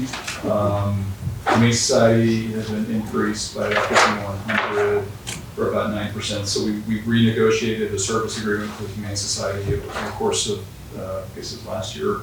It increased the base of compensation and it has a 3% escalator from there on out. So it's a little bit of an increase to try to help support their services to the city. So overall, about an 8% increase in code enforcement over 2 fiscal years. I think I've asked this before at this point. What's the level by which we're, with, not just that I got a ticket a couple weeks ago, but what is the level of ticketing within the downtown corridor? Does that stay pretty steady year to year? Does that fluctuate? It's been pretty steady. Yeah. Yeah, we had a little, we're still recruiting for another parking. I saw that. I love how they posted the ad, Yeah. by the way. We, Do you want people to be mad at you? They We hired one. They didn't say that. And she's been doing great. Yeah. And then we brought Diana back from retirement to fill in and help train. And we're still currently recruiting for that, so. Yeah. Thanks. But With the Humane Society allocation, how many dog transports and boardings do we do? How much business do we account for the Oh, that's a great. So I don't have numbers off the top of my head. I'd be happy to try to get that from code enforcement for you. I know what we fund is only a small portion of the Humane Society's total operational cost. Yeah. They do a lot of fundraising there, and I know there's a discussion about between the county who brings a large number of animals. Our contribution to their operation, the contract is the city is priority, and we only fund for dogs. We don't fund for cats because that's the only thing we regulate. They can take animals from other jurisdictions where they have space available, but it cannot displace our needs. Do we own the building? We own the building, yeah, So we own the that's- building, we contract with for them to operate it, so that's why these are the parameters of the operations agreement. But I know there's been a number of animal neglect cases in rural Latah County, and they've been. Hoarding, animal hoarding, like illegal or just, Right. puppy mills, those happen in the county, and the county, I think, they don't own the building, I don't know what their original contribution may have been for the building, if any. Nothing. Great, cool. And there did not seem to be appetite at a meeting I was sitting in on for them to view this as a service agreement between the Humane Society and the county. Oh, okay. So I don't know of the percentage that are there that are ours versus the high volume cases, but we know that those high volume cases happen in the county more often, and they're very, very expensive. So Yeah. there's, And the county doesn't support, I don't think the county financially supports the operation of the Humane Society. Well, I was just I think wondering how. They do something. they I can't request a remember $10,000 what or it is. $15,000 contribution as a nonprofit, but I would argue that they're not their service provider, they're not a nonprofit, and I think the past few years they've gotten maybe between 5,000 and 7,000. Well, I was just curious about our use of the facility compared to the growing use by other entities. I have no problem with budgeting the money for it, but I'm just wondering, What's our share? Yeah. yeah, how, if we're using it more or less or stable. I'll talk to Matt and get that information for you. Valid question. How often do we look at like the parking downtown and timing of, you know, how often free and how often do we look at that or how much tickets are? We And were going to do a new parking study. I was just curious of In how- February of March of 2020. So, Nice. you know, the last, I think, comprehensive review happened in 2009, where the Transportation Commission surveyed business owners, employees, community members to try to understand how can we better utilize the downtown parking system. There were a number of recommendations that came out of that. You know, one of which was to kind of reduce the duration of parking on Main Street and then to reduce permit prices to try to encourage people to purchase, employees and business owners to purchase parking permits to utilize the lot and to free up the front door and get more turn on the street. That met opposition at that time. The council, really the only thing that changed was I think we increased some overnight on some side streets and we reduced the parking permit that was $365 down to $75 a year. so opposition from the public, from the business. From Council. business owners. Well. Business owners, I recall gym operators saying you know, I think it was to go from 3 hours to 90 minutes. And it was 90 minutes isn't long enough for my appointment. You know, there are a number of different business interests that came out in opposition. And so the only thing we did was actually induce demand by reducing parking permits to $75. And then we sold out and had a waiting list of 50 or 60 people. So that failed. We did do some overnight. You know, we worked on some of the delivery, you know, the short-term temporary spaces, especially during the pandemic, and then we reallocated those after. But it's not been really actively managed or surveyed. As the mayor mentioned, in 2020, we were getting ready to hire a consultant to do a parking study to see how should we look at managing the downtown parking. And then with the pandemic and the funding restrictions, we abandoned that. So we published the RFQ for firms, we got responses, but then we walked away from it. Do you remember what we were budgeting in 2020 for the cost of that? It was 50 to 60-ish, I thought, in that range. Which, And then, 2020 we probably wouldn't have got very good data. which is what, so the RFQ was ready to go, and then, yeah, It's like, if there's a desire, It would appetite, it is one of those things that is, it will be that one of those contentious conversations. We have worked those permit rates back up to the pre-reduction because obviously we just introduced a bunch of demand. So $1 a day for 24-hour parking is obscenely inexpensive. And so we're back up to that number now.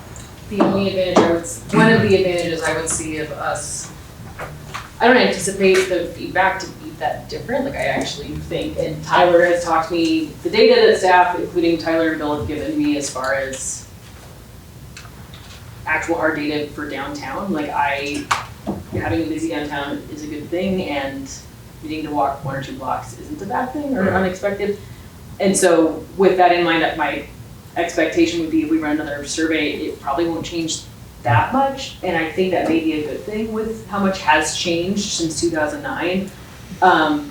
But I would also be curious, and Sandra and I talked a little bit about this. I mean, I'm not in a rush to put in metered parking or anything like that, but it would be a chance for us to have a kind of pulse point on the public's perception. Ooh, It's always in the On survey. We have a on survey metered question parking. of people park, well, just paid for. level of satisfaction of parking downtown. Mhm. We do ask that on this survey going out this fall. And the last time we did, in 2016, we had 2 conditional use permits related to educational instruction. One was a WAMI, one was the new standards up north, Maine. And, you know, we surveyed within 2 blocks in the morning and afternoon and found like 30% of the spaces available.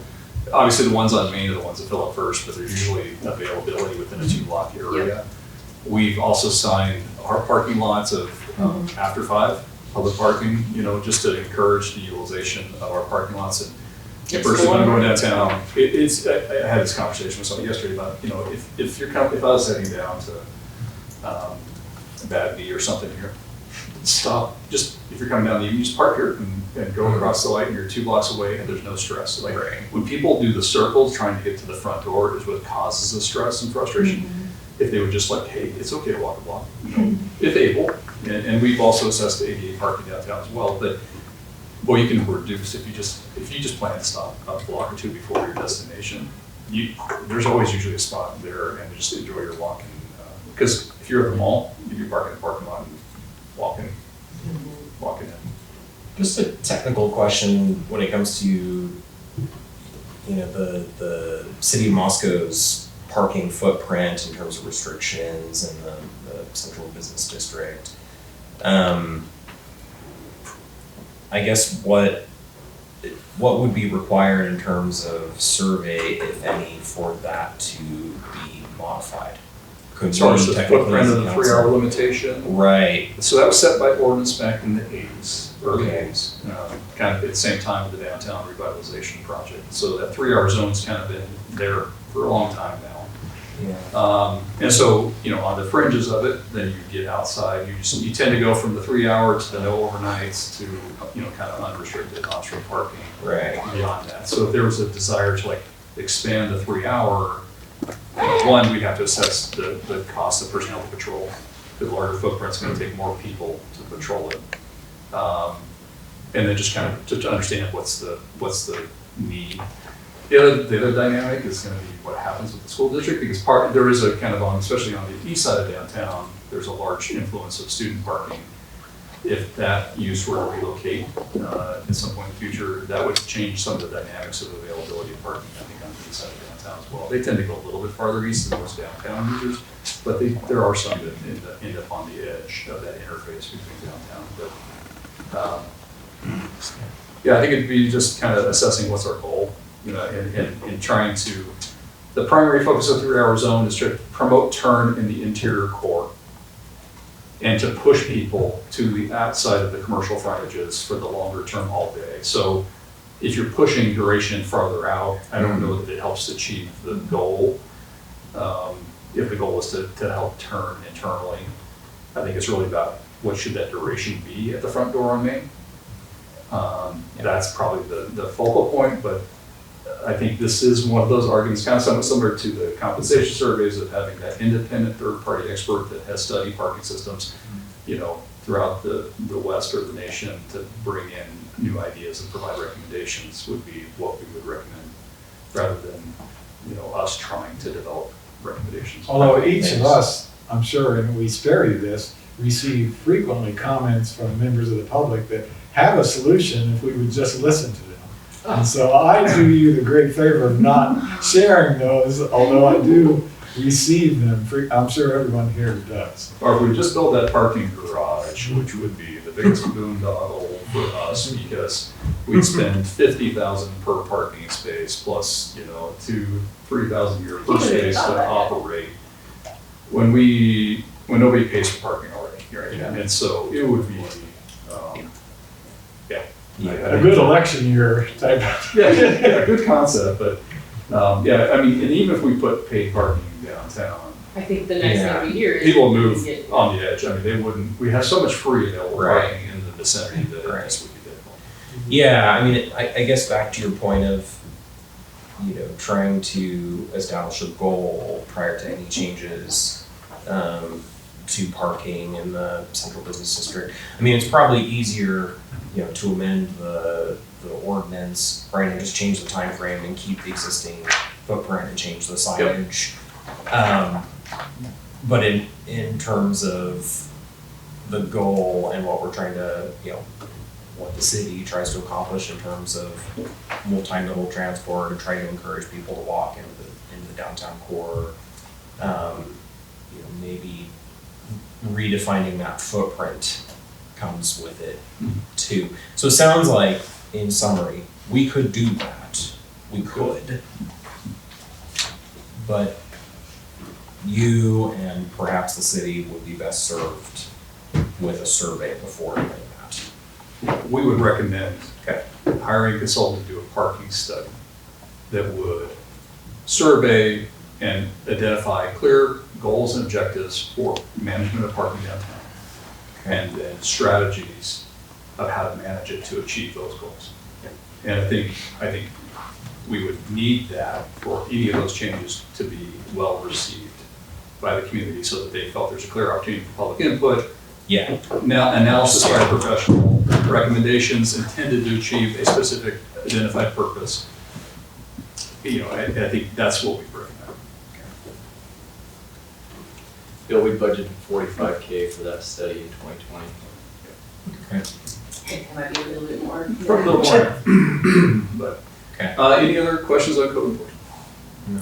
And again, if that is something that we think is a priority, as we get to strategic initiatives this fall, that'd be a good one a good opportunity to put that into the mix. I have one quick question. Oh, sorry, go ahead, No, Sage, finish. no, No, you listen. finish up with what you're on, because it's No. different. No, I get, I guess my nature of questioning with that is, you know, I'm trying to focus more than anything on, you know, I know the budget is very tight in terms of expenditures and where there's, I mean, very, very tight already. We only have so many levers in terms of revenue. Like paying for, that's exactly, yeah. So I'm not stoked about talking about metered parking, but I also don't know if that changes the behavior because we have so much other parking available and you're only doing it on Main Right. Street, what are you actually potentially going to gain? The infrastructure I want someone else to do costs. the math and carry the one, but that's It's not gonna. same noodling, same thought. Because we don't have, Right. the same reason that the airport, everybody complains about the Pullman Airport having, charging for parking. Lewiston back in the day didn't used to charge for parking. The airport parking is the only source of revenue for the airport, because that they can control. Everything else is tied to landing fees and passenger fees. Yeah. So, And I'm aware. And if you were to look at, so revenues from parking fines, you're forecasting 160,000. Yeah. They have varied from 150 to 170. We all contributed. Sorry. Yeah, you're all tithing, yeah. And it sounds like a small sum in the big, big scheme. Well, code enforcement department costs 180. Exactly. So we're not even breaking even We're on not this, breaking. so we are doing, right? Okay, so are you done? Yes, Okay. sorry. No, yes. that's okay, I just didn't want to jump. Bill, I don't know if this falls under code enforcement or not, and I don't even really need a huge and lengthy talk on it. But where does enforcement about bicycle rules and e-bike and scooter rules and enforcement come in? Be more operations. Okay. So it'd be police officers, patrol officers. Okay. If there's a violation of a law, then that'd be operations, would be code enforcement. Code Okay. enforcement would be abandoned vehicles, Gotcha. junk vehicles, it's gonna be nuisance weeds. Code enforcement deals with those types of issues, but if it's actually an infraction or a criminal Yep. violation, operations. Cool, thank you. I thought you were gonna ask about bicycle licenses. We did get, I guess we budgeted for, well, like, what am I remembering, dogs? We eliminated the requirement license plates. There's a voluntary if somebody would like, And help you get your bike recovered if it is stolen or relocated. and I need to clarify something I just said. Code enforcement is not parking services. So I gave you the 180,000 for code enforcement. So parking services is a separate division. Parking services is 197,000 for your operations. Still stands. So even higher than you initially. Yes. Great. Yes. That's, I just want to make sure I didn't misspeak there. Okay. But they're out of here. Any other questions on code enforcement? Next is emergency communications. This is a contracted service, so it's a relatively basic portion. We are anticipating, WIPCOM has indicated that we should expect to see service contract rates remain flat into next year. So that's what we have budgeted. It's a combination because our contract runs on the calendar year. We don't have that contract done yet, so it's always a combination of October through December underneath the prior contract, and then January through September on the new contract. And we don't have a new contract typically until December, but the word from WIPCOM is that we should expect rates to remain flat. So we've held that. The assumption of the $809,000 contract is, essentially 12 months at our current contract rate. And so that's what's in there. We have some other miscellaneous like cell tower or radio tower lease agreements that are telephones, communications, as well as about 861,000 in total. We have, I'm sure council has heard some feedback about the AI answering agent, and I've asked Anthony to keep track of complaints received so we can work with It was pretty awful on the 4th of July. It's good. And I've had one interaction. Oh, no, I used it. Not. It was pretty awful. Any questions on emergency communications? Parking services? I love one thing, sorry, my other AIC priority is the 911 surcharge has not been changed in Idaho since it was first implemented in the late 80s or early 90s. And so it's a charge it's a fee. The state levies that each phone line then receives, and the big telecom was against it because they were concerned that folks were going to complain, but I also don't think people pay that much attention to their phone bill in the same way. And also, like, again, it hasn't changed. It should be priced at something like $6 a line if it were to be indexed for inflation from the dollar it is now. And I think AIC got close last year with some traction, to even if it was to increase to $2 or $2.50. I think you're asking for $4, but would be happy to see $2 or $2.50. That would increase some of what the state then shares and provides, but we'll see. So. And sorry, you're referring to what item? This would be, I think, Yeah, the 64292, is that what you're looking at? The emergency So, communications? yes, yeah, Okay. from the emergency communication fund, right, the disbursement. Yeah, so the lines actually will come into general fund revenues. So they're not shown in this, Okay.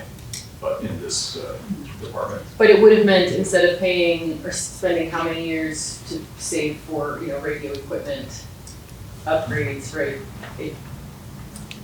So it'll allow you to anticipate the next upgrade a little better. But Yeah, generally for radios, it's kind of limited to dispatch equipment, not ours. So we couldn't use the 911 for our radios, but it's for dispatch equipment. And it's not for, but that's right. The other change would be asking it doesn't cover dispatch staff. So the 911 fees labor. are really restricted in how they can be used. They're not intended to be used to pay for dispatchers. They're intended to be used to pay for equipment, technology. It really was all about enhanced 911, to be able to geolocate, call locations. And so it really was focused that you can do some personnel, like tech support personnel. You can do kind of a portion maybe of the director, but it's really stipulated it's not to be used to pay for dispatchers. And so it's evolved since that initial purpose in the 90s, and so those are two things, and at the state level that we're hoping to fix. But it Is that landlines or all? That is a good question. I thought it was only administered for landlines. It has been collected for all. Thanks. But they just copy pasted what the landline rate was, so. But could those fees and things be used for like the dark fiber lease, tower lease, and all those expenses? So it's a dispatch center, it's not the receiving agency. Dispatch. So it's really about the WICOM operations, and we have a stipulation in our contract with WICOM that we can only use our funds we provide in accordance with The state law. But anything, I'll take any. And Idaho is more restrictive than Washington is on the allowed uses of those funds. So we're a bit unique there. So next we parking services. Again, top three relatively flat. There is an expense increase about 15% over FY2026 parking services. Largely insurance. Insurance is essentially double. And why that is we had vacant positions, and so we're rushing full family until they get filled. And so that health insurance number, it bumps that up considerably until we know to hire people. So that's largely why we had two positions transition at that time. I had a question in there. It looked like on the fleet services supplies for parking services, there's a 0 in there. So they don't have any vehicles out there? They have a EV. Oh, okay, that's it. Yeah, so there's no fuel concern. They've got a Volt, and so. You just get R&M. Yeah, so that just jumped out at me, so I was wondering why. Okay, thank you. How, you guys feeling like noon pause? I thought we were done. 12:30. 12 or 12:30 is fine. Okay. No one's hangry. No. Okay. Okay, moving on to fire. Again, top three for employees. We've got professional services increased a little bit. We last year moved to a new records management system for fire because the prior company had been acquired and was being phased out. That has been not successful, transitioning to a new company. So we are now in the process of transitioning to a third provider, which will be fully implemented, should be by October, but that one comes with a slightly increased cost for that records management system. So we are seeing a 7% increase in professional services due to that. There's about $16,000 increase in minor equipment, which on a percentage basis is a large increase in that item for equipment for the new ladder truck that we expect to receive next year after 4 years. And so we have some equipment to outfit that vehicle. The overall expenses are about 7% higher in 27 compared to 26. Any questions on? Anything from the banged up fire truck about a year ago? It's can be coming back this month. All right. Is our hope. Yep. Next will be general buildings and grounds.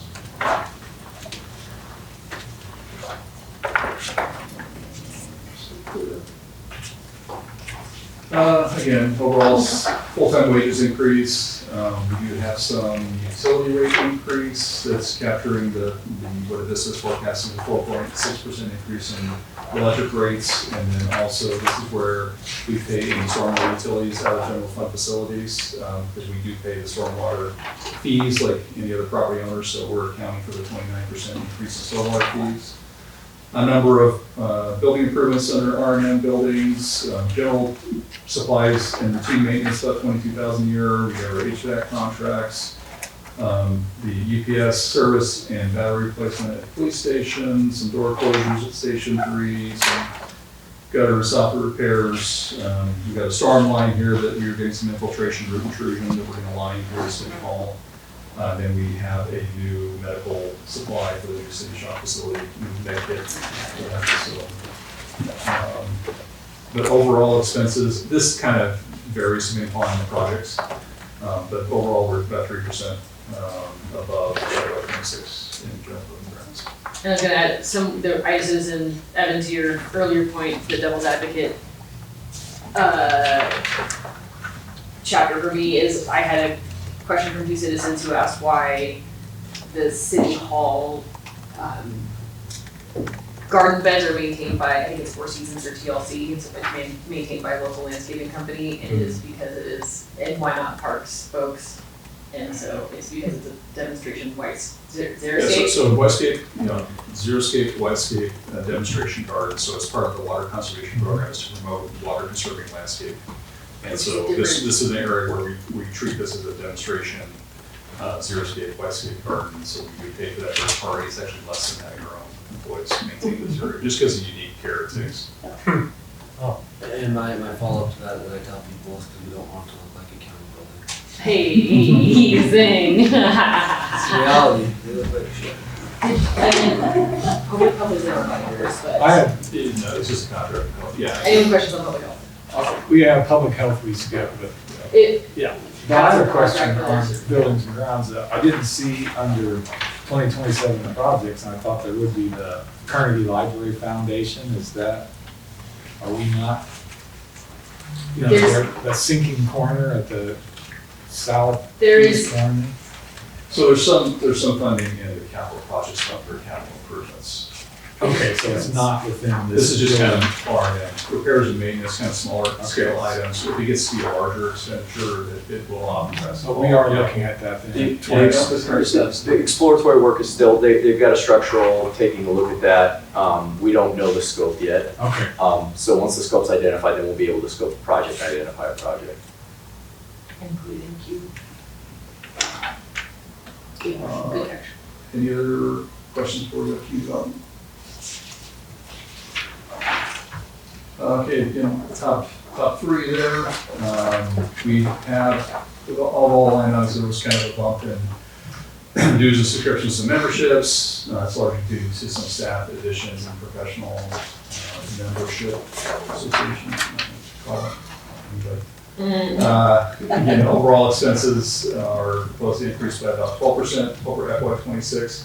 I mentioned full-time wages, and I sent an email to the council, that we're looking at some staff realignments, and so that's resulting in a little bit of an increase there on full-time wages item. And that's what's resulting in kind of the 12% overall increase compared to FY26. Can I ask one question about that? Yeah. It's just something I couldn't figure out is how money is put aside for fleet, for vehicles, future vehicle acquisitions within community development, because they have vehicles, but there isn't a, So any general fund department, it's going to be a general fund transfer. so it's all in Yeah, the general you don't put fund, it so in it the transfers at the departments. time of need. No, we are accumulating, but that accumulation comes from the general fund transfer to the fleet fund for all general fund departments. Okay, so it's not identified to specific departments until there's Correct. a specific need. You know, it's transferred every year. Yeah. Based on replacement schedules for all general fund vehicles. We don't identify in that transfer what's going for every department. Right, that's what I meant, for the need within a specific department. That's just an overall question I had, because I didn't see that. And that'll be, I think, non-departmental, and I'll talk about that briefly. Okay. When we get to that point. So we are non-departmental. Public transit funding, we have a service agreement that has a 1% annual escalator, so that is reflected in the public transit funding. We'll talk about commission budgets, and maybe we'll do that after lunch on the next slide. So again, we are relatively tight in recognition of some of the like legal service needs. We are trying to be very kind of cautious on how we're utilizing funds for the city budgets. The transfer to capital projects, I recounted the number. It is a 15% decrease over last year, so about 155,000 less than we transferred to capital last year. And the transfer to rec and culture is also about 4% lower due to some of those staff realignments, so about 128,000 less than it was in FY26. The transfer to fleet fund, so this is where the transfer would occur for any general fund departments to the fleet fund, pay for future replacement of vehicles. We did hold that a little bit lower this year. So it's about 59% lower than it was last year because there was some accumulation in the fleet fund that could absorb and replace what the general fund would be transferring for those general fund vehicles. Again, that was something to try to help address the immediate cost increase of health insurance, was to reduce our transfer by $350 to the fleet fund, because the fleet fund had an accumulation from some interest earnings that it had accumulated in that fund and can offset so we can reduce our transfer. And do we reevaluate the potential longevity of vehicles at their 5-year mark, or do we stick to the schedule that we assign that particular vehicle at the time? Generally, you stick with the schedule based on the vehicle class and use. So most vehicles, it's going to be 14 years Right. for replacement.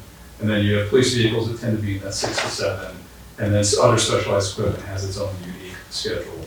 And so we generally hold to those unless a vehicle's problematic or it's, there's something. We may have, there are certain times when it makes sense for us to keep a vehicle in service because it has very low miles and it can be transferred to another use, and we'll do that pretty frequently if we have a vehicle that's performing well. It's called fleet bleeds. We try to avoid that unless it makes a lot of sense. But what we do reevaluate is the overall categorization. So if as a group of vehicles, for example, our police rotation used to be 5 years that we would change out the police vehicles.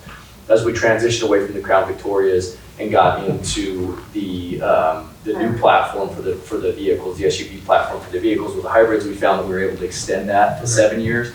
And so we look at those classifications, and if it's an overall class, they're performing better, then we'll shift that vehicle replacement cycle. Yeah, so it's not vehicle by vehicle, but by class, and then you will adjust that longevity time. And there is an analysis done, for example, an asphalt roller we had a few years ago in the budget. We'd accumulated the funds, the current roller was working great. And that's something that's low enough use that with the accumulated funds, it's something that doesn't have a really long lead time. So if that does actually go out, it's not an ambulance or something that we have to make sure is running right now. So then it gives us the flexibility to keep running that and get more years out of it until we replace it.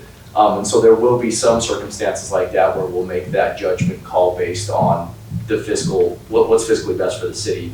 But by and large, we try to keep to our rotation because those numbers have been determined by when we start to see maintenance costs really outpace the cost for replacement. So we try and eke every bit of life out of it that we can with that number.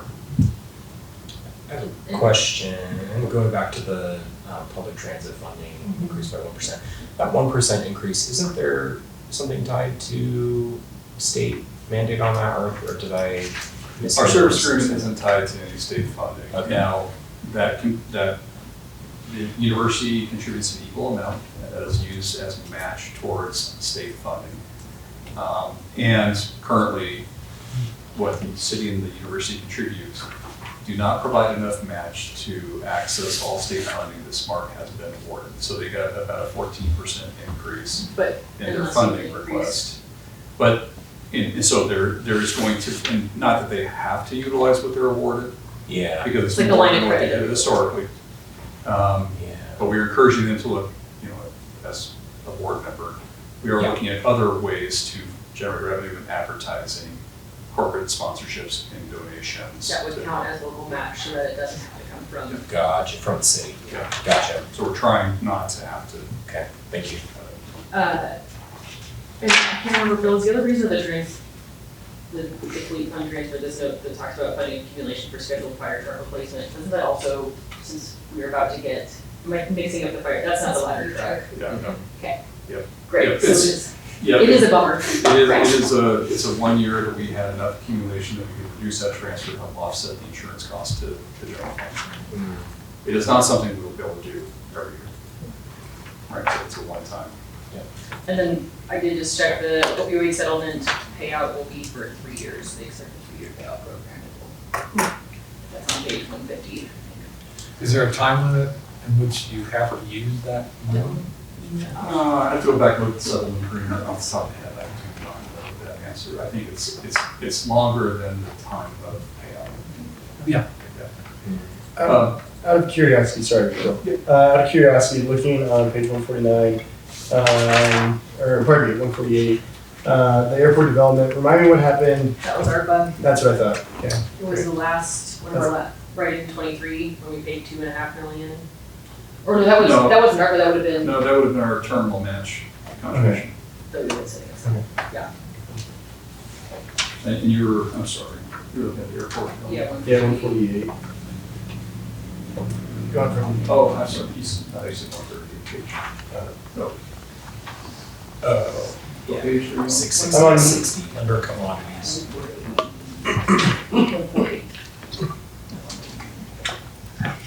Airport development. In 23-24, 2.533. That's, oh, yours is really hard. No wonder this is confusing. There it is, page one. As a different agent, Oh, we gotta start over. No, we'll get back. There, Airport. Yeah, so that was terminal contribution.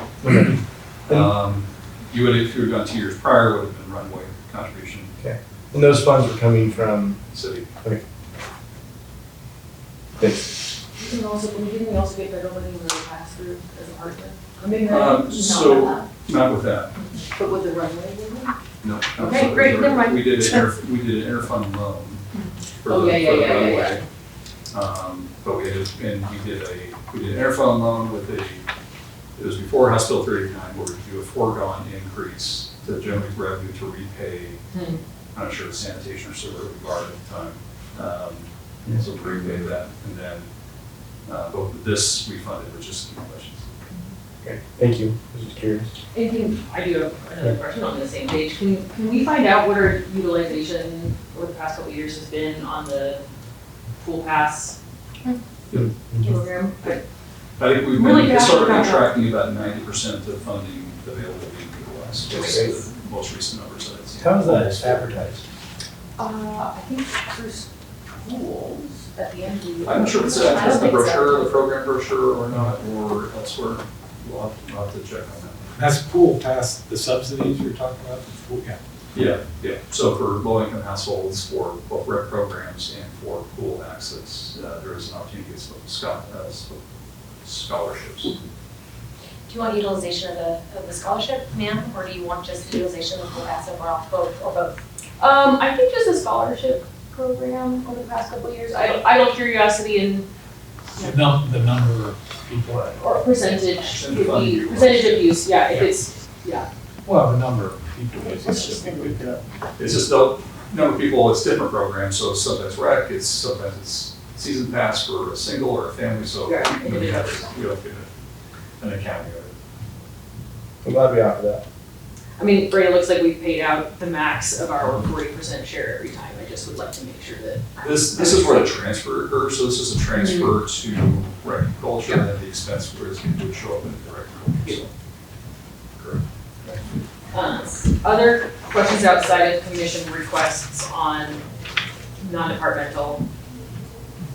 So my suggestion would be, in part because this is when a lot of folks come and use the kitchen for regular lunch as well. So, my suggestion would be break room, and you can get lunch around 12 to 1. So, if you're comfortable reconvening, and we can pick back up with commissions. 1:15? 1:15, so we're an hour. Go breathe some outdoor air. Okay, lunch on your own. I'll see you back here in an hour. Beautiful. Coffee, water, ready? All fine. Great. Iron. Okay, so next time, just what I wanted to talk about was the city commission budgets. So there are a couple things. One was an oversight of not getting transportation in there. So we had a $500 inclusion we need to add. So in this table, you've got average annual expenditures by commission from 2020 to 2024. And then the 26 adopted amounts and the 27 requests that we received. And then the mayor's proposed 27 allocation there. There's a couple of notes, so we're talking about transportation mission as being kind of oversight. Fair Housing Commission substantially increased their request this year. They were $750 last year, and they're asking for $3,600. A lot of that, I think, has to do with the annual fair housing training, and I think they're able to kind of coordinate the training when the trainers are going to be up here doing training in Lewiston, and also the state was able to provide a federal grant to help it, so they were able to do it within the budget they had allocated this fiscal year. I think they were kind of requesting that larger amount, but should they not be able to have the same opportunities next year, that they want to be able to fund that training. But I still think there probably will be some of those opportunities next year, so I think the proposal was just to double compared to what they had last year, but keep it at $1,500 and then have them kind of continue to seek those grant assistance and partnership opportunities. Is it just for brevity and space that it's Fair Housing Commission and not Fair and Affordable Housing? Yeah, Okay. that's just Not a cultural or no official change, that's just me. And part of that change and uncertainty from them was the Intermountain Fair Housing Council looked like they were gonna get totally defunded, then they got some fund back, so their ability to support things like this is totally up in the air. So they're looking at, they had a very successful workshop this year and like to continue. So I've talked to 2 private entities in town about potentially helping fund that. And I got pretty positive responses. So if it comes to that next spring, we can do that and say, hey, can you help subsidize this? Because otherwise it won't happen. How many, what are they gauging success off of, and then how many people are attending this? I don't know what the attendance was, Devin, do you know? Yeah, there was a morning afternoon session. They started with 30-some people. Some of those left, but other people came in when it became more towards 10 right in the afternoon. The missing audience that they had talked about getting more are tenants. Which is not gonna be easy during the middle of the day, session.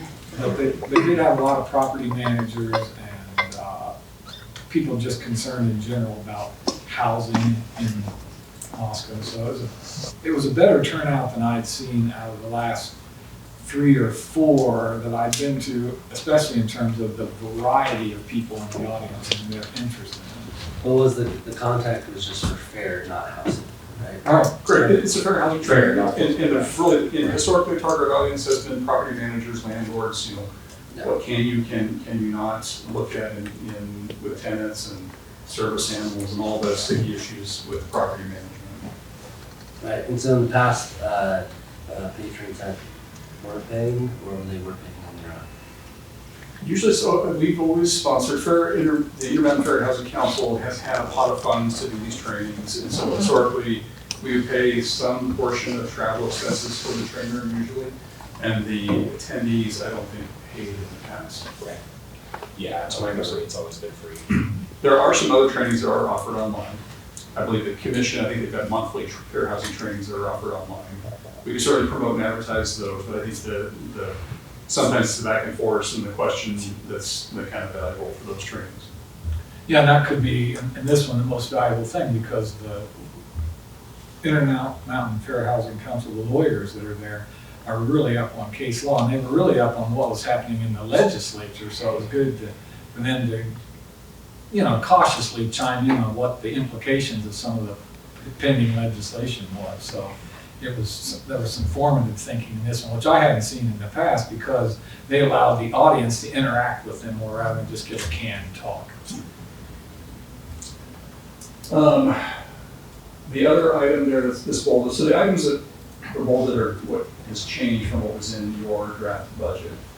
The Arts Commission, I didn't realize, so I got that, I guess, confused a bit with that commission request. So within the arts budget, there is a $4,000 line item for purchasing portable art. So that's really paintings and maybe small sculptures, things that are outside of the permanent public art installation outdoors. And so the Arts Commission wanted an additional $4,000 for art purchases.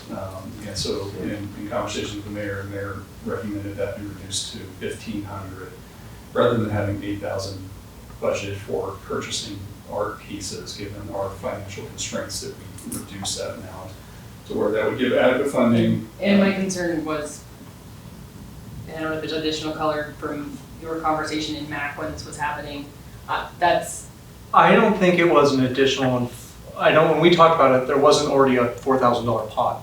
That's not. That's been there It's every been year. there every So- year. So when they- so we've always budgeted for the city to be able to, maybe not always, but. Right, but there wasn't. We've never had the commission use their funds in that way, and I'm not comfortable with it. Right, and I don't think we were aware, I was not aware that there was already a pot. And so they were like, well, we might as well ask for this, and they can tell us no. It'd be better to ask and them tell us no than not ask for it. I guess, that was the thought, but I don't think I didn't understand it, and I don't know if the majority of the commission members realized that there was already allocated funds for that. So I don't think there's gonna be a big, what's going on here in the commission when this comes out because of that. And we'd already talked to Megan, and she felt, if it was to reduce, $1,500 would allow them to purchase one, and that would be adequate. And my ask to, what I would be looking for moving forward is, I'd like to see MAC do some other programming.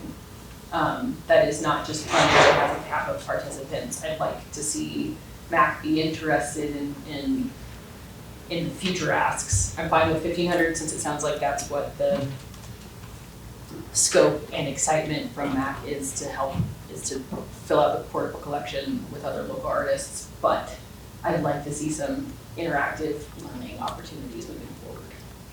I guess to add to something Scott said that reminded me in terms of asking for more, expecting less, I'll touch on the Human Rights Commission's proposed figure, and that was much of the thinking on that was with the initial request to be $5,000. I think the idea was, well, we already know this is going to be heavily reduced. In response to that, we'll propose a smaller figure, we'll cut it in half, still recognizing that. Well, we're the ones that put it in half. Their ask to us was 5. Okay, Yeah. okay. And so, and I just want to clarify, I get it, I asked for more and settle for less Right. than more. I really appreciate if commissions got a better understanding, and I'd love your help to help our commissions understand the bigger fiscal picture. When we talk about, That was gonna be my question. yeah, when we talk about a reduction here, like, I mean, Yeah, I am happy to explain my logic to any commission member who wants to talk about it. I don't necessarily feel like it's only on the staff member to articulate the bigger picture. I do feel like that is a good gap that council liaisons are able to fill, which is to articulate. There may be chuckles about submitting a 5,000 knowing it's gonna get cut in half, but I don't feel good about that. And if you can't tell me what the 5,000 is gonna be used for in a way that's meaningful, or tell me how you're going to increase your scope, or, I'm sorry, not scope, but reach and participation, it's gonna be pretty easy for me to look at what the itemized suggestions or estimates that come together for $5,000 and say this may not, there's 3 other services that we provide that are provided in the community that I'd rather see commission members support and work with. So the two that were the community dinner, which there's the monthly invitational meeting, what is it called? Oh my gosh. Welcome. Thank you, welcome table. You're welcome. That often has opportunities for volunteerism and is already an existing program. And I can't remember the other one. HRC had suggested something else that also has this, welcome table, it doesn't matter. It does matter, but I'd really appreciate help communicating to commission members that it's not fun for me to say I want to cut this $5,000 request in half. And I would love for the folks to understand the larger fiscal situation. Who funds the MLK breakfast? That is That's in there. There's also the Seven- Lincoln County Human Rights Task Force, which is a different group. Right. Which also starts on membership. But, sorry, I saw Scott and then Sandra. I just so when I've obviously not been through this process before. When they submit their budget, is there any expectation for them to say, so much is going to this, so much is going to this, and so much is going to this? Like, I don't see it from your guys' point of view of what you guys receive from them. Do you just receive a number, or is there actually allocated? So I sent out all the requests, so the document I sent out that had this table attached to it is all of their budget requests. okay. And it articulates what they're proposing to use the fund for. Okay. So if you scroll down, HRC's asked for $2,750 for public education and community forums. And they hope to continue to expand within that, Better Together dinner, $750 for dark MLK breakfast sponsorship, $1,500 for engagement and public outreach, which covers participation or partial sponsorship of Juneteenth, Palouse Pride, Recovery Festival, and Food Drive, as well as tabling. So that's HRC. Fair and Affordable Housing Commission request was for $3,600 for $3,550 for the training sponsorship, as well as $50 for housing, fare, materials, and supplies. Do you guys want to make? Can you do the historic preservation one too? Yes. Because I think I know, but I don't know for sure. Historic Pres says their budget request was $3,940, $500 for Orchid Awards, $240 for membership dues and journals, $200 for education, training, workshops, and events, $3,000 for interpretive. So I want to Yeah, first go for it. echo what you say, because I talk to these folks all the time about money, and generally, and I mean, good people, right? So it's not slamming any. I think it's just it's a gap in knowledge. It's not even that. It's like, let's ask for as much as we think we can possibly have and figure out how to spend it later. And it doesn't work for me. No, I mean, and I'm looking at some of these, especially the ones that I've either been on, visited, that I know a little bit more about. I mean, like, I think you're super generous at even providing $2,500 and $2,000 to human rights and historic preservation. I wouldn't give that much, right? This is your I know, and I'm not. And I was ready for y'all to be sad that I was talking about existing reductions, but I'm having a hard time. I know it's easier for a commission and our citizens to be excited about crafting or thinking of a program or an outreach thing when they know there's funding to do it. But my concern is, even within that, the Human Rights Commission, bless them, stood up with short notice, an event, a community dinner, to try and reach students when there's already a monthly existing structure. And I would be happy if their focus was instead directing some of that fund to support or sponsor one of those meals, but I get nervous that, and actually, historic preservation is a good example. I think the past few years, they've asked for about $3,000 for a historic sign improvement, but it doesn't always get spent. And if that's the one, so. Is there a rollover on that? Because I can tell you a little bit of info on that. Sure. It takes a long time for the sign part to get done, right? And so, they were hoping to have it done last year. And that's why I'm It keeps happy going- to. Yeah, put it yeah, and so in. that keeps going back and forth in Right. terms of, oh, we have this, we get a minute to the graphic designer, and they get it back, she says that this isn't gonna work because, but, so that's the one on that, but I just, before anything else, just let me say this part. I think in this really tight budget year, I could see just giving a straight $750 to every group and saying, it's really tight and it's hard. And if you wanna do some extra fundraising, if you wanna try and get sponsors, or get someone to come in pro bono to do your speaker, or maybe we just don't do a big event this year. I'm not necessarily putting that on the table, but I'm just saying I'm okay with that. Because it's tight all over, we're cutting things left and right at this point. For what it's worth, I'm sitting here, I realize, all in 13,000 of our 16, what did we say, $64 million budget is not, $61 million budget isn't super significant. However, I'm like billable hours for a legal aid, right? Like, I'm open to whatever. Yeah. Yeah, I'm open to it. I was ready for y'all to And especially since they don't necessarily haven't been very well articulated in the past when they're requesting money. It is aggravating that they don't have clear plans when they want to spend money, so. And all of them have to put in their mindset, if not on their agendas, the thought that they could be seeking funds from other places to support some of these activities, which I have suggested to Fair and Affordable Housing. And like I said, I've had positive response from the community, and I've told them, you can go contact these people, they will help you stage this event. And we don't have our adopted sponsorship policy yet, and so, but it's not that we can't navigate. I'm open. Responsible, so we can certainly. Open to But- that. Yeah. So, But ultimately, I mean, there are commissions and what we would expect to get out of them, right? So if they put in requests in here and we don't feel that's important, those are easy items to scratch out. Like, they are commissions for the city, but they are at our direction, right? Yeah. They are our commissions, so, I mean, saying, yeah, you can go get those, is like, looking at each one of the items, is that something that we want to continue, or support for that year, or if we feel like there's other ways to better allocate that money? Yeah, I mean, I guess the central argument in part of these conversations, right, is this activity directly in line with the goal of the commission as stated in the city council website, and clear as day, and within the, listed activities of that commission, what's harder to do, and two, is it providing a city service, right? well, and part of me, I wonder, is that we've shifted towards any sponsorship requests exceeding $500 coming to council for review. That would be us sponsoring somebody else though. Right. So if they wanted to go, if they wanted to approach a bank or a property management organization to sponsor a training, they could make contact, they could get a commitment, they bring it to the council would then accept it or not. I think we want to be kind of careful about, they're not directly, we would be the recipient of funds. The council needs to understand under what terms, conditions, these funds are being offered for what purpose.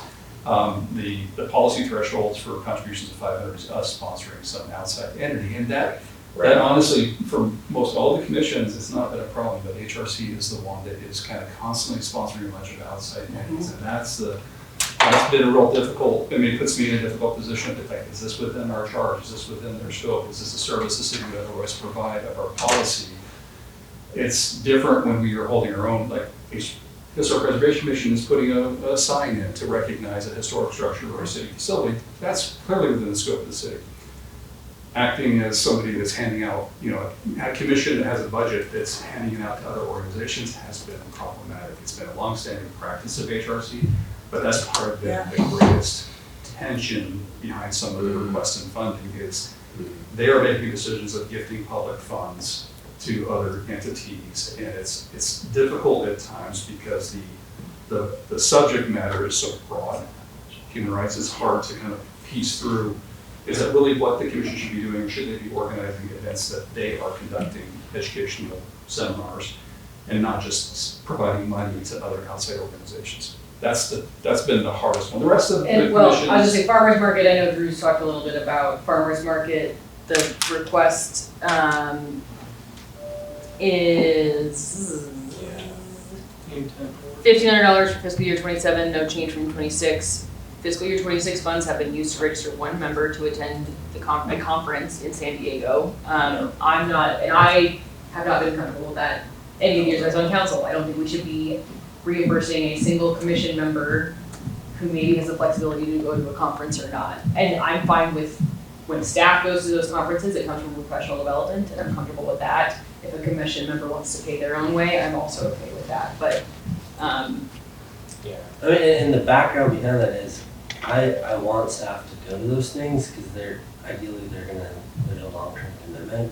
Commission members, like, they check in once a month, and then they check out in 4 years. Like, so, and that's not, I was on a commission, and I appreciate people on commissions. That was me. Yeah. Yeah, and so I appreciate them, but like, it's, so I'm happy to, if you have questions about what, I'm open. Is anyone feeling like there isn't further negotiation for the proposed I think the numbers? ones that are. Does anyone wanna fight for it as The ones that we're is? saying that are proposed 500, I think we keep them at 500, all the other ones we move to $750.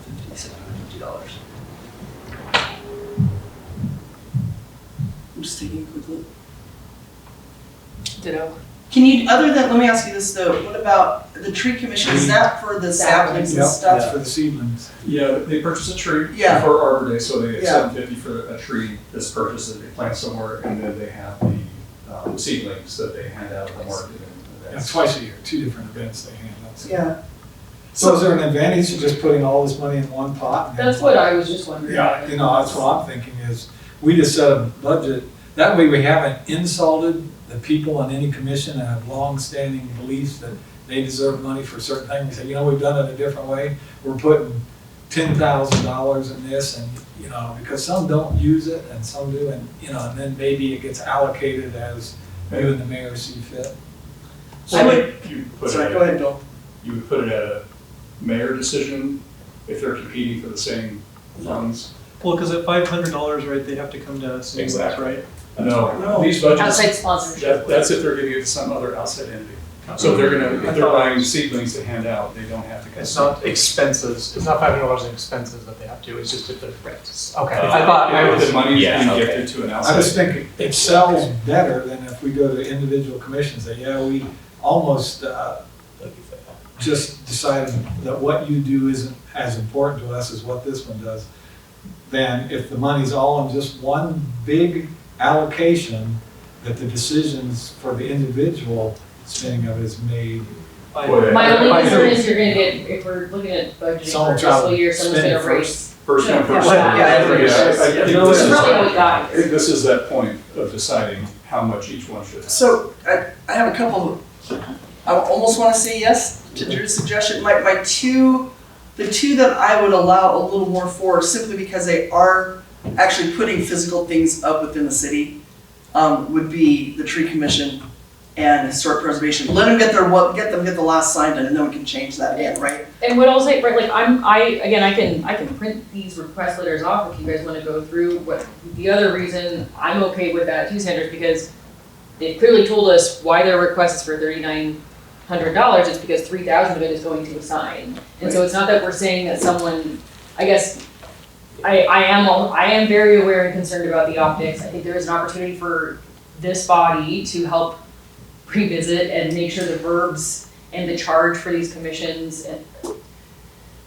are clear, and what council wants to see them working on is clear as well. But I'm not sure that it feels, if what they gave us is an itemized list and there are things on those itemized lists that we don't feel we want to be putting in the budget, Yeah. that's not meant to be punitive, or that just means it's not what this body wants to see those commissions work on. Can we offer the sums, whatever we decide is, as matching funds? So we'll match, you know, so if you need $1,500, we'll provide $750 if you raise $750 outside. No, absolutely It's not. gonna be a headache. No. And I would note, HPC does have that 3,000 assigned in the current year's budget available to them. So If they they get it done. if they get it invoiced by. Can they, September. okay, let me ask this, because they'll ask me this. Can they pay the graphic designer artist before it's done? They can pay the graphic artist for work performed, Right, but if changes need to be made, like fully fund them. I Mhm. wouldn't do it until all the work, but they could do it proportionate. Like if 80% is complete, they could pay 80% of the scope of the work. I wouldn't pay the remainder I until it's fully complete. okay, But thanks. it have, and they're good as long as it's invoiced up until September 3rd. Okay, So they've got all of August and all of September and the remainder of July to get it completed. okay. And I think that's, I think that's a good point, Sandra, because I think that is important for historic preservation. I also think that's a good point with the tree commission. But, to drive this further, it's not that we're, the reality is they need to provide better direction of how they're gonna be spending money. It's not this wish-washy. And if they take as offense, my response is then do better planning. Yeah. And that's the reality of it. Like, if you don't like what we're doing, then show me a better plan. That's how it works everywhere else in the world. I don't know why it can't work here. And I'm happy to help with some communication to be able to help give you to provide to our commissions wherever we land on this. Like, I'm happy to help articulate it. But again, I'm happy to go further than this if you want. And so I don't know but I'm not sure based on historic pres and tree commission that a flat amount will make sense. But if you wanna go item by item, we can print off what these memos are and. What would suit me better is that we stick with this as well as we can this year and tell them next year it's gonna be I will tell you that different. we threatened that last year too. Mhm. They're having a really hard, and I'm not Yeah. sure that we're gonna get there. We just sit there on their hands and then they tell us that we're cutting their money and I keep on asking for a plan, so they should. And so again, I'm happy to help with clear communication to say like, this is why, I don't wanna go carrot or stick, I think clear is kind, and if in this room we are not satisfied with what we're seeing in justification for their requests, it is a chance to reset and say, this is what we prefer to see, I don't wanna say what we more highly value, but, I think this is a year to do that, I really do. I do. I was gonna say, transportation planning and zoning, let's chip off the easy ones first. Transportation planning and zoning sustainable commission, they haven't used over $200 in, a year in 5 years. Cutting those ones down from 500 to 200, they're probably still not going to use them, right? Like, even in their ask, I was on transportation for 5 years, I don't know if we spent Yeah. And I $100. need you guys to know, that holding spot every commission used to get would say, we've been doing 1,000, but we never use it, so we're gonna keep it holding 1,000. We're gonna keep holding Yeah, and that's 1,000 what I think they requests. do. I And so would- then it went down to 500, I think, a year or two ago. And I think some of these easy ones, I know there's some special commissions. If we started chipping away, and then I think those three, and I don't know, I was trying to look at the Parks and Rec Commission, what they actually asked for, but, transportation is just, we might need it, let's leave it open. I think those three would be very easy to cut down to two. Although Parks and Rec needs 545 in 20 through 20, is that the whole time through 20 through 24? Average per year. Average per year, so I would be hesitant to drop them down below 500. So transportation, the stated request says, requested funds could be used to ensure the commission is well informed regarding local, regional, and national trends in transportation planning and to support outreach efforts, including materials to engage Moscow citizens. I'll say I'm less inclined to drop the 500 if there's some signage opportunities for us for e-scooters or other education. That was one of the. So I'm comfortable, 500, I'm comfortable. Me too. But again, that comes from us giving them direction to say it's as the body that directs their work, if you have ideas, we can get there. There are some we don't receive. Okay. Because if it's in Parks and Rec, it gets directly input, so I don't think we got a request from Parks and Rec. I've written one this year, so I don't, that one. I don't think I received it. So like the ones that go in non-departmental, usually administration will populate the requests in the non-departmental budget. Parks Rec is in the Parks Department budget, so if it gets populated there, I don't see a request. Oh, it's attached to the BSNA, so. So, are you okay keeping 500 for transportation? I Just go down the line. Yeah, So, all right. I mean, I guess just for some summative math on this, just so we're, you know, 10 commissions here listed, if all of them had a $500 budget, that's $5,000, that's a Right. $8,200. Well, I think there's a little leeway in some of it though, right? I'd like to go one by one. Yeah. And I know we're splitting hairs, but I'll tell you, so for Yeah. what it's worth, as our incumbents will remember, I was very vocal and very peeved about the mayor's golf tournament, and it felt like we were arguing over $5,000, but to me, I'm not gonna argue with an engineer over the cost of a capital improvement plan for the roads and sidewalks. These are one of the few places that we can control it. So 8,000 feels kind of silly to be negotiating, but I do think if we are talking about directing funds for programs or work that our commissions are doing, and this is the point for us to all be in one space and say, actually, that's not where we see the value in it, then let's do it. But Yeah, we'll go I mean, or we're gonna go line by line. Yes, so that. Okay, so HRC, to reiterate, $750 for MLK breakfast, $1,500 for engagement and outreach, $2,750 for public forums, workshops, speaker events, film discussions, planned for the upcoming year centered around feedback from the city survey and public comments, including focusing on discrimination and harassment and the rights of individual citizens, and continuing the Better Together dinner. I mean, all of those. I'd say 1,000. As Yeah, I'd as take human rights, 750 as a given and give them As human 500 rights. above that for all the other stuff.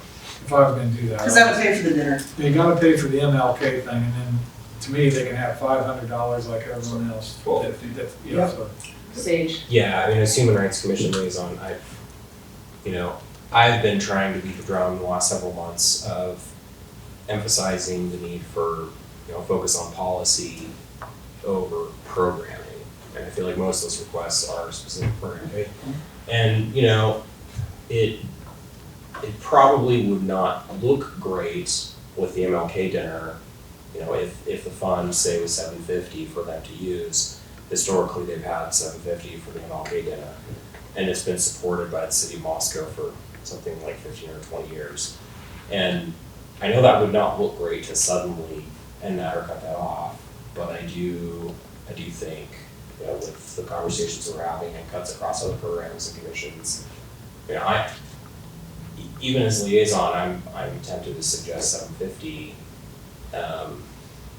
just so that the emphasis is on programming. And that way too, I think it's more consistent with what we will likely decide for other commissions on this list. Then maybe they can focus on policy.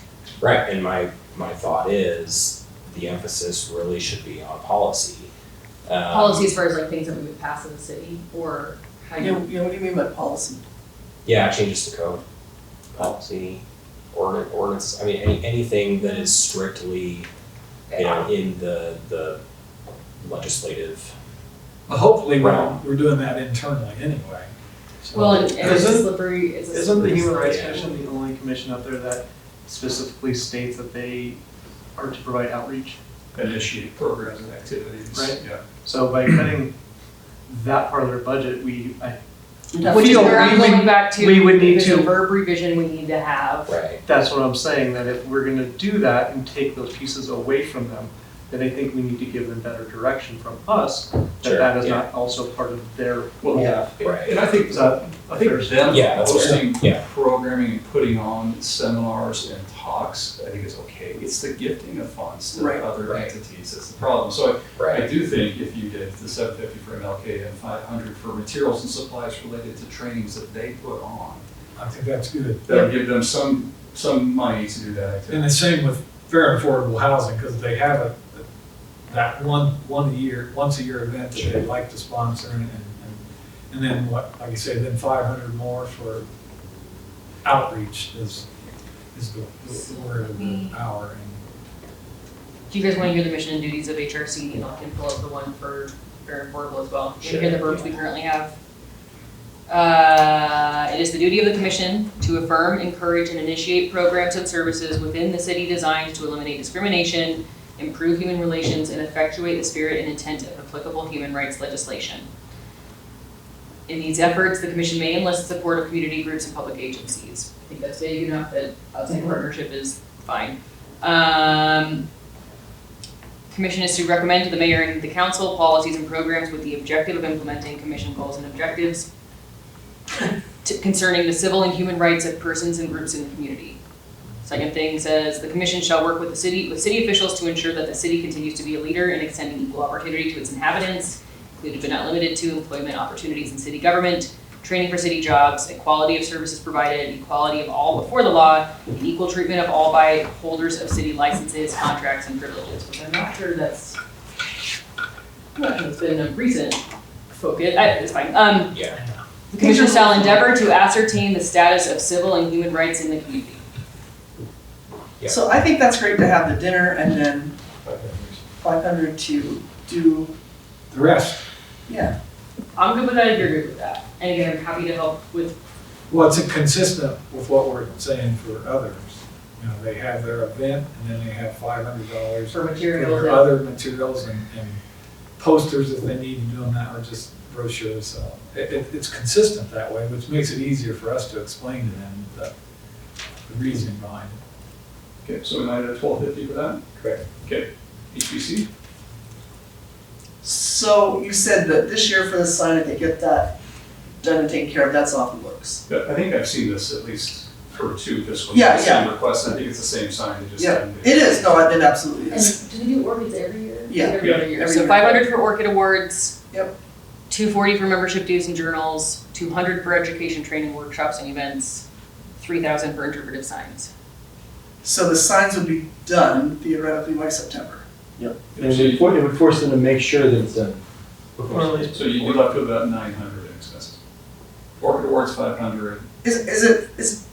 I'm not advocating, I'm just trying to get some numbers right now. I don't remember how much it costs to rent the LaCombe auditorium. I don't know. We get it for free for city. Okay, great, then. So 500 is probably food and compensation for like the They have to awards. produce the Yeah, awards. but it's not much, I did it on my printer once. But it could be that it's at one event 500 and it's 500 Yep. for other activities, Yep. it's 1,000. Yeah, Yeah, that sounds like it's, once again, consistent.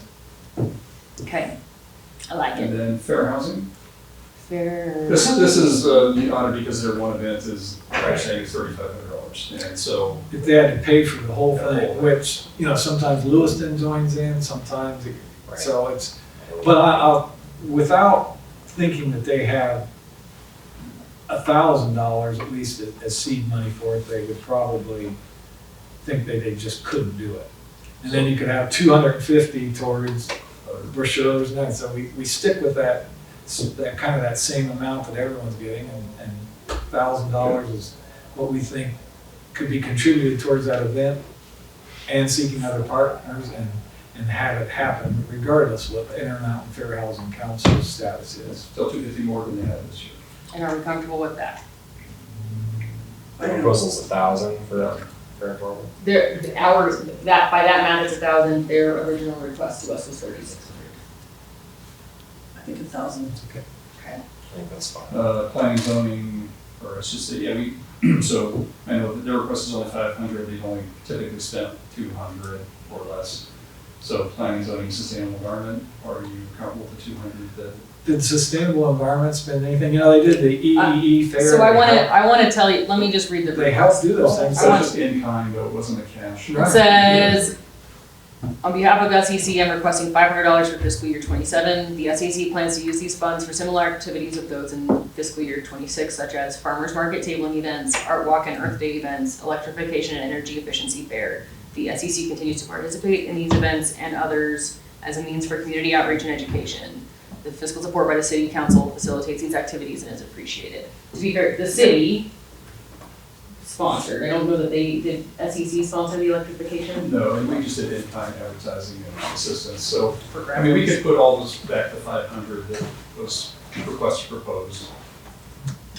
Yeah, Same- that's same what with they think transportation. is fine, it's fine, because they do take advantage of the programs from the city, for the water conservation, all, they kind of have those sorts of information in the outlet covers that they're tabling, and so if they can continue doing that way without spending their money, that's fine. Okay. Tree commission. Wait, what do we sign up planning and zoning, 250, is that what you said? State of the center, so it's Okay. got, consistent with transportation. Planning and zone, oh, sorry, yeah. Did we say tree? Tree. Yes. Trees are next one. How much were their saplings and tree?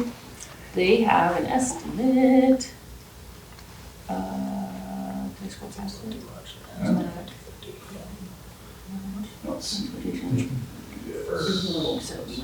I I think it's actually underneath the budget. Oh, I think you're right, I think it is broken out. It might be in the backup notes, and it's in the Parks Department, which we haven't gotten to yet. That's Parks. That's the Parks Department, I so, have it, okay, sorry. I think it's, There it is, okay. Hold on, I'm raising. David got his committee, he makes them. Farmers market. Nope, I lied. I don't think, but it is broken out by sapling, I think that's like the number of it. Should we just call Gene? okay, so it's in the budget backup, so they have Arbor Day tree purchase 750, Arbor Day seedlings 750, fall farmers market seedlings 500, Arbor Day dues 20, Arbor Day refreshments 100, and then education outreach and workshop opportunities. So if you were, well, for me, it's page 164, the Parks Department, it is detailed in the budget backup, that's what I saw in there. Okay. To my, I guess my only question to Tricia would be, hey, do they all get taken, or do you end up having leftovers? I'm sure it fluctuates on year, depending on the event at the event. Who pays for our Arbor Day membership then? Parks Department Parks, pays? yeah. Okay, so a lot of the things they want funding for is actually park kind of. Tree Commission doing tree giveaway is all under the commission's purview though. Yeah.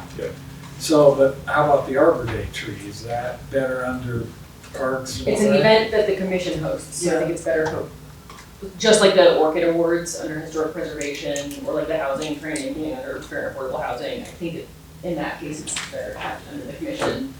My other concern is if you move it outside of the commission budget, It'll never come back. or not just it won't come back, but like, I mean, if that is something our citizens have asked us to do, to be a Bee City USA or be an Arbor Day, and that commission also helps lead it, I want the commission to have buy-in, so like, I want you as a commission member, if you're gonna be on tree commission, to wanna be at the Arbor Day event. So I feel like ownership of the event or an award staying within the commission and that expense is important for buy-in and communicating our expectation of buy-in. So there are 3 sapling giveaways, is that right? Two. There's a tree purchase of 750 for a tree to be planted on Arbor Day. Uh-huh. 2 sapling purchases, one 750, one 500, and then the other miscellaneous small. So those are the 3 big purchases. Drop that one sapling purchase from 750 to 500 to keep it consistent just with the other sapling. I think Arbor Day has a higher turnout than the fall one. Yeah. Not the tree, but just more I think saplings. the volume's higher in spring Gotcha. than the fall. Are we, is the University of Idaho supplementing that at all, or are we just, I'm curious about the cost of those, if we're just buying from the university and. Yeah, I think we purchased those. The university has participated, for example, this last year, they participated in our tree planting ceremony that the mayor spoke at. And so there is some overlap between us and the university, but we've been purchasing the seedling. That's just been the tree commission that's done that. And I feel similar to the anecdote that I appreciated learning from Megan, which is like we should not expect artists to give art for free, like we should compensate them, and I'd like to compensate the nursery. I don't want to shortchange the Pitkin nursery. Right. And I think there's often a lot of, and they probably give us a good deal, I would guess, but. That's what I was kind of alluding to, I was wondering if they were subsidizing, if we're paying. Yeah, because I don't know what they would charge another entity for those seedlings or for that tree, and, yeah, just curious. That's a difficult one for me to reduce, although I think Scott mentioned that reducing each of the seedling things to $500, maybe that makes sense. Or just do a singular. I would just do one. Yeah, just Arbor Day. And then you can choose if it's Arbor Day or. Yeah. Start that way. Yeah. Let's just do one So seedling. you're gonna move I do just, 500 from it. and I'm fine with that, but I will also say, right, like this is one of the, when I asked Bill, you know, does this feel any different than the bike token conversation Right. as far as pass-through, but I think to Bill's point, we're not handing out cash, we're handing, if we are at, if one of our goals, and if it's in line with, you know, free succession planning and things like that, 500 seems pretty, if the, I guess there's no way for us to verify, I mean, I killed my first sapling, I'll own that, but Oh, I it, killed 3 of them. right, and so but part of me, right, what is the saying, like the best time to plant a tree was 20 years ago, the next best time is today, so if it's an opportunity for us to, it seems like a small price to pay depending, but what I would be open to bringing that 500 back for is if they wanted to do a survey or something and find out how many of those saplings actually need to go. Annual reports on your trees' health. I guess, you know, as we've been working on our downtown tree plan that Bill talked about a little bit earlier, one of the things we're doing is assigning value to the trees. And so it was, as far as value, if 1 out of every 100 of these saplings makes it, the program more than pays for itself. So I think from a fiscal return standpoint, I don't know if that's, this year, certainly the council can make a decision about how appropriate it is or not for our commission to be the one distributing those, but from a value to the community, I think it's a pretty easy return on investment. Gotcha. I was just, I mean, thinking whether it's like the goldfish at the fair that end up in the toilet, you know, the next day.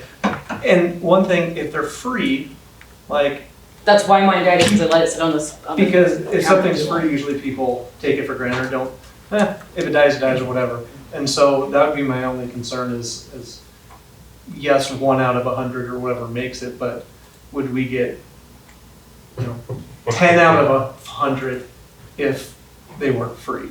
And so if we want to direct. I'm just curious, I'm just throwing that out there, like, I mean, everybody knows if you get something free, it's like, oh, whatever.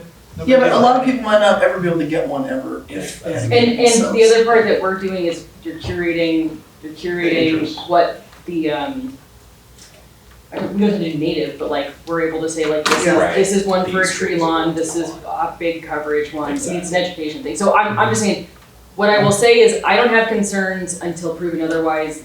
If there's been a table of left behind saplings at either of those events, that's where I wonder if we're reaching there. I'm not, but if events are effective, and even if it's one sapling that makes it, I'm hoping it's mine this time. They tend to run Catalpa. out. They tend to run out of their. Yeah. I don't want to put a ton of pressure, but we've got a lot of budget to go. Totally. Fine, so, City of Trees, Heart of the Arts, you know, pick a dollar amount and let's move on. I mean, I'm kind of- 1770, that way you just take one of the handouts, one of the tree, and they can split it into if they and want. they can decide how they want to do it. let's go with it for now. Parks and Rec Commission is just general tabling Yeah. events, so the 500 if you're okay with that, and then Yeah. Farmers Market. 1,500, it says to register one member to attend a conference in San Diego. And then it says, secondary uses for purchasing of outreach and promotional items for commission member use and support the market. Maybe 500. So 500 match that. All right, we're done. So what does that add up to? And 7520. wait, actually, I do want to ask for Mac. Okay. Now we're getting a new police Okay, officer. sorry for what? Mac, I want to go back to Oh, Mac. sorry, we haven't done that yet. Well, we kind of started there and then we decided to go line by line. Yeah. So I want to clarify, the stated purpose that we received from the commission Yeah. reads, oh my gosh, sorry, these are not in alphabetical order. I'm smarter than average. Request funding during fiscal year 27 to purchase 2 or 3 artworks made by established, well-known artists in the region to be added to the portable collection. Funding request, $4,000, would support the initiative to round out the portable collection with artworks by some of Moscow's best-known artists. Commission intends to study the list of artists represented in the portable collection and purchase pieces from those who have played a significant role in Moscow arts and culture but who are not yet represented in the collection. And Yeah, there's another 4,000 in the arts department for portable art purchase. so 500 and we can offer them some more direction. What would you like to I see? would say it's either 15 or 0, I'd say 0 right now. and just use the art department's funding to secure that piece. And to be fair, right, they've got, their projects are coming from the 1% public art fund. fund, so like, But Yeah. it's like we're these- hamstringing their programs. But Right. these are not. Right, these are not. These are general fund. The larger point. public art installations are 1% park funds. These are just general fund. Zero. Okay, Who's the liaison? It's gonna take that. Thank you. I'll be fine. Yeah. based on, if you're gonna know. So that is 75/20. So it's about a $5,000 reduction. But we're getting there for the legal assistance. Great, I will take every penny, thank you. That's like, I mean, you know, if we were to whittle this down anymore, just a thought to entertain, I know we've done a lot, but some of the ones we whittled to 500, Could, particularly P and Z, because I know that's state mandated, and Transportation Commission as well is somewhat adjacent. there could be more I- savings, and I think it's okay as liaisons, if when you tell them they get 500, to clarify like, I mean, I have no hard feelings about even 250 on those. I just, they're practically state required. I mean, but if they're not doing a book club, bring in, right, there's plenty of, yeah. anyway, So okay, I think we're good. I think we're good. Okay. thank you, appreciate it. All right, we're on the street fund. So street revenues, highway, road and bridge, user fee revenues are forecasted to be flat into 2027, so we don't expect to see any substantial change there. General fund transfer is 120,000, that's our standard. It was a prior commitment to a election ballot issue to equalize franchise fees between gas and electric. There is that one-time money, as I mentioned, that's 700,000 in fund balance. That's the one-time state general fund support that we're bringing in. So it's not a carryover then, that's a. It's from the prior fiscal year, they created fund balance into the fund, and because it's part of the operating fund, So it's so a you've got to, carryover that kind of, okay, before the allocated. yeah, and then we bring it into the budget in this action, and then we transfer it to the capital fund. Yep. Street fund expenses, we did have a slight decline in full-time wages, again, that was a senior staff member that retired there, and so that, we saw a slight reduction in full-time wages. Health insurance per se, there is a charge for professional services, so we had NextGen as kind of an asset management software application where we track maintenance on our fixed assets, so roadways, utilities, pipes, valves, manholes. We moved away from NextGen because it wasn't functioning well for us. We're anticipating acquiring a new asset management system. It will be, it's expensive, but it'll be allocated across all of the utility parks, water, sewer, storm, streets that have assets to manage facilities. So you'll see that appear in a number of different budgets where there'll be a piece based on their relative share of assets will be managed in that system. Which department's gonna be running it? It'll be run through Public Works, but each department will, Hey, much like hey. our financial software, each department will use that And they'll be able to software. have access to it. Yeah, and they'll pay their proportional amount. Slight increase or decrease, or decrease allocation. So street fund, you've had multiple departments sharing the city shop facilities. Some of those will be moving out. Streets will then take over a larger share of the existing shop that they've been previously sharing with parks and facilities and fleet. So with those departments moving out of the facility, then there'll be a larger share carried by the street fund. As I mentioned, the transfer to capital projects this year is higher than historically, so it was about 505,000 last year, so it's $1,025,000 this. Again, that 700,000 one-time funds is what's funding that capital transfer. We have transferred to fleet fund of 135. Overall, expenses have increased 20% over FY26, but that large capital transfer is what was represented there. Any questions on street fund? So rec and culture, so it starts off with revenues. So we are proposing to look at a 5% increase for recreation and swimming program fees. So there's a 5% increase in revenues that we are showing. The general fund transfer into rec and culture is slightly lower than 26. It's $2,764,77. Again, that staff realignments is the reason for that. Overall, revenue forecasts are increased by 2%, so relatively modest on the revenue side. As we work through then the expense categories under administration, we have the general cost of living and health insurance increase. There is an increased transfer to the IS fund for the purchase of security camera system and some computer equipment. So That is a proposal that will be brought before you before it's actually implemented, but there has been a request to consider installing security cameras at especially sensitive youth facilities, the Eden, Herc, and the pool, because they've had theft, they've had misbehavior in the gym or in areas where they don't have good visibility into. So we'll bring a proposal to you. So the one thing I want to make clear is just appropriating some of the funding for it does not authorize it. I want to make sure that there's a public conversation about bringing in security cameras, because we don't utilize them very extensively. Really, the police department is the only facility where we have them currently. But I want to have that conversation, but it has been a request from the department, so we are putting funding in to do it. It's not large sum of money, but it's there. Overall expenses in administration increased by 5% over FY2026. Any question on administration? When we have a hearing on the 17th of August, will that feel the need for that 5% increase that requires a hearing? Yes. So we can handle it all at that. We'll do a hearing for all of them, because generally there's always going to be a new one or something that's over 5%. So we just walk through all of the increases during that hearing process. Yeah. On so- that security camera system, or even is there, I guess at the time, the brief on that, is there any benefit to citywide versus departmental?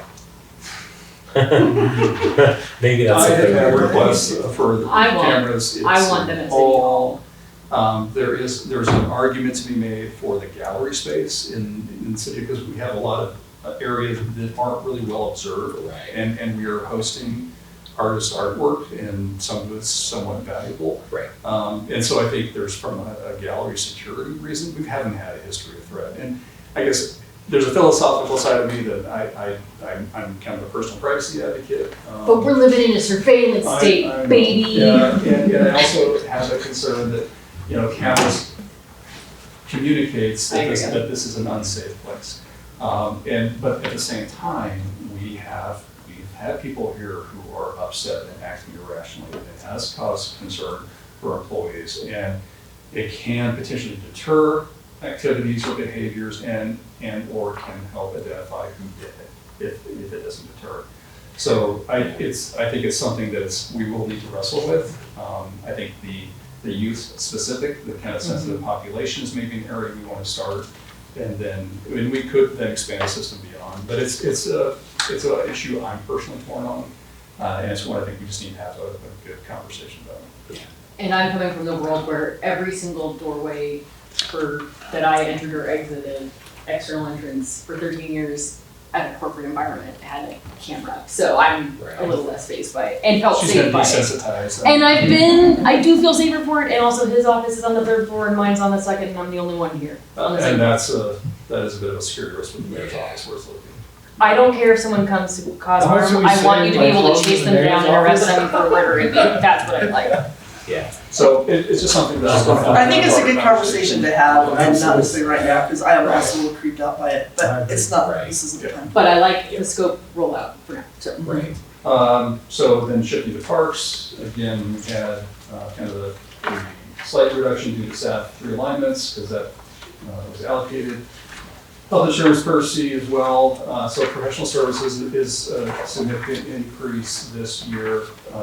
So the Parks and Rec Commission has been kind of trying to wrestle with what are the priorities for park and recreational facility needs in the community. And we had a Parks and Rec master plan that was adopted in 2009, another one adopted in 2019. Both of them didn't really take the step of saying, here's the priority of need of facilities in the community. It kind of left that as the next step. It had an action item of create an implementation plan where you would go through and say, it's play fields, it's pickleball, it's tennis, it's whatever it is that are the priorities that's based upon the community's desires and need. The commission kind of started trying to understand that, and given that the current Parks and Recreation Master Plan is now 7, will soon be 9 years, 10 years old, we thought it'd be appropriate to update that, and largely with a focus of getting kind of a prioritized capital plan out of that, so that then we can help feed into the city's long-range capital improvement plan. Okay. So, $130,000 estimated for that. And then another 30,000 for the beginning of downtown tree management program would include plantings, replacements. And you'll see that plan coming in the next 2 months, but this is setting up some of the money for that. This is being funded by a transfer out of the capital projects fund. So this is somewhat unique. We haven't done it for a while, where we're doing a transfer out of capital accumulation into an operating fund. But it's for at least the master plan is a one-time expense. We'll see how we proceed on the tree management plan, because there's kind of an assumption or an understanding that'd be 30,000 per year for an extended period of time. But that's what that item covers. Any questions on that?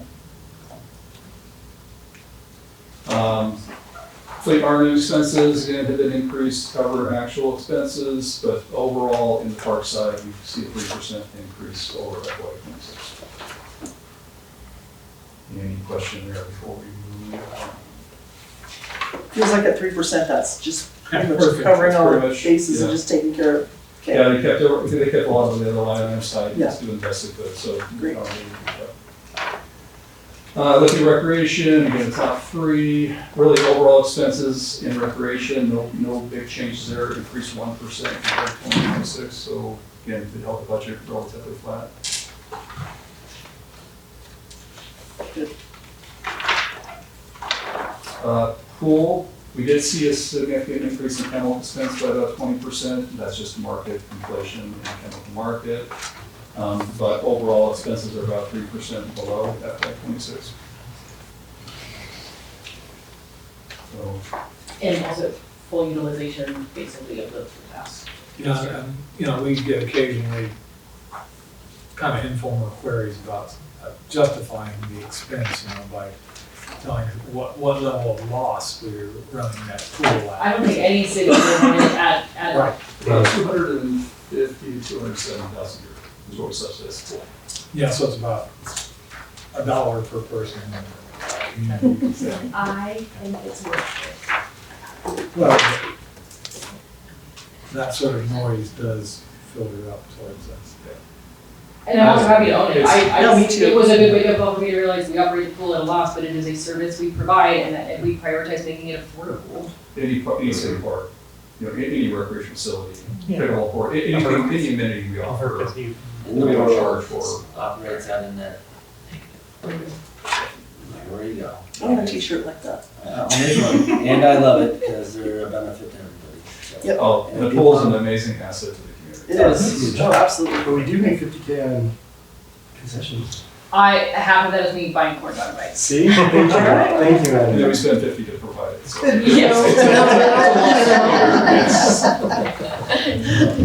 Okay, on to youth center, again, top three, overall expense of youth center, it's a pretty small budget, 4% compared to FY2026.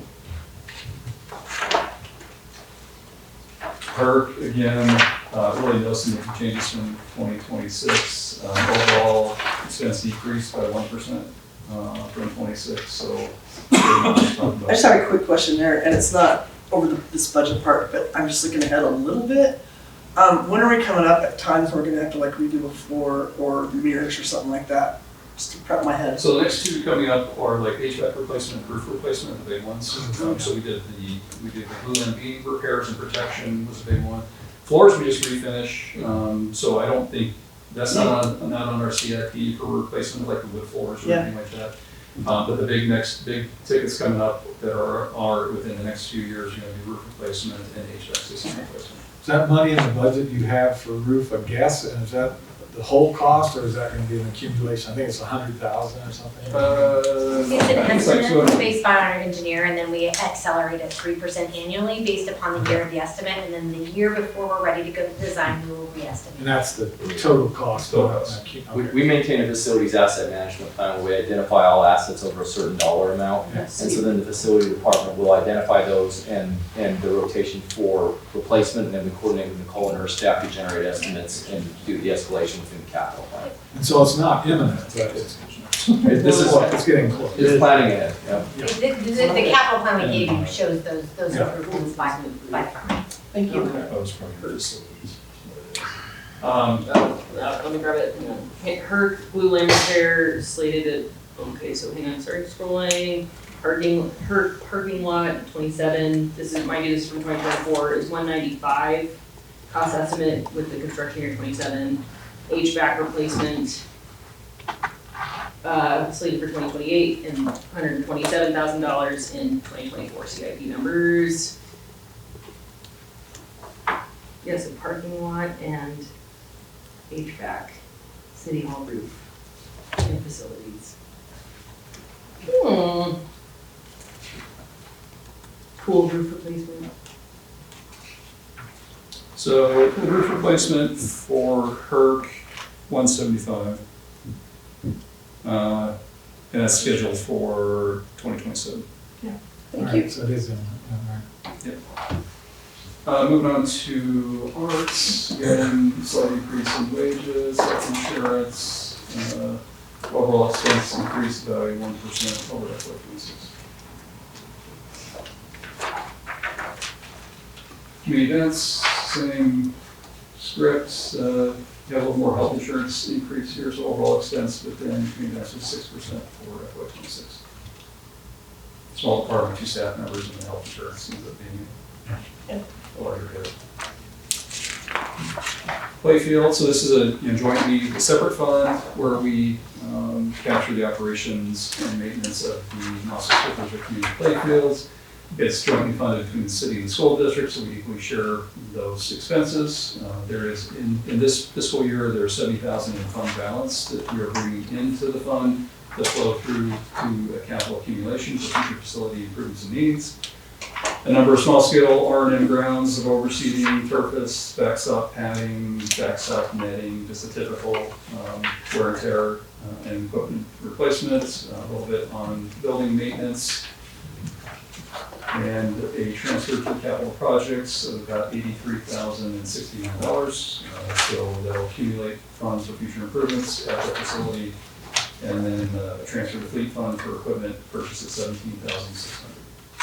Are there any identified capital projects other than the lights that we're looking at? And the lights haven't really been programmed as a CIP yet, because it's, we've always taken the position that it's a district facility. The district wants to add lights. Well, we've had informal conversations, it's not made it into, I don't think, it's not made it into our CIP yet because it hasn't been identified project, and it's not necessarily our asset. While the joint maintenance and operation agreement, it's really not our facility or our asset, so we'll wait for the ask. So this money that we've accumulated for future capital projects, the projects are unidentified. Correct. General, it's really for, when concrete falls in an area, it's gonna be maintaining the existing improvements on the site.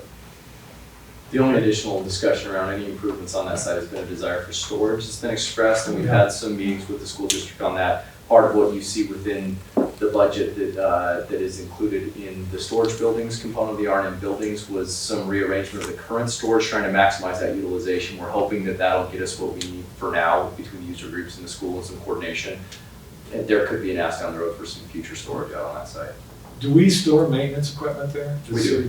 So we have our own. We conduct the maintenance out there, and so we store our maintenance equipment out there, Yeah, the maintenance building off the side is kind of the primary bays, operations, our mower equipment, material supplies, and then there's some user group storage bays on the side of that. The user groups would like more.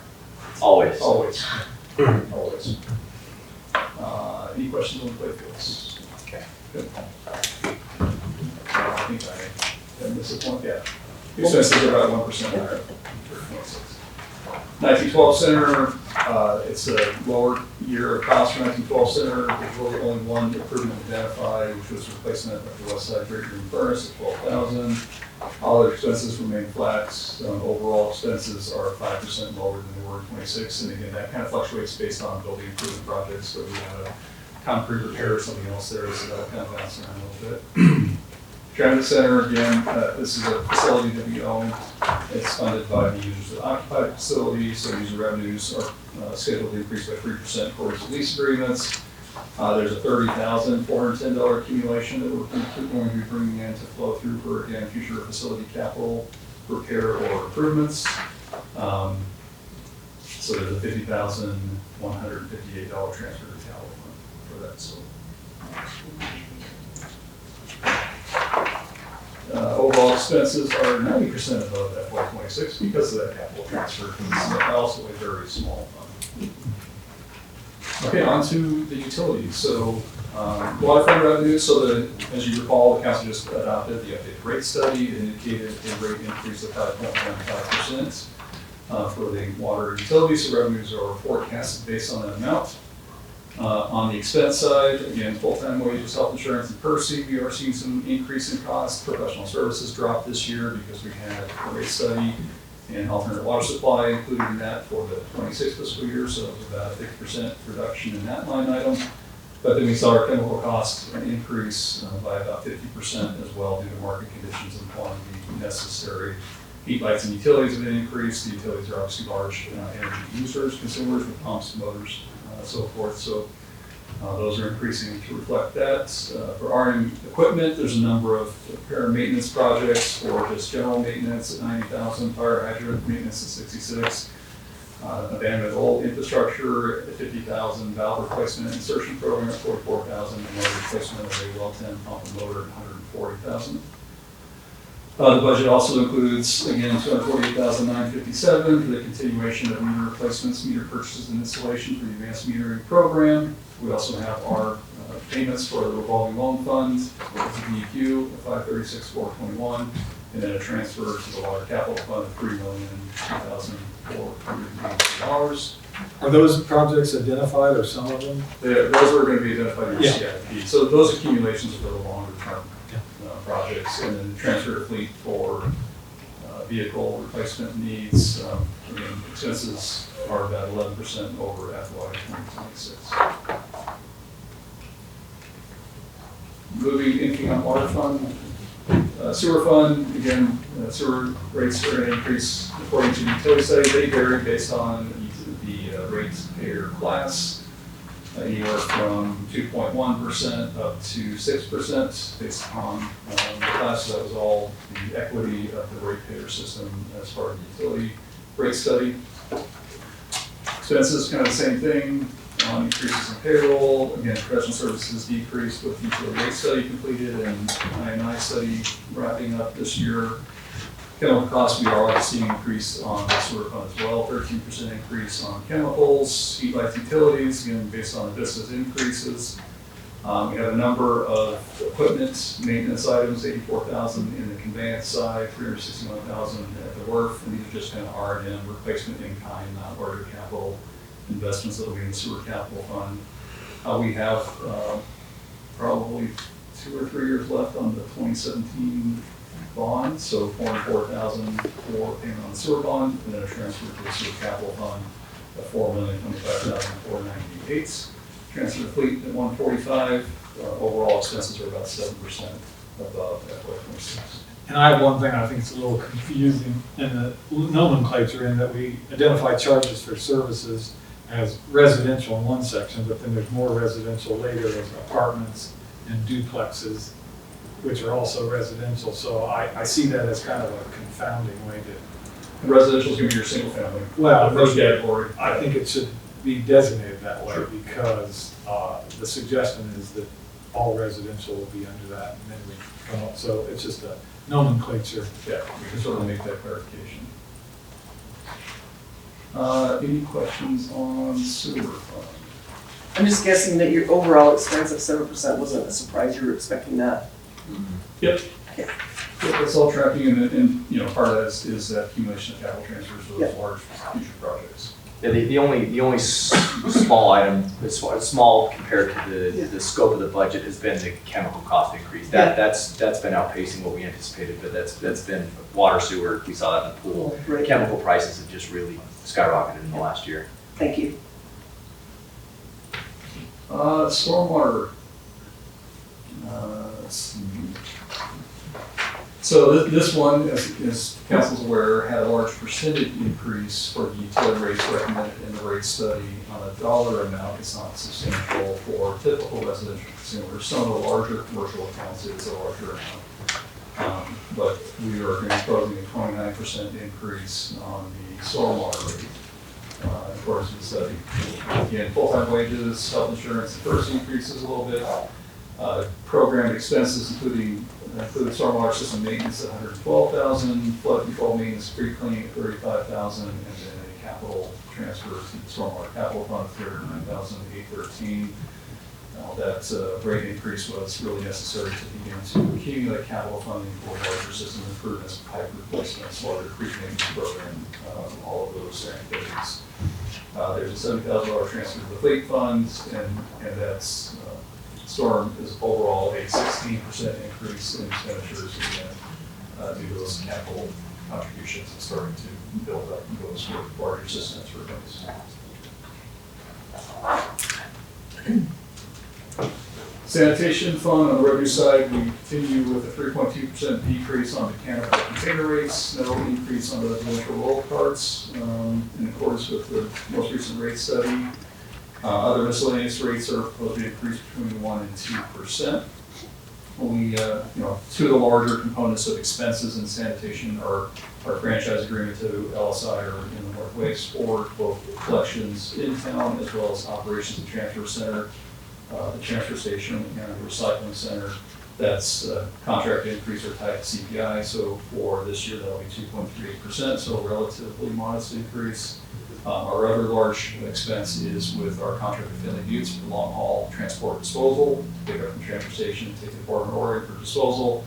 And that is increasing at 2.08%, because that's a 80% of the CPI because of the fuel adjustment component to that one. So those will be increases on those two areas. Our hope is that fuel relief, we hadn't been required to contractually provide fuel relief for a while with the recent spike in fuel prices because of the conflict we had back into providing fuel relief.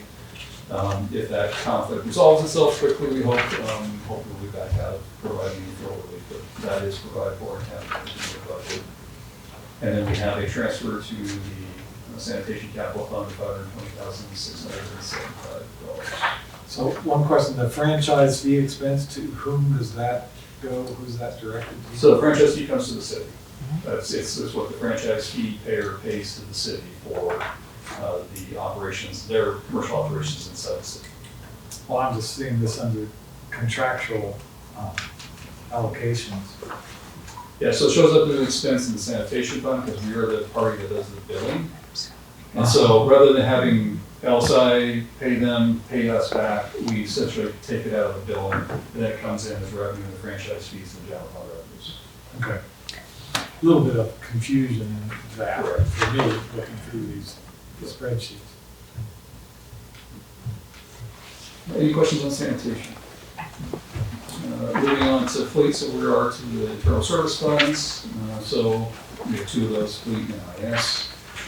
Full-time wages, again, the top three, COLA, performance increase. We do have kind of a continued elevated fuel price, but not dramatically so. Heat, lights, and utilities are elevated a little bit to reflect the Vista rate increase and the addition of a new fleet facility. And janitorial services did increase as well because we'll have a new facility that will have to have janitorial services and service there. The internal service charge, you may see, jumped about $100,000 this year, and that's the internal service charge of paying essentially the general fund for the services provided to the fleet fund. That is, that allocation model is based on actual expenses, and so the actual expenses out of the fund is one of the metrics of the allocation of the internal general fund services, and it's based on the prior year's final audited amount, so it's FY2027's final audited amount.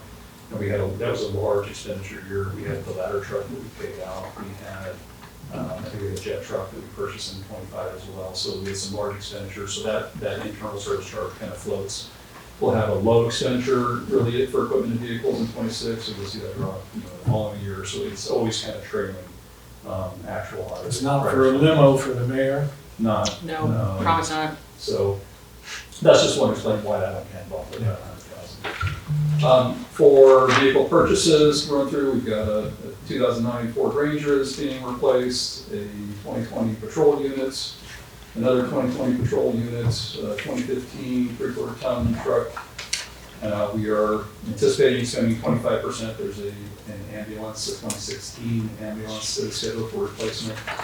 So we have 25% of that cost budgeted, a replacement of a 2006 half ton, another 2006 half-ton, and a 2003 bucket truck, which is probably one of the larger pieces of equipment we've got scheduled. And then for the water department, a side-by-side utility with snow plow for winter operations around water facilities. And that's so that's all the rolling stock we've got scheduled. Bill or Tyler, what is the metric or what are the various matrices by which you determine that there's no regular life continuation on some of these vehicles to warrant increases? Yeah, so when we look at a class of vehicles, what we look at is we look at the maintenance history on the class of vehicles. So we try and really time it out in an appropriate way so that the maintenance costs don't outstrip the value that we're getting. So that's really the primary matrices is that we're looking at the efficient use of the vehicle. With the government bidding, we get pretty good pricing still on vehicles. That's really what we'll do. As we come up to that useful life cycle on the vehicle, we will do some additional. So you'll see that some of these have some consistent times that these have been in the fleet, but you look at like those Chevy half tons, they've been in the fleet for 20 years. And that's longer than our service interval, but that's because for some of those vehicles, like these two, after they've done service in a department, we might kick those into the parks department for summer help to go around and gather garbage. Things like that. We don't need a newer vehicle for that. It's something that we can kick one of those vehicles down. So we do try and bleed as much life as we can reasonably get out of these. But then there's also the consideration of trying to have, we get a little bit of value when we surplus them as well. And so we'll do a determination of whether it's best to put those in the auction or to use them as a trade, and where we get the best bang for the buck to try and optimize that. I don't know if that answers your question. No, it does. I just wanted a little bit more background on how, you provided it. Thank you. Other questions? Actually, my last question, because I got it from the public. Remind me how many, someone said that we had 250 vehicles in fleet or something bananas like that, and I think where there can be some confusion is that includes all rolling stock, and so that'll include every trailer, anything that has a fleet number would be included in that, and so that includes things like generators, trailers, weed whackers, lawn mowers, and so that doesn't really reflect the actual with a motor rolling stock that we have. And so how many cars or trucks? I think our total with an engine rolling stock number is closer to about 130 total units across the city, but I can verify that for you, Mary. That works, but it's like, just, when you hear that number, I'm guessing it's similar to when people throw out the, why are you double the budget of Coeur d'Alene, and it's like, there's context to the number, so. Because we have a lot more trucks. I'm pretty sure. We like new trucks. It's like, oh, that's where I say, you didn't get a new truck too? You wouldn't believe how many people try and convince us within staff that they need a vehicle, and we're telling them no. Well, I see an opportunity there. Yeah. I just got a car and I don't. Yeah. There's an opportunity there to buy up to those $40,000 trucks and resell them at 55. Yeah. That's how we're gonna get this up. Yeah, get a lawyer though. Our information systems, We're gonna need one. Yeah. we can't afford them. Obviously, we appreciate all electronic equipment, computers, phones, copiers, printers, and then we take the labor costs of the IS department that gets allocated across all departments based on how many machines, users, phones, copiers they have. We did go through this year and kind of made sure that we tightened up our anticipated future equipment cost replacements, just to reduce those down a little bit, just to make sure that we weren't over accumulating. So overall, so those flow through the information systems service fees that get charged to the departments. It's both depreciation and replacement of equipment as well as the IS personnel labor cost and then any specialized software that department has that IS maintains. So overall, that service fee dropped by about 2% for this year. Again, full-time wages, health insurance, courtesy, that internal service charge, again, very much like we talked about the fleet departments. There was a large expenditure year for the IS fund, and so I think we had a little bit of a bump on the internal service charge based on those audited numbers. Professional services have increased by 6% due to the software renewal and increase in prices. Pretty much you can count on somewhere between 3 and 5% or more per year with every Microsoft and every other software vendor increasing their costs every year.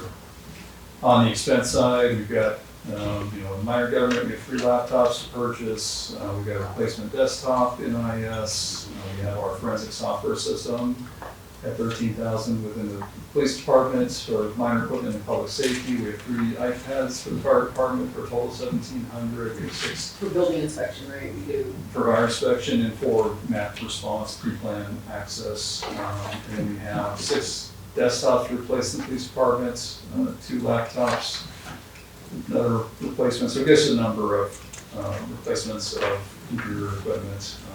That's typical. We generally program a 4-year life on computers.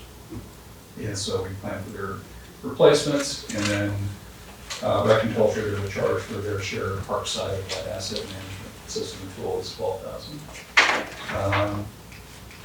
For the engineering desktops, how many are there? I think it's that number, so typically they run about 2,500 because we get a little bit, we've gone to like liquid cooled higher because it higher horsepower for AutoCAD. So I think they're closer, like where a typical desktop is 1,100, I think we're closer to 2,500 on the engineer's system. That's about what I have to do too. So I'm guessing that's about 3 or 4, somewhere in that ballpark.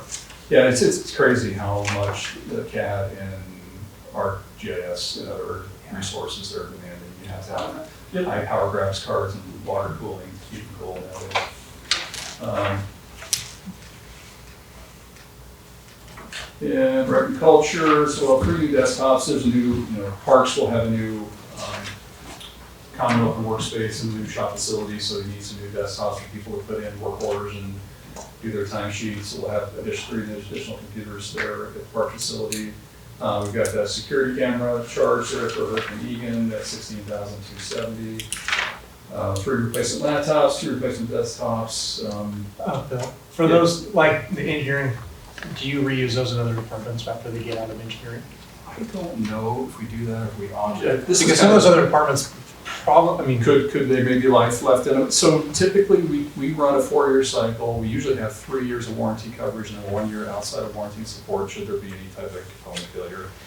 And then it's kind of an assessment again, very much like fleet of is there value in the option or could this be repurposed? We try not to hold old computers in the system that are going to be outside of warranty support. And there's a cybersecurity risk if you have devices sitting in your network. But I think we're kind of on the first iteration of those machines maybe being replaced, because you didn't have to have that kind of machine. I mean, you had to have more RAM. right. But I think this round of replacements is about the first, 4-year mark of those machines being replaced, and I'll talk with Chris. My assumption is we would surplus them and sell them, but we can certainly see. That's Yeah. For minor equipment agriculture, because we kind of walked through that, talked about again for streets, asset management at 20,500. Underwater, the asset management share is 30,000. A few replacement machines, sewers share of the asset management is 30,000. And then we have some minor equipment at sewer for some industrial display seed at the work facility at 6,000. Again, so as its share of the asset management at 18,000. So software and hardware. Any questions on that? Okay, then we'll shift to the capital, run the home stretch. Once we hit capital runs, we'll run the home stretch. Did I miss maybe those? Yeah, we went through. We did some Very work. Okay. Very modest. More than those changes. Water capital fund revenue. So again, the transfer capital funds, typically it's interest earnings and transfers in are going to be their primary revenue sources. So transferring from the water funds, water capital is $3,002,482. Beginning fund balance, which is the existing accumulation of $13,092,931, and then investment interest earnings at $364,000. Expenses, it's going to be a light water year. We've got some large projects we're currently working on. So as far as actually capital expenditures, going to be fairly light for the water fund next year. So we'll have $207,000 in water system improvements.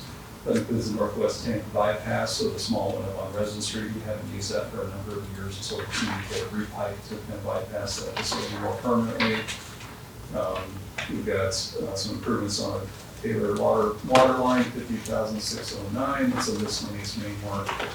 And then we have an ending fund balance of $16,252,000. When we give expenses for those projects, that's what the assumption is going to be bid. It's gonna be done out. That's the engineer's estimate for the scope of work. Right, because everything else is just wrapped into the operation cost of that enterprise. Sewer capital fund, again, transfer in $4,025,498, beginning fund balance $27,092,328.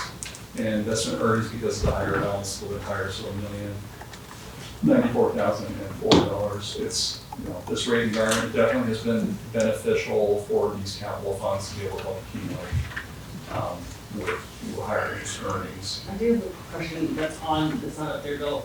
I don't remember, 24-25 shows a donation contribution to the sewer capital of 190,000. Is that like a transfer? So, Let's see, page 313, at least in our binders here. It's got a GL if you want it. 24-25. I'm not used to that. 330,000,476,01. 476,01. It disappeared though, so I got well used. I'm wondering if it's actually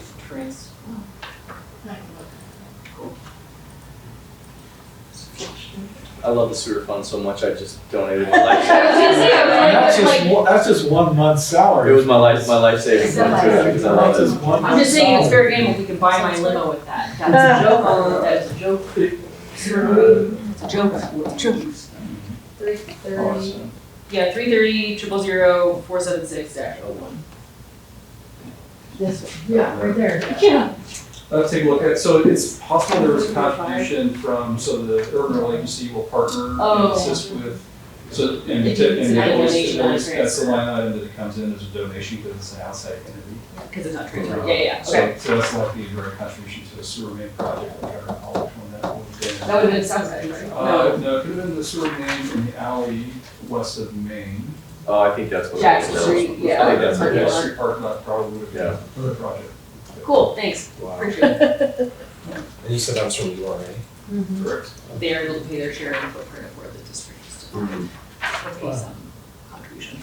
So on the expense side for sewer capital fund, we've got sewer main programs, kind of general repair and maintenance for it, so it happens over the course of the year. We've got about 1.4 million programs at the water reclamation facility, so completion of screw pump replacement, filtration improvements, and biological treatment improvements. That's 605,000, and then energy supply and control, and then we'll be wrapping up the mall lift stations to be kicking off here real soon, or already kicking out. At 307,583. And that'll leave us with an ending fund balance of about 30,292,200. And And that fund balance that'll be used for this upcoming work that we're gonna have at the wastewater treatment plant. We've got a lot of upcoming. Yeah, we're looking on the So we're sewer, still short. sewer side, Yes. we've got, in the next 10 years, we've got 64 million Yeah. of program improvements. So in 5 years, we're gonna try to double that amount. And we're accumulating 4 million a year, Okay. so you've got 40, that be added to this balance, it gets us about on the mark. And the rate study adjusts the rates to fund the capital transfers to meet this gap. The rate study anticipates funding the capital transfers, and the rate study as it was presented doesn't anticipate debt. That the city's strategy historically has been, we have some debt where it makes sense, but by and large, we try and fund projects. And if you had to get debt for wastewater retreatment or treatment plant, that would probably come through DEQ. You probably. Depending on where we get the best But I mean, option. they Certainly, often have revolving lower loan fund, if it's available, it can be very competitive depending on how much money's in the program. Yeah. And so it'll be, sometimes it's based on community need. So there'll be cities like Erie or some smaller cities that have the lesser ability to pay. And so there's no guarantee you're gonna get revolving loan fund with that lower interest rate. So you may be out into the private market to get financing if you were to. And obviously if it was for something that was not eligible for judicial confirmation, then it's an elect we have to take to the ballot for a revenue bond and have the city approve us going into debt to pay for those improvements. Our hope is to avoid that. And Tyler Reveal, I'm trying to remember, it's like the biological treatment improvements. I'm remembering these conversations about chlorine and things to municipal being expensive, chemical-based things being expensive. Does that also apply with whatever we see increases? Yeah, We're in the operating. operational budget in sewer, you saw an increase for our chlorine as well. Our chemicals, alum went up pretty significantly, chlorine went up pretty significantly, but that's captured in the operational budget. Stormwater capital investment earnings, 12,222. Storm transfer this year is 309,873, and gain fund balance of 542.43. On the expense side, we've identified 333,270 in repairs, 15,000 general maintenance, and then we have a large storm replacement project on Roosevelt Street, 318,270. And we have an ending fund balance of 529,068. And stormwater currently has about $5.5 million in improvements programmed the next 5 years. How's our outlook on that change after that flood event this past spring, winter spring? No, I mean, in reality, flooding is going to occur. We have some of the activities identified in the stormwater fund are creek maintenance, but that's really not going to prohibit flooding. It's not going to stop flooding from occurring. We're hoping to help reduce flooding during smaller flow events. In that case, so once we get to the 50-year and beyond events, we'll be outside the bank, even with creek maintenance activities. So it's just the functions of the physics of the lay of the land and where the water flows. We did the flood hazard mitigation study, and there was no silver bullet. We had too much low-lying area. And really, the only solution would be a Colfax-like channel that would run all through town.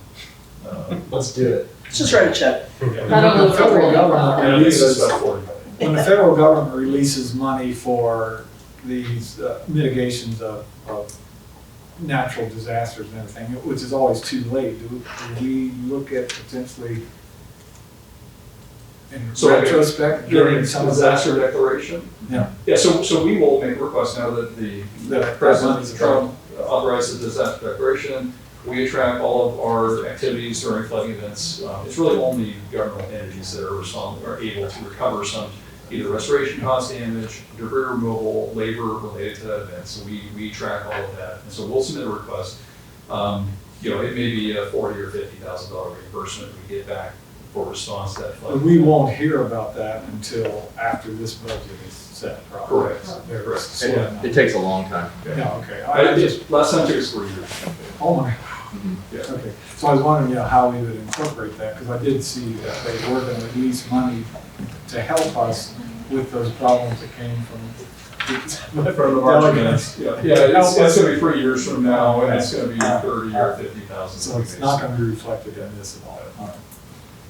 All right. Sanitation capital, on the revenue side, 487,000 in interest earnings, transfer from sanitation fund at 520, beginning fund balance of 11.6.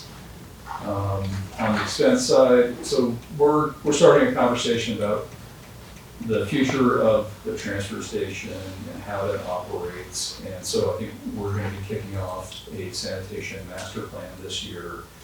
We are the existing transfer station. It's kind of a unique situation of how the city has put itself kind of in the center of the solid waste program for Lake County. We contract with small cities and we contract with Lake County for rural residents that once they contract for somebody to do the collections from people's homes and businesses and they drop it on the transfer station floor, we take responsibility for their waste to haul it to Portland, Oregon for ultimate disposal. It's just an economy of scale situation of where we're 2/3 of the waste generation in the county. We've got the staff and the ability to contract and with providers to provide that service. We contract with LSI for the operation of the transfer station. And the transfer station was constructed in 1993 following the EPA guidelines on landfills and required for land lining and monitoring. And it was a privately operated landfill by the Johnsons, and that's just where the county's waste went to. When those standards were imposed, there was a lot of flurry of activity happening between 91 and 93 about what do we do. And ultimately, the decision was to build a transfer station and to export our waste. And the city took the position of being the only entity that had the financial capability and the wherewithal to do it. And so ultimately, We ended up funding the construction of the transfer station in '93, but we don't own it. We contractually control everything LSI in the Northwest does on their property, but we don't have actual fee simple ownership interest in the building. The transfer station is reaching end of life, both capacity, condition, the concrete floor, the rebar's exposed.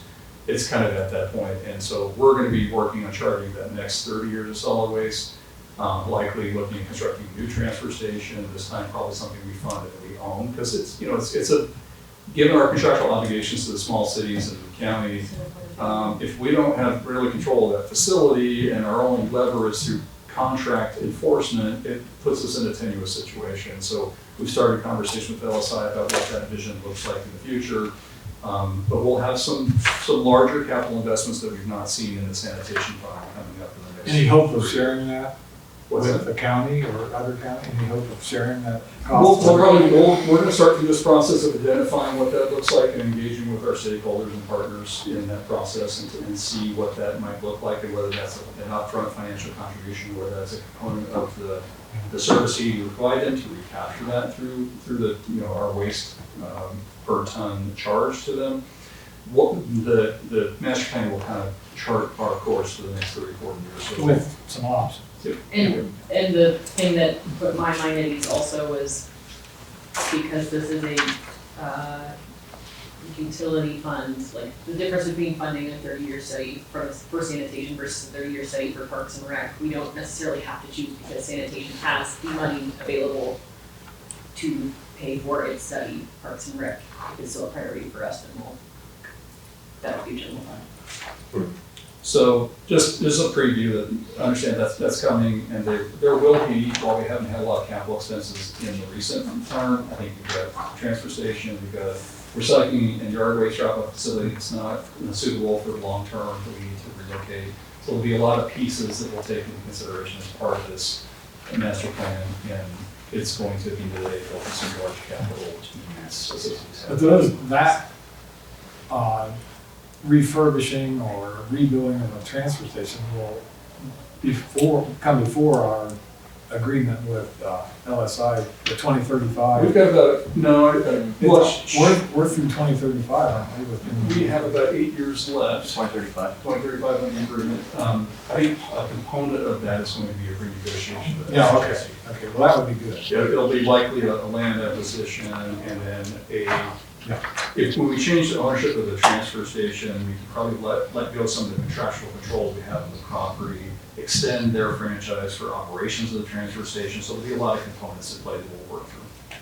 Yeah, just curious how those two things would overlap. So that's largely what we have anticipated for those larger capital expansions there. So capital projects fund. The capital project funds captures all really general funded capital activities. So it's streets, parks, facilities. So on the revenue side, we have, so there's one thing that I'll identify in this slide. So you see the bolded number.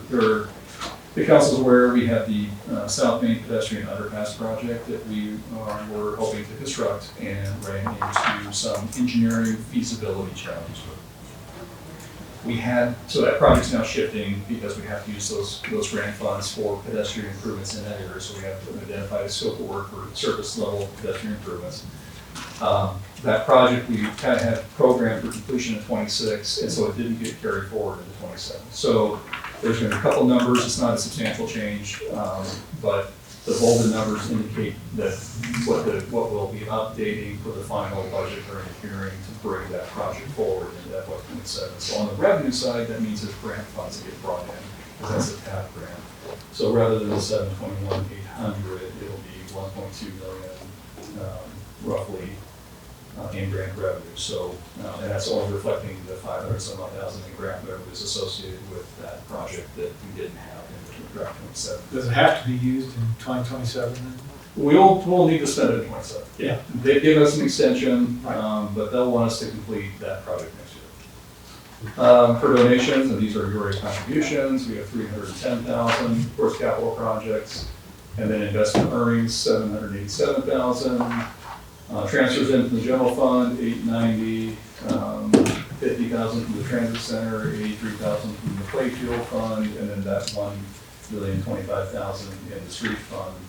And then we had a beginning fund balance, a projected beginning fund balance of roughly about 13.5 million. On the expense, we've got about 1.1 million scheduled for buildings and general government. So we'll have the second phase, this is largely the remodel of the existing shop facility. So 785,000 for that project. We have a HVAC system replacement at Station 3, roof coating at the library, continuation of the animal shelter assessment. So we made a commitment to the Humane Society to work through an interim study to see what we could reasonably accomplish to improve operations of that facility. You may recall they had engaged an independent separate design and came up with a $7 million, $10 million facility. It was beautiful, but it's just not something we're in a position to be able to fund. So, but we did commit to looking at an assessment of the facility. It's been delayed kind of our staff change over a little bit, but we're going to get that kicked off this fall. So we're carrying some funding over to get that completed next year. We got the replacement at the HERC, which we got 185 scheduled for that, and then the fire animal replacement at the HERC as well, another 50,000. There is that transfer to the Rec and Culture Fund for the 160. That is that Parks and Rec master plan at 130, and the downtown tree management plan for 30,000. So this one's a little bit unusual this year, seeing that money flowing that way back to the operating fund. But this year was tight. And it is related to the capital piece, so that is why we can transfer it, it's not just arbitrarily moving. And they're all general fund monies that do flow to the capital fund and can flow back for general fund activities. Streetscape program, we have 306,000 budgeted, so again, that's the South Couplet beautification design, downtown streetscape design again, and then the South City limits sign. So a program, we always allocate 100,000 for non-compliant ADA ramps. So as we work towards our transition plan to address non-compliant pedestrian ramps, and then we have about 1.3 million in roadway improvement program. That number will be a little bit higher. So the north-south Mountain View at 205,000. We have. So that's the current projects that will be rolling into next fiscal year. So these are expenses for the taps that are currently ongoing. They won't fill out, they won't be completed this fiscal year. They'll roll in and certainly invoicing will roll into next fiscal year. So that's the 205,000 on the Mountain View projects currently under construction. What was the South Main pedestrian crossing, which was the underpass, is actually will be 798 as full construction costs next year. 205, 600 in the draft budget. We have the Rise Narrow pathway, which is a connection between the pathway SCL constructed in front of their property, and then you have Pine Land that's kind of in between us and where the sidewalks in an ITD's project. So we're planning to do a pathway extension from the end of the existing sidewalks to connect with the pathway that SCL constructed as part of the front end improvements for their facility. And then we have a pavement restoration project on Taylor at 364,000, and then beginning design on D Street. That was the project that actually got pushed back a year, so we'll kind of take a look at that. But the money will still be available for that. The design we could fund internally. Right, I mean, the project got pushed back, but we moved the project forward because of the expectations. Because that was actually broken up in multiple phases over an extended period of time. We then moved it forward once the grant funding was available. We moved back again. We could certainly fund the design work until the grant funds are available for. So it's got moved back because the grant funds that were available are delayed. Yeah. Okay. And then we have our service treatment program that we have 359,000. And remind me, that was what we had just discussed in Azure Community, wasn't it? Yeah, where the bid came in way too high, it was recommended by staff. The service treatment program. Yeah, service treatment. So service treatment, we did the asphalt reverse chip seal bid, and that came in substantially higher. And we do service treatment pretty much almost every year. We try to have a service treatment program. We target about 350,000 a year, so we can prolong and maximize the life of the roadways. So this one, we'll have to take a look at whether slurry or AR maybe changes, or we can find other cities are willing to get into AR to try to reduce the mobilization cost and cost. But that, yeah, surface treatment will be on ongoing every year this county.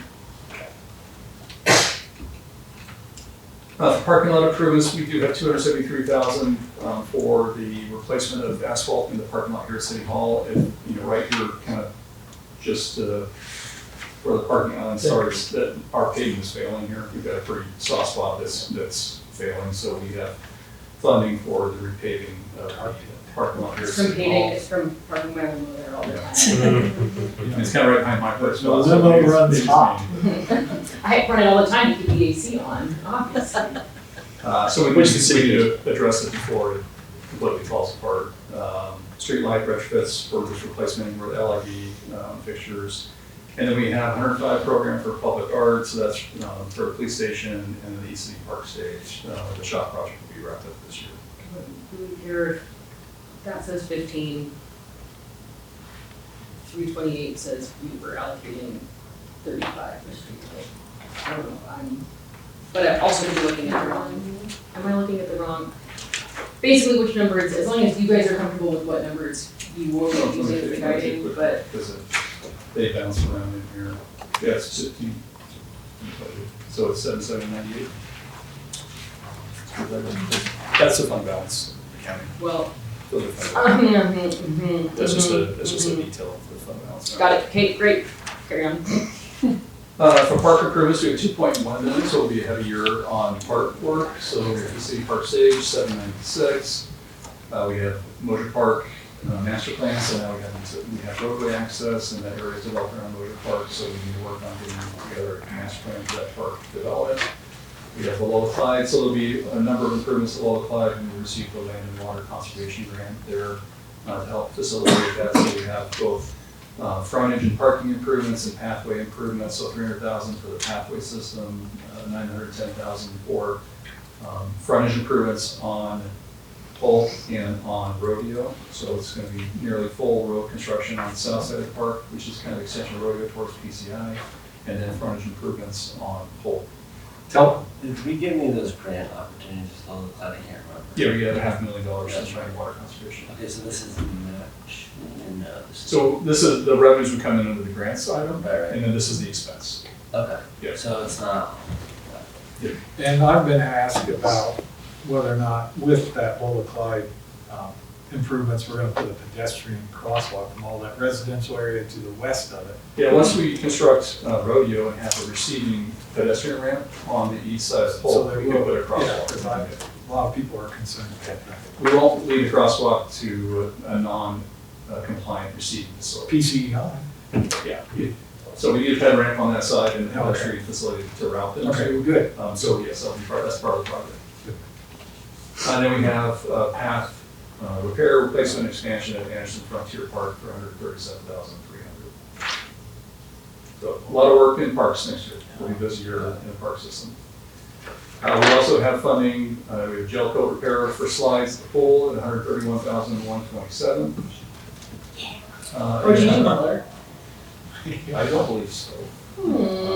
And then we've got any fund balance then, so the bolded, essentially the difference between the grant revenues and the expenses for the South Main project is about $35,000. So that will show an ending fund balance about $35,000 lower than what's in the draft budget. So the bold number should be about what it is. That's all going to be subject to flux, that if we end up putting that position in for legal, it's going to reduce our capital transfer that will then flow through, that will drop by whatever amount that is in the capital fund. So just be aware that that number is subject to change, but I knew of the South Main projects being missed and needed to update that there. But so don't be surprised if that's another $30,000 or $40,000 lower to get to the budget here.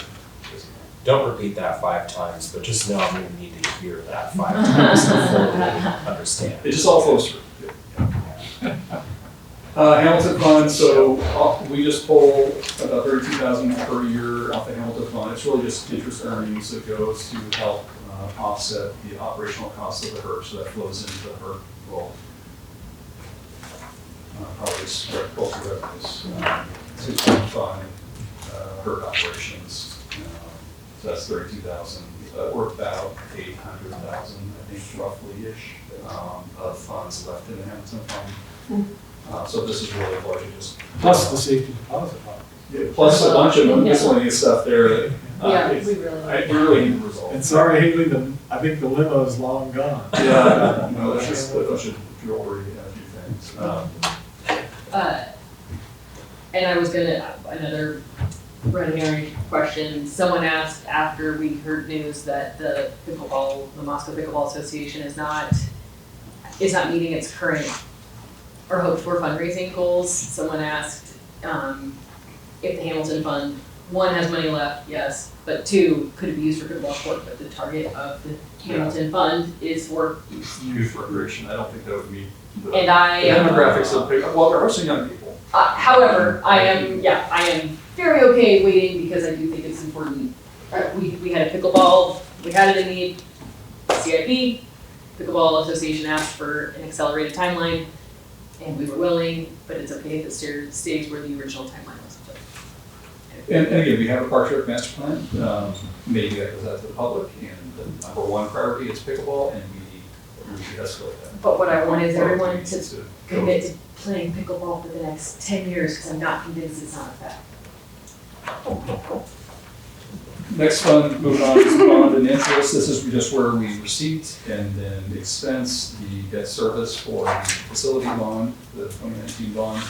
So, here, which button I'm clicking, 3 different buttons. So revenues for the fund is $1,062,000. So we have the $1,046,200 that is levied through property tax. We have $16,070 in interest earnings for expense of $1,062,270. So out of that expense, we've got fiscal agent fee at $600. We have our principal payment at $930, our interest payment at $116, $200, and then a small ending fund balance of $15,470.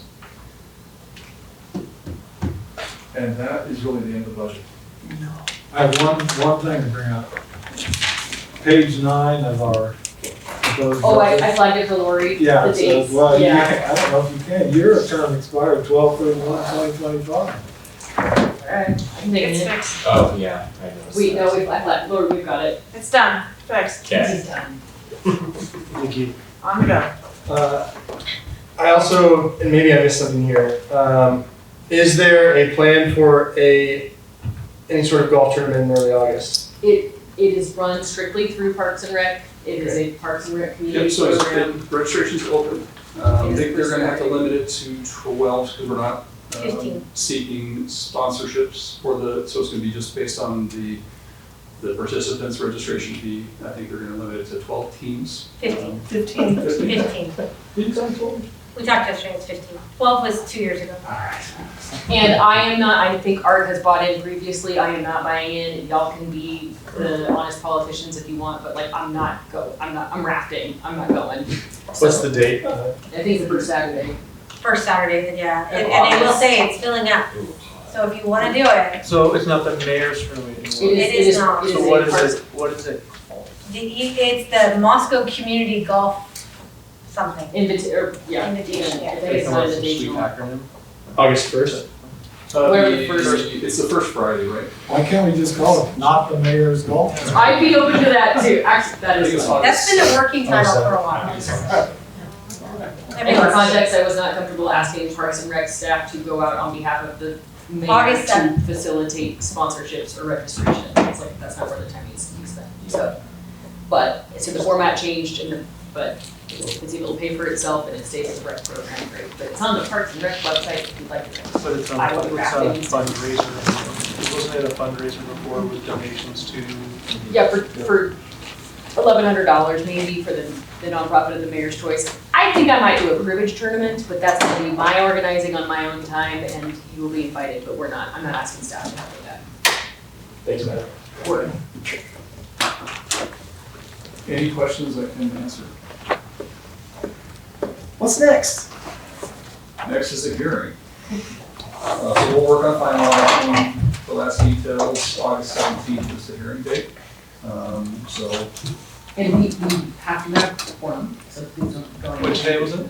August 17th, so it's gonna be the second meeting in August. We really do need a quorum there because we pushed it back 2 weeks this year. because we're always battling, the county isn't getting the final new construction numbers till like the last week of July, and so we're having to revise numbers from our publication dates. We published one number, second publication required to have our changing numbers between. So we made the decision to go ahead and push it back 2 weeks, but we'll need to get it approved at that meeting. But otherwise, we'd have to schedule it, just normal. Just normal. Yeah, 7 days, you know, you do it. So like, tell me now, or by the end of the day, if there is any chance of you not being here, but So we're looking Please at a don't different miss calendar, it's the. 17 is the second meeting of August. Guess I'll check with my doctor, see if I'm still gonna be here. I think if you're dead, we don't need to worry about the quorum, because we have a quorum. Others. Oh, You're not gonna make it, you're not gonna. Yeah, how many of I guess us a quick died question before about- that? It's still Sure, there. so I don't think you're planning on it. So this is included, are we going to have a separate meeting about because this is all part of this RAC meeting that you're talking about. So, What is this? this is really an internal document, and we won't make it publicly available, but it's not, Yeah. you know, this is just our forecast for future investment and capital needs. Okay. And so we present it to the council with the budget, and we'll get you a bound and copy. We were rushing just to get it done this year. Okay. There's no formal action we ask the council to take. It's really to help inform the council and the community. Really, the actions are every year, the projects that we truly commit appropriations to. This is so that the public understands and you understand what we see the long-term needs are.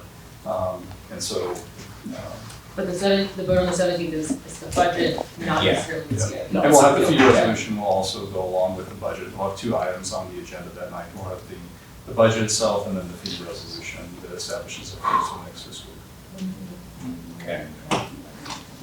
Typically, we can send it out a couple weeks. The fee resolution is a much smaller document. We'll send it out to you a couple weeks before the meeting. We'll have it wrapped up. The fee resolution ended up being where we got a few more comments than I expected from the public after we passed it, but it was just bringing us back up to paying for our staff. That was just the wine, yeah, So- pure wine licensing increase. And we made some. And we've seen all of that. I mean, Yeah, I mean, we- Meetings and stuff, but that's the Yeah. fee resolution. It's gonna have no surprises in it, so. No, and I mean, the biggest ones are gonna be utility rates, right? So, and you've seen that in the rate study, those are Yeah, gonna be the right. big ones. Yeah. And other ones, they're just gonna be 3 to 5% typical increases or even fees that we may recommend. So there shouldn't be anything really surprising. Utility rates are gonna be the kind of biggest ones. You've already seen that in the rate study. Can we put out to the public a per household number rather than just a percentage of what we anticipate the base rate would go up? Yeah, and we had that in the presentation of the rate study. Right. We can pull that information back. I'm out. thinking we should, ahead of all this, get that out, not the percentage of anything. This will cost, at every household, whatever, it's about $100 a year. So. Well, yeah, most households, it was a couple bucks a month on the stormwater increase, so it wasn't So I'm substantial. adding them all up, I was thinking, maybe it was $80 a year, I can't remember. I don't even recall with for water, sewer, and storm. What the overall? Typical residential. I don't off top, it is in the presentation that was presented with that. The number that's sticking in my head, but don't quote me on it, I think was about $6 a month. But I can verify, I can send that out. Well, I was thinking Maybe maybe $6 and change. maybe $80 a year. Yeah, it's just good ahead of all this to get those solid numbers out rather than percentages so that the public absorbs it a little bit. And we did reach out to the larger stormwater utility users, so anybody that was in that 10 ERU and above. The top 20% of storm customers, 10 ERU and above. And we always sent them their estimate of what the fee's gonna be, because those are the ones we will see the largest impact, so we've already done outreach there. Everything else is kind of in alignment with inflation, construction inflation, that average, but. It's still gonna surprise But half the household. We sent the communication, we sent a direct communication to all of those top storm customers with their specific estimation for their bill. And what we can do for like the month of August for the utility billing insert in the We city do every newsletter, we would include that in there. So we'll do outreach there as well. 2 last things, so would it be helpful, would you like me to write some verbiage for you to share with your commissions for the updated draft? Fair and numbers. Affordable Housing meets here in about 2 hours. I'd like to Yeah, have I it in should time for 2 remember it hours. that long. But I'm happy to do that and help be the messenger there. And then last thing, council president, council vice president, you guys have anything you wanna put a bow on it before we wrap for the day? It's a wrap. Great. Thanks for the conversation, appreciate Family, I would it. see if you want it, Do you guys want these back? Lori would recycle them if you don't. We will, hold on to hold it. it for now. We'll probably ask you to return them and we'll replace with the updated photos. Or we'll wait till we do the adopted, like, I think just hold them now. We'll present, and we'll have it in the packet, the revised, based on what we said in legal. Once it's adopted, return, we'll give you new sheets and replace it so you've got a copy of the adopted budget. If you want to just go electronic, we can also do that for you as well. Lori will always help us recycle the tax. And don't give it to legal, because they'll redact a lot of the stuff before we see it. Hey, Thank you. thank you. Bill, enjoy.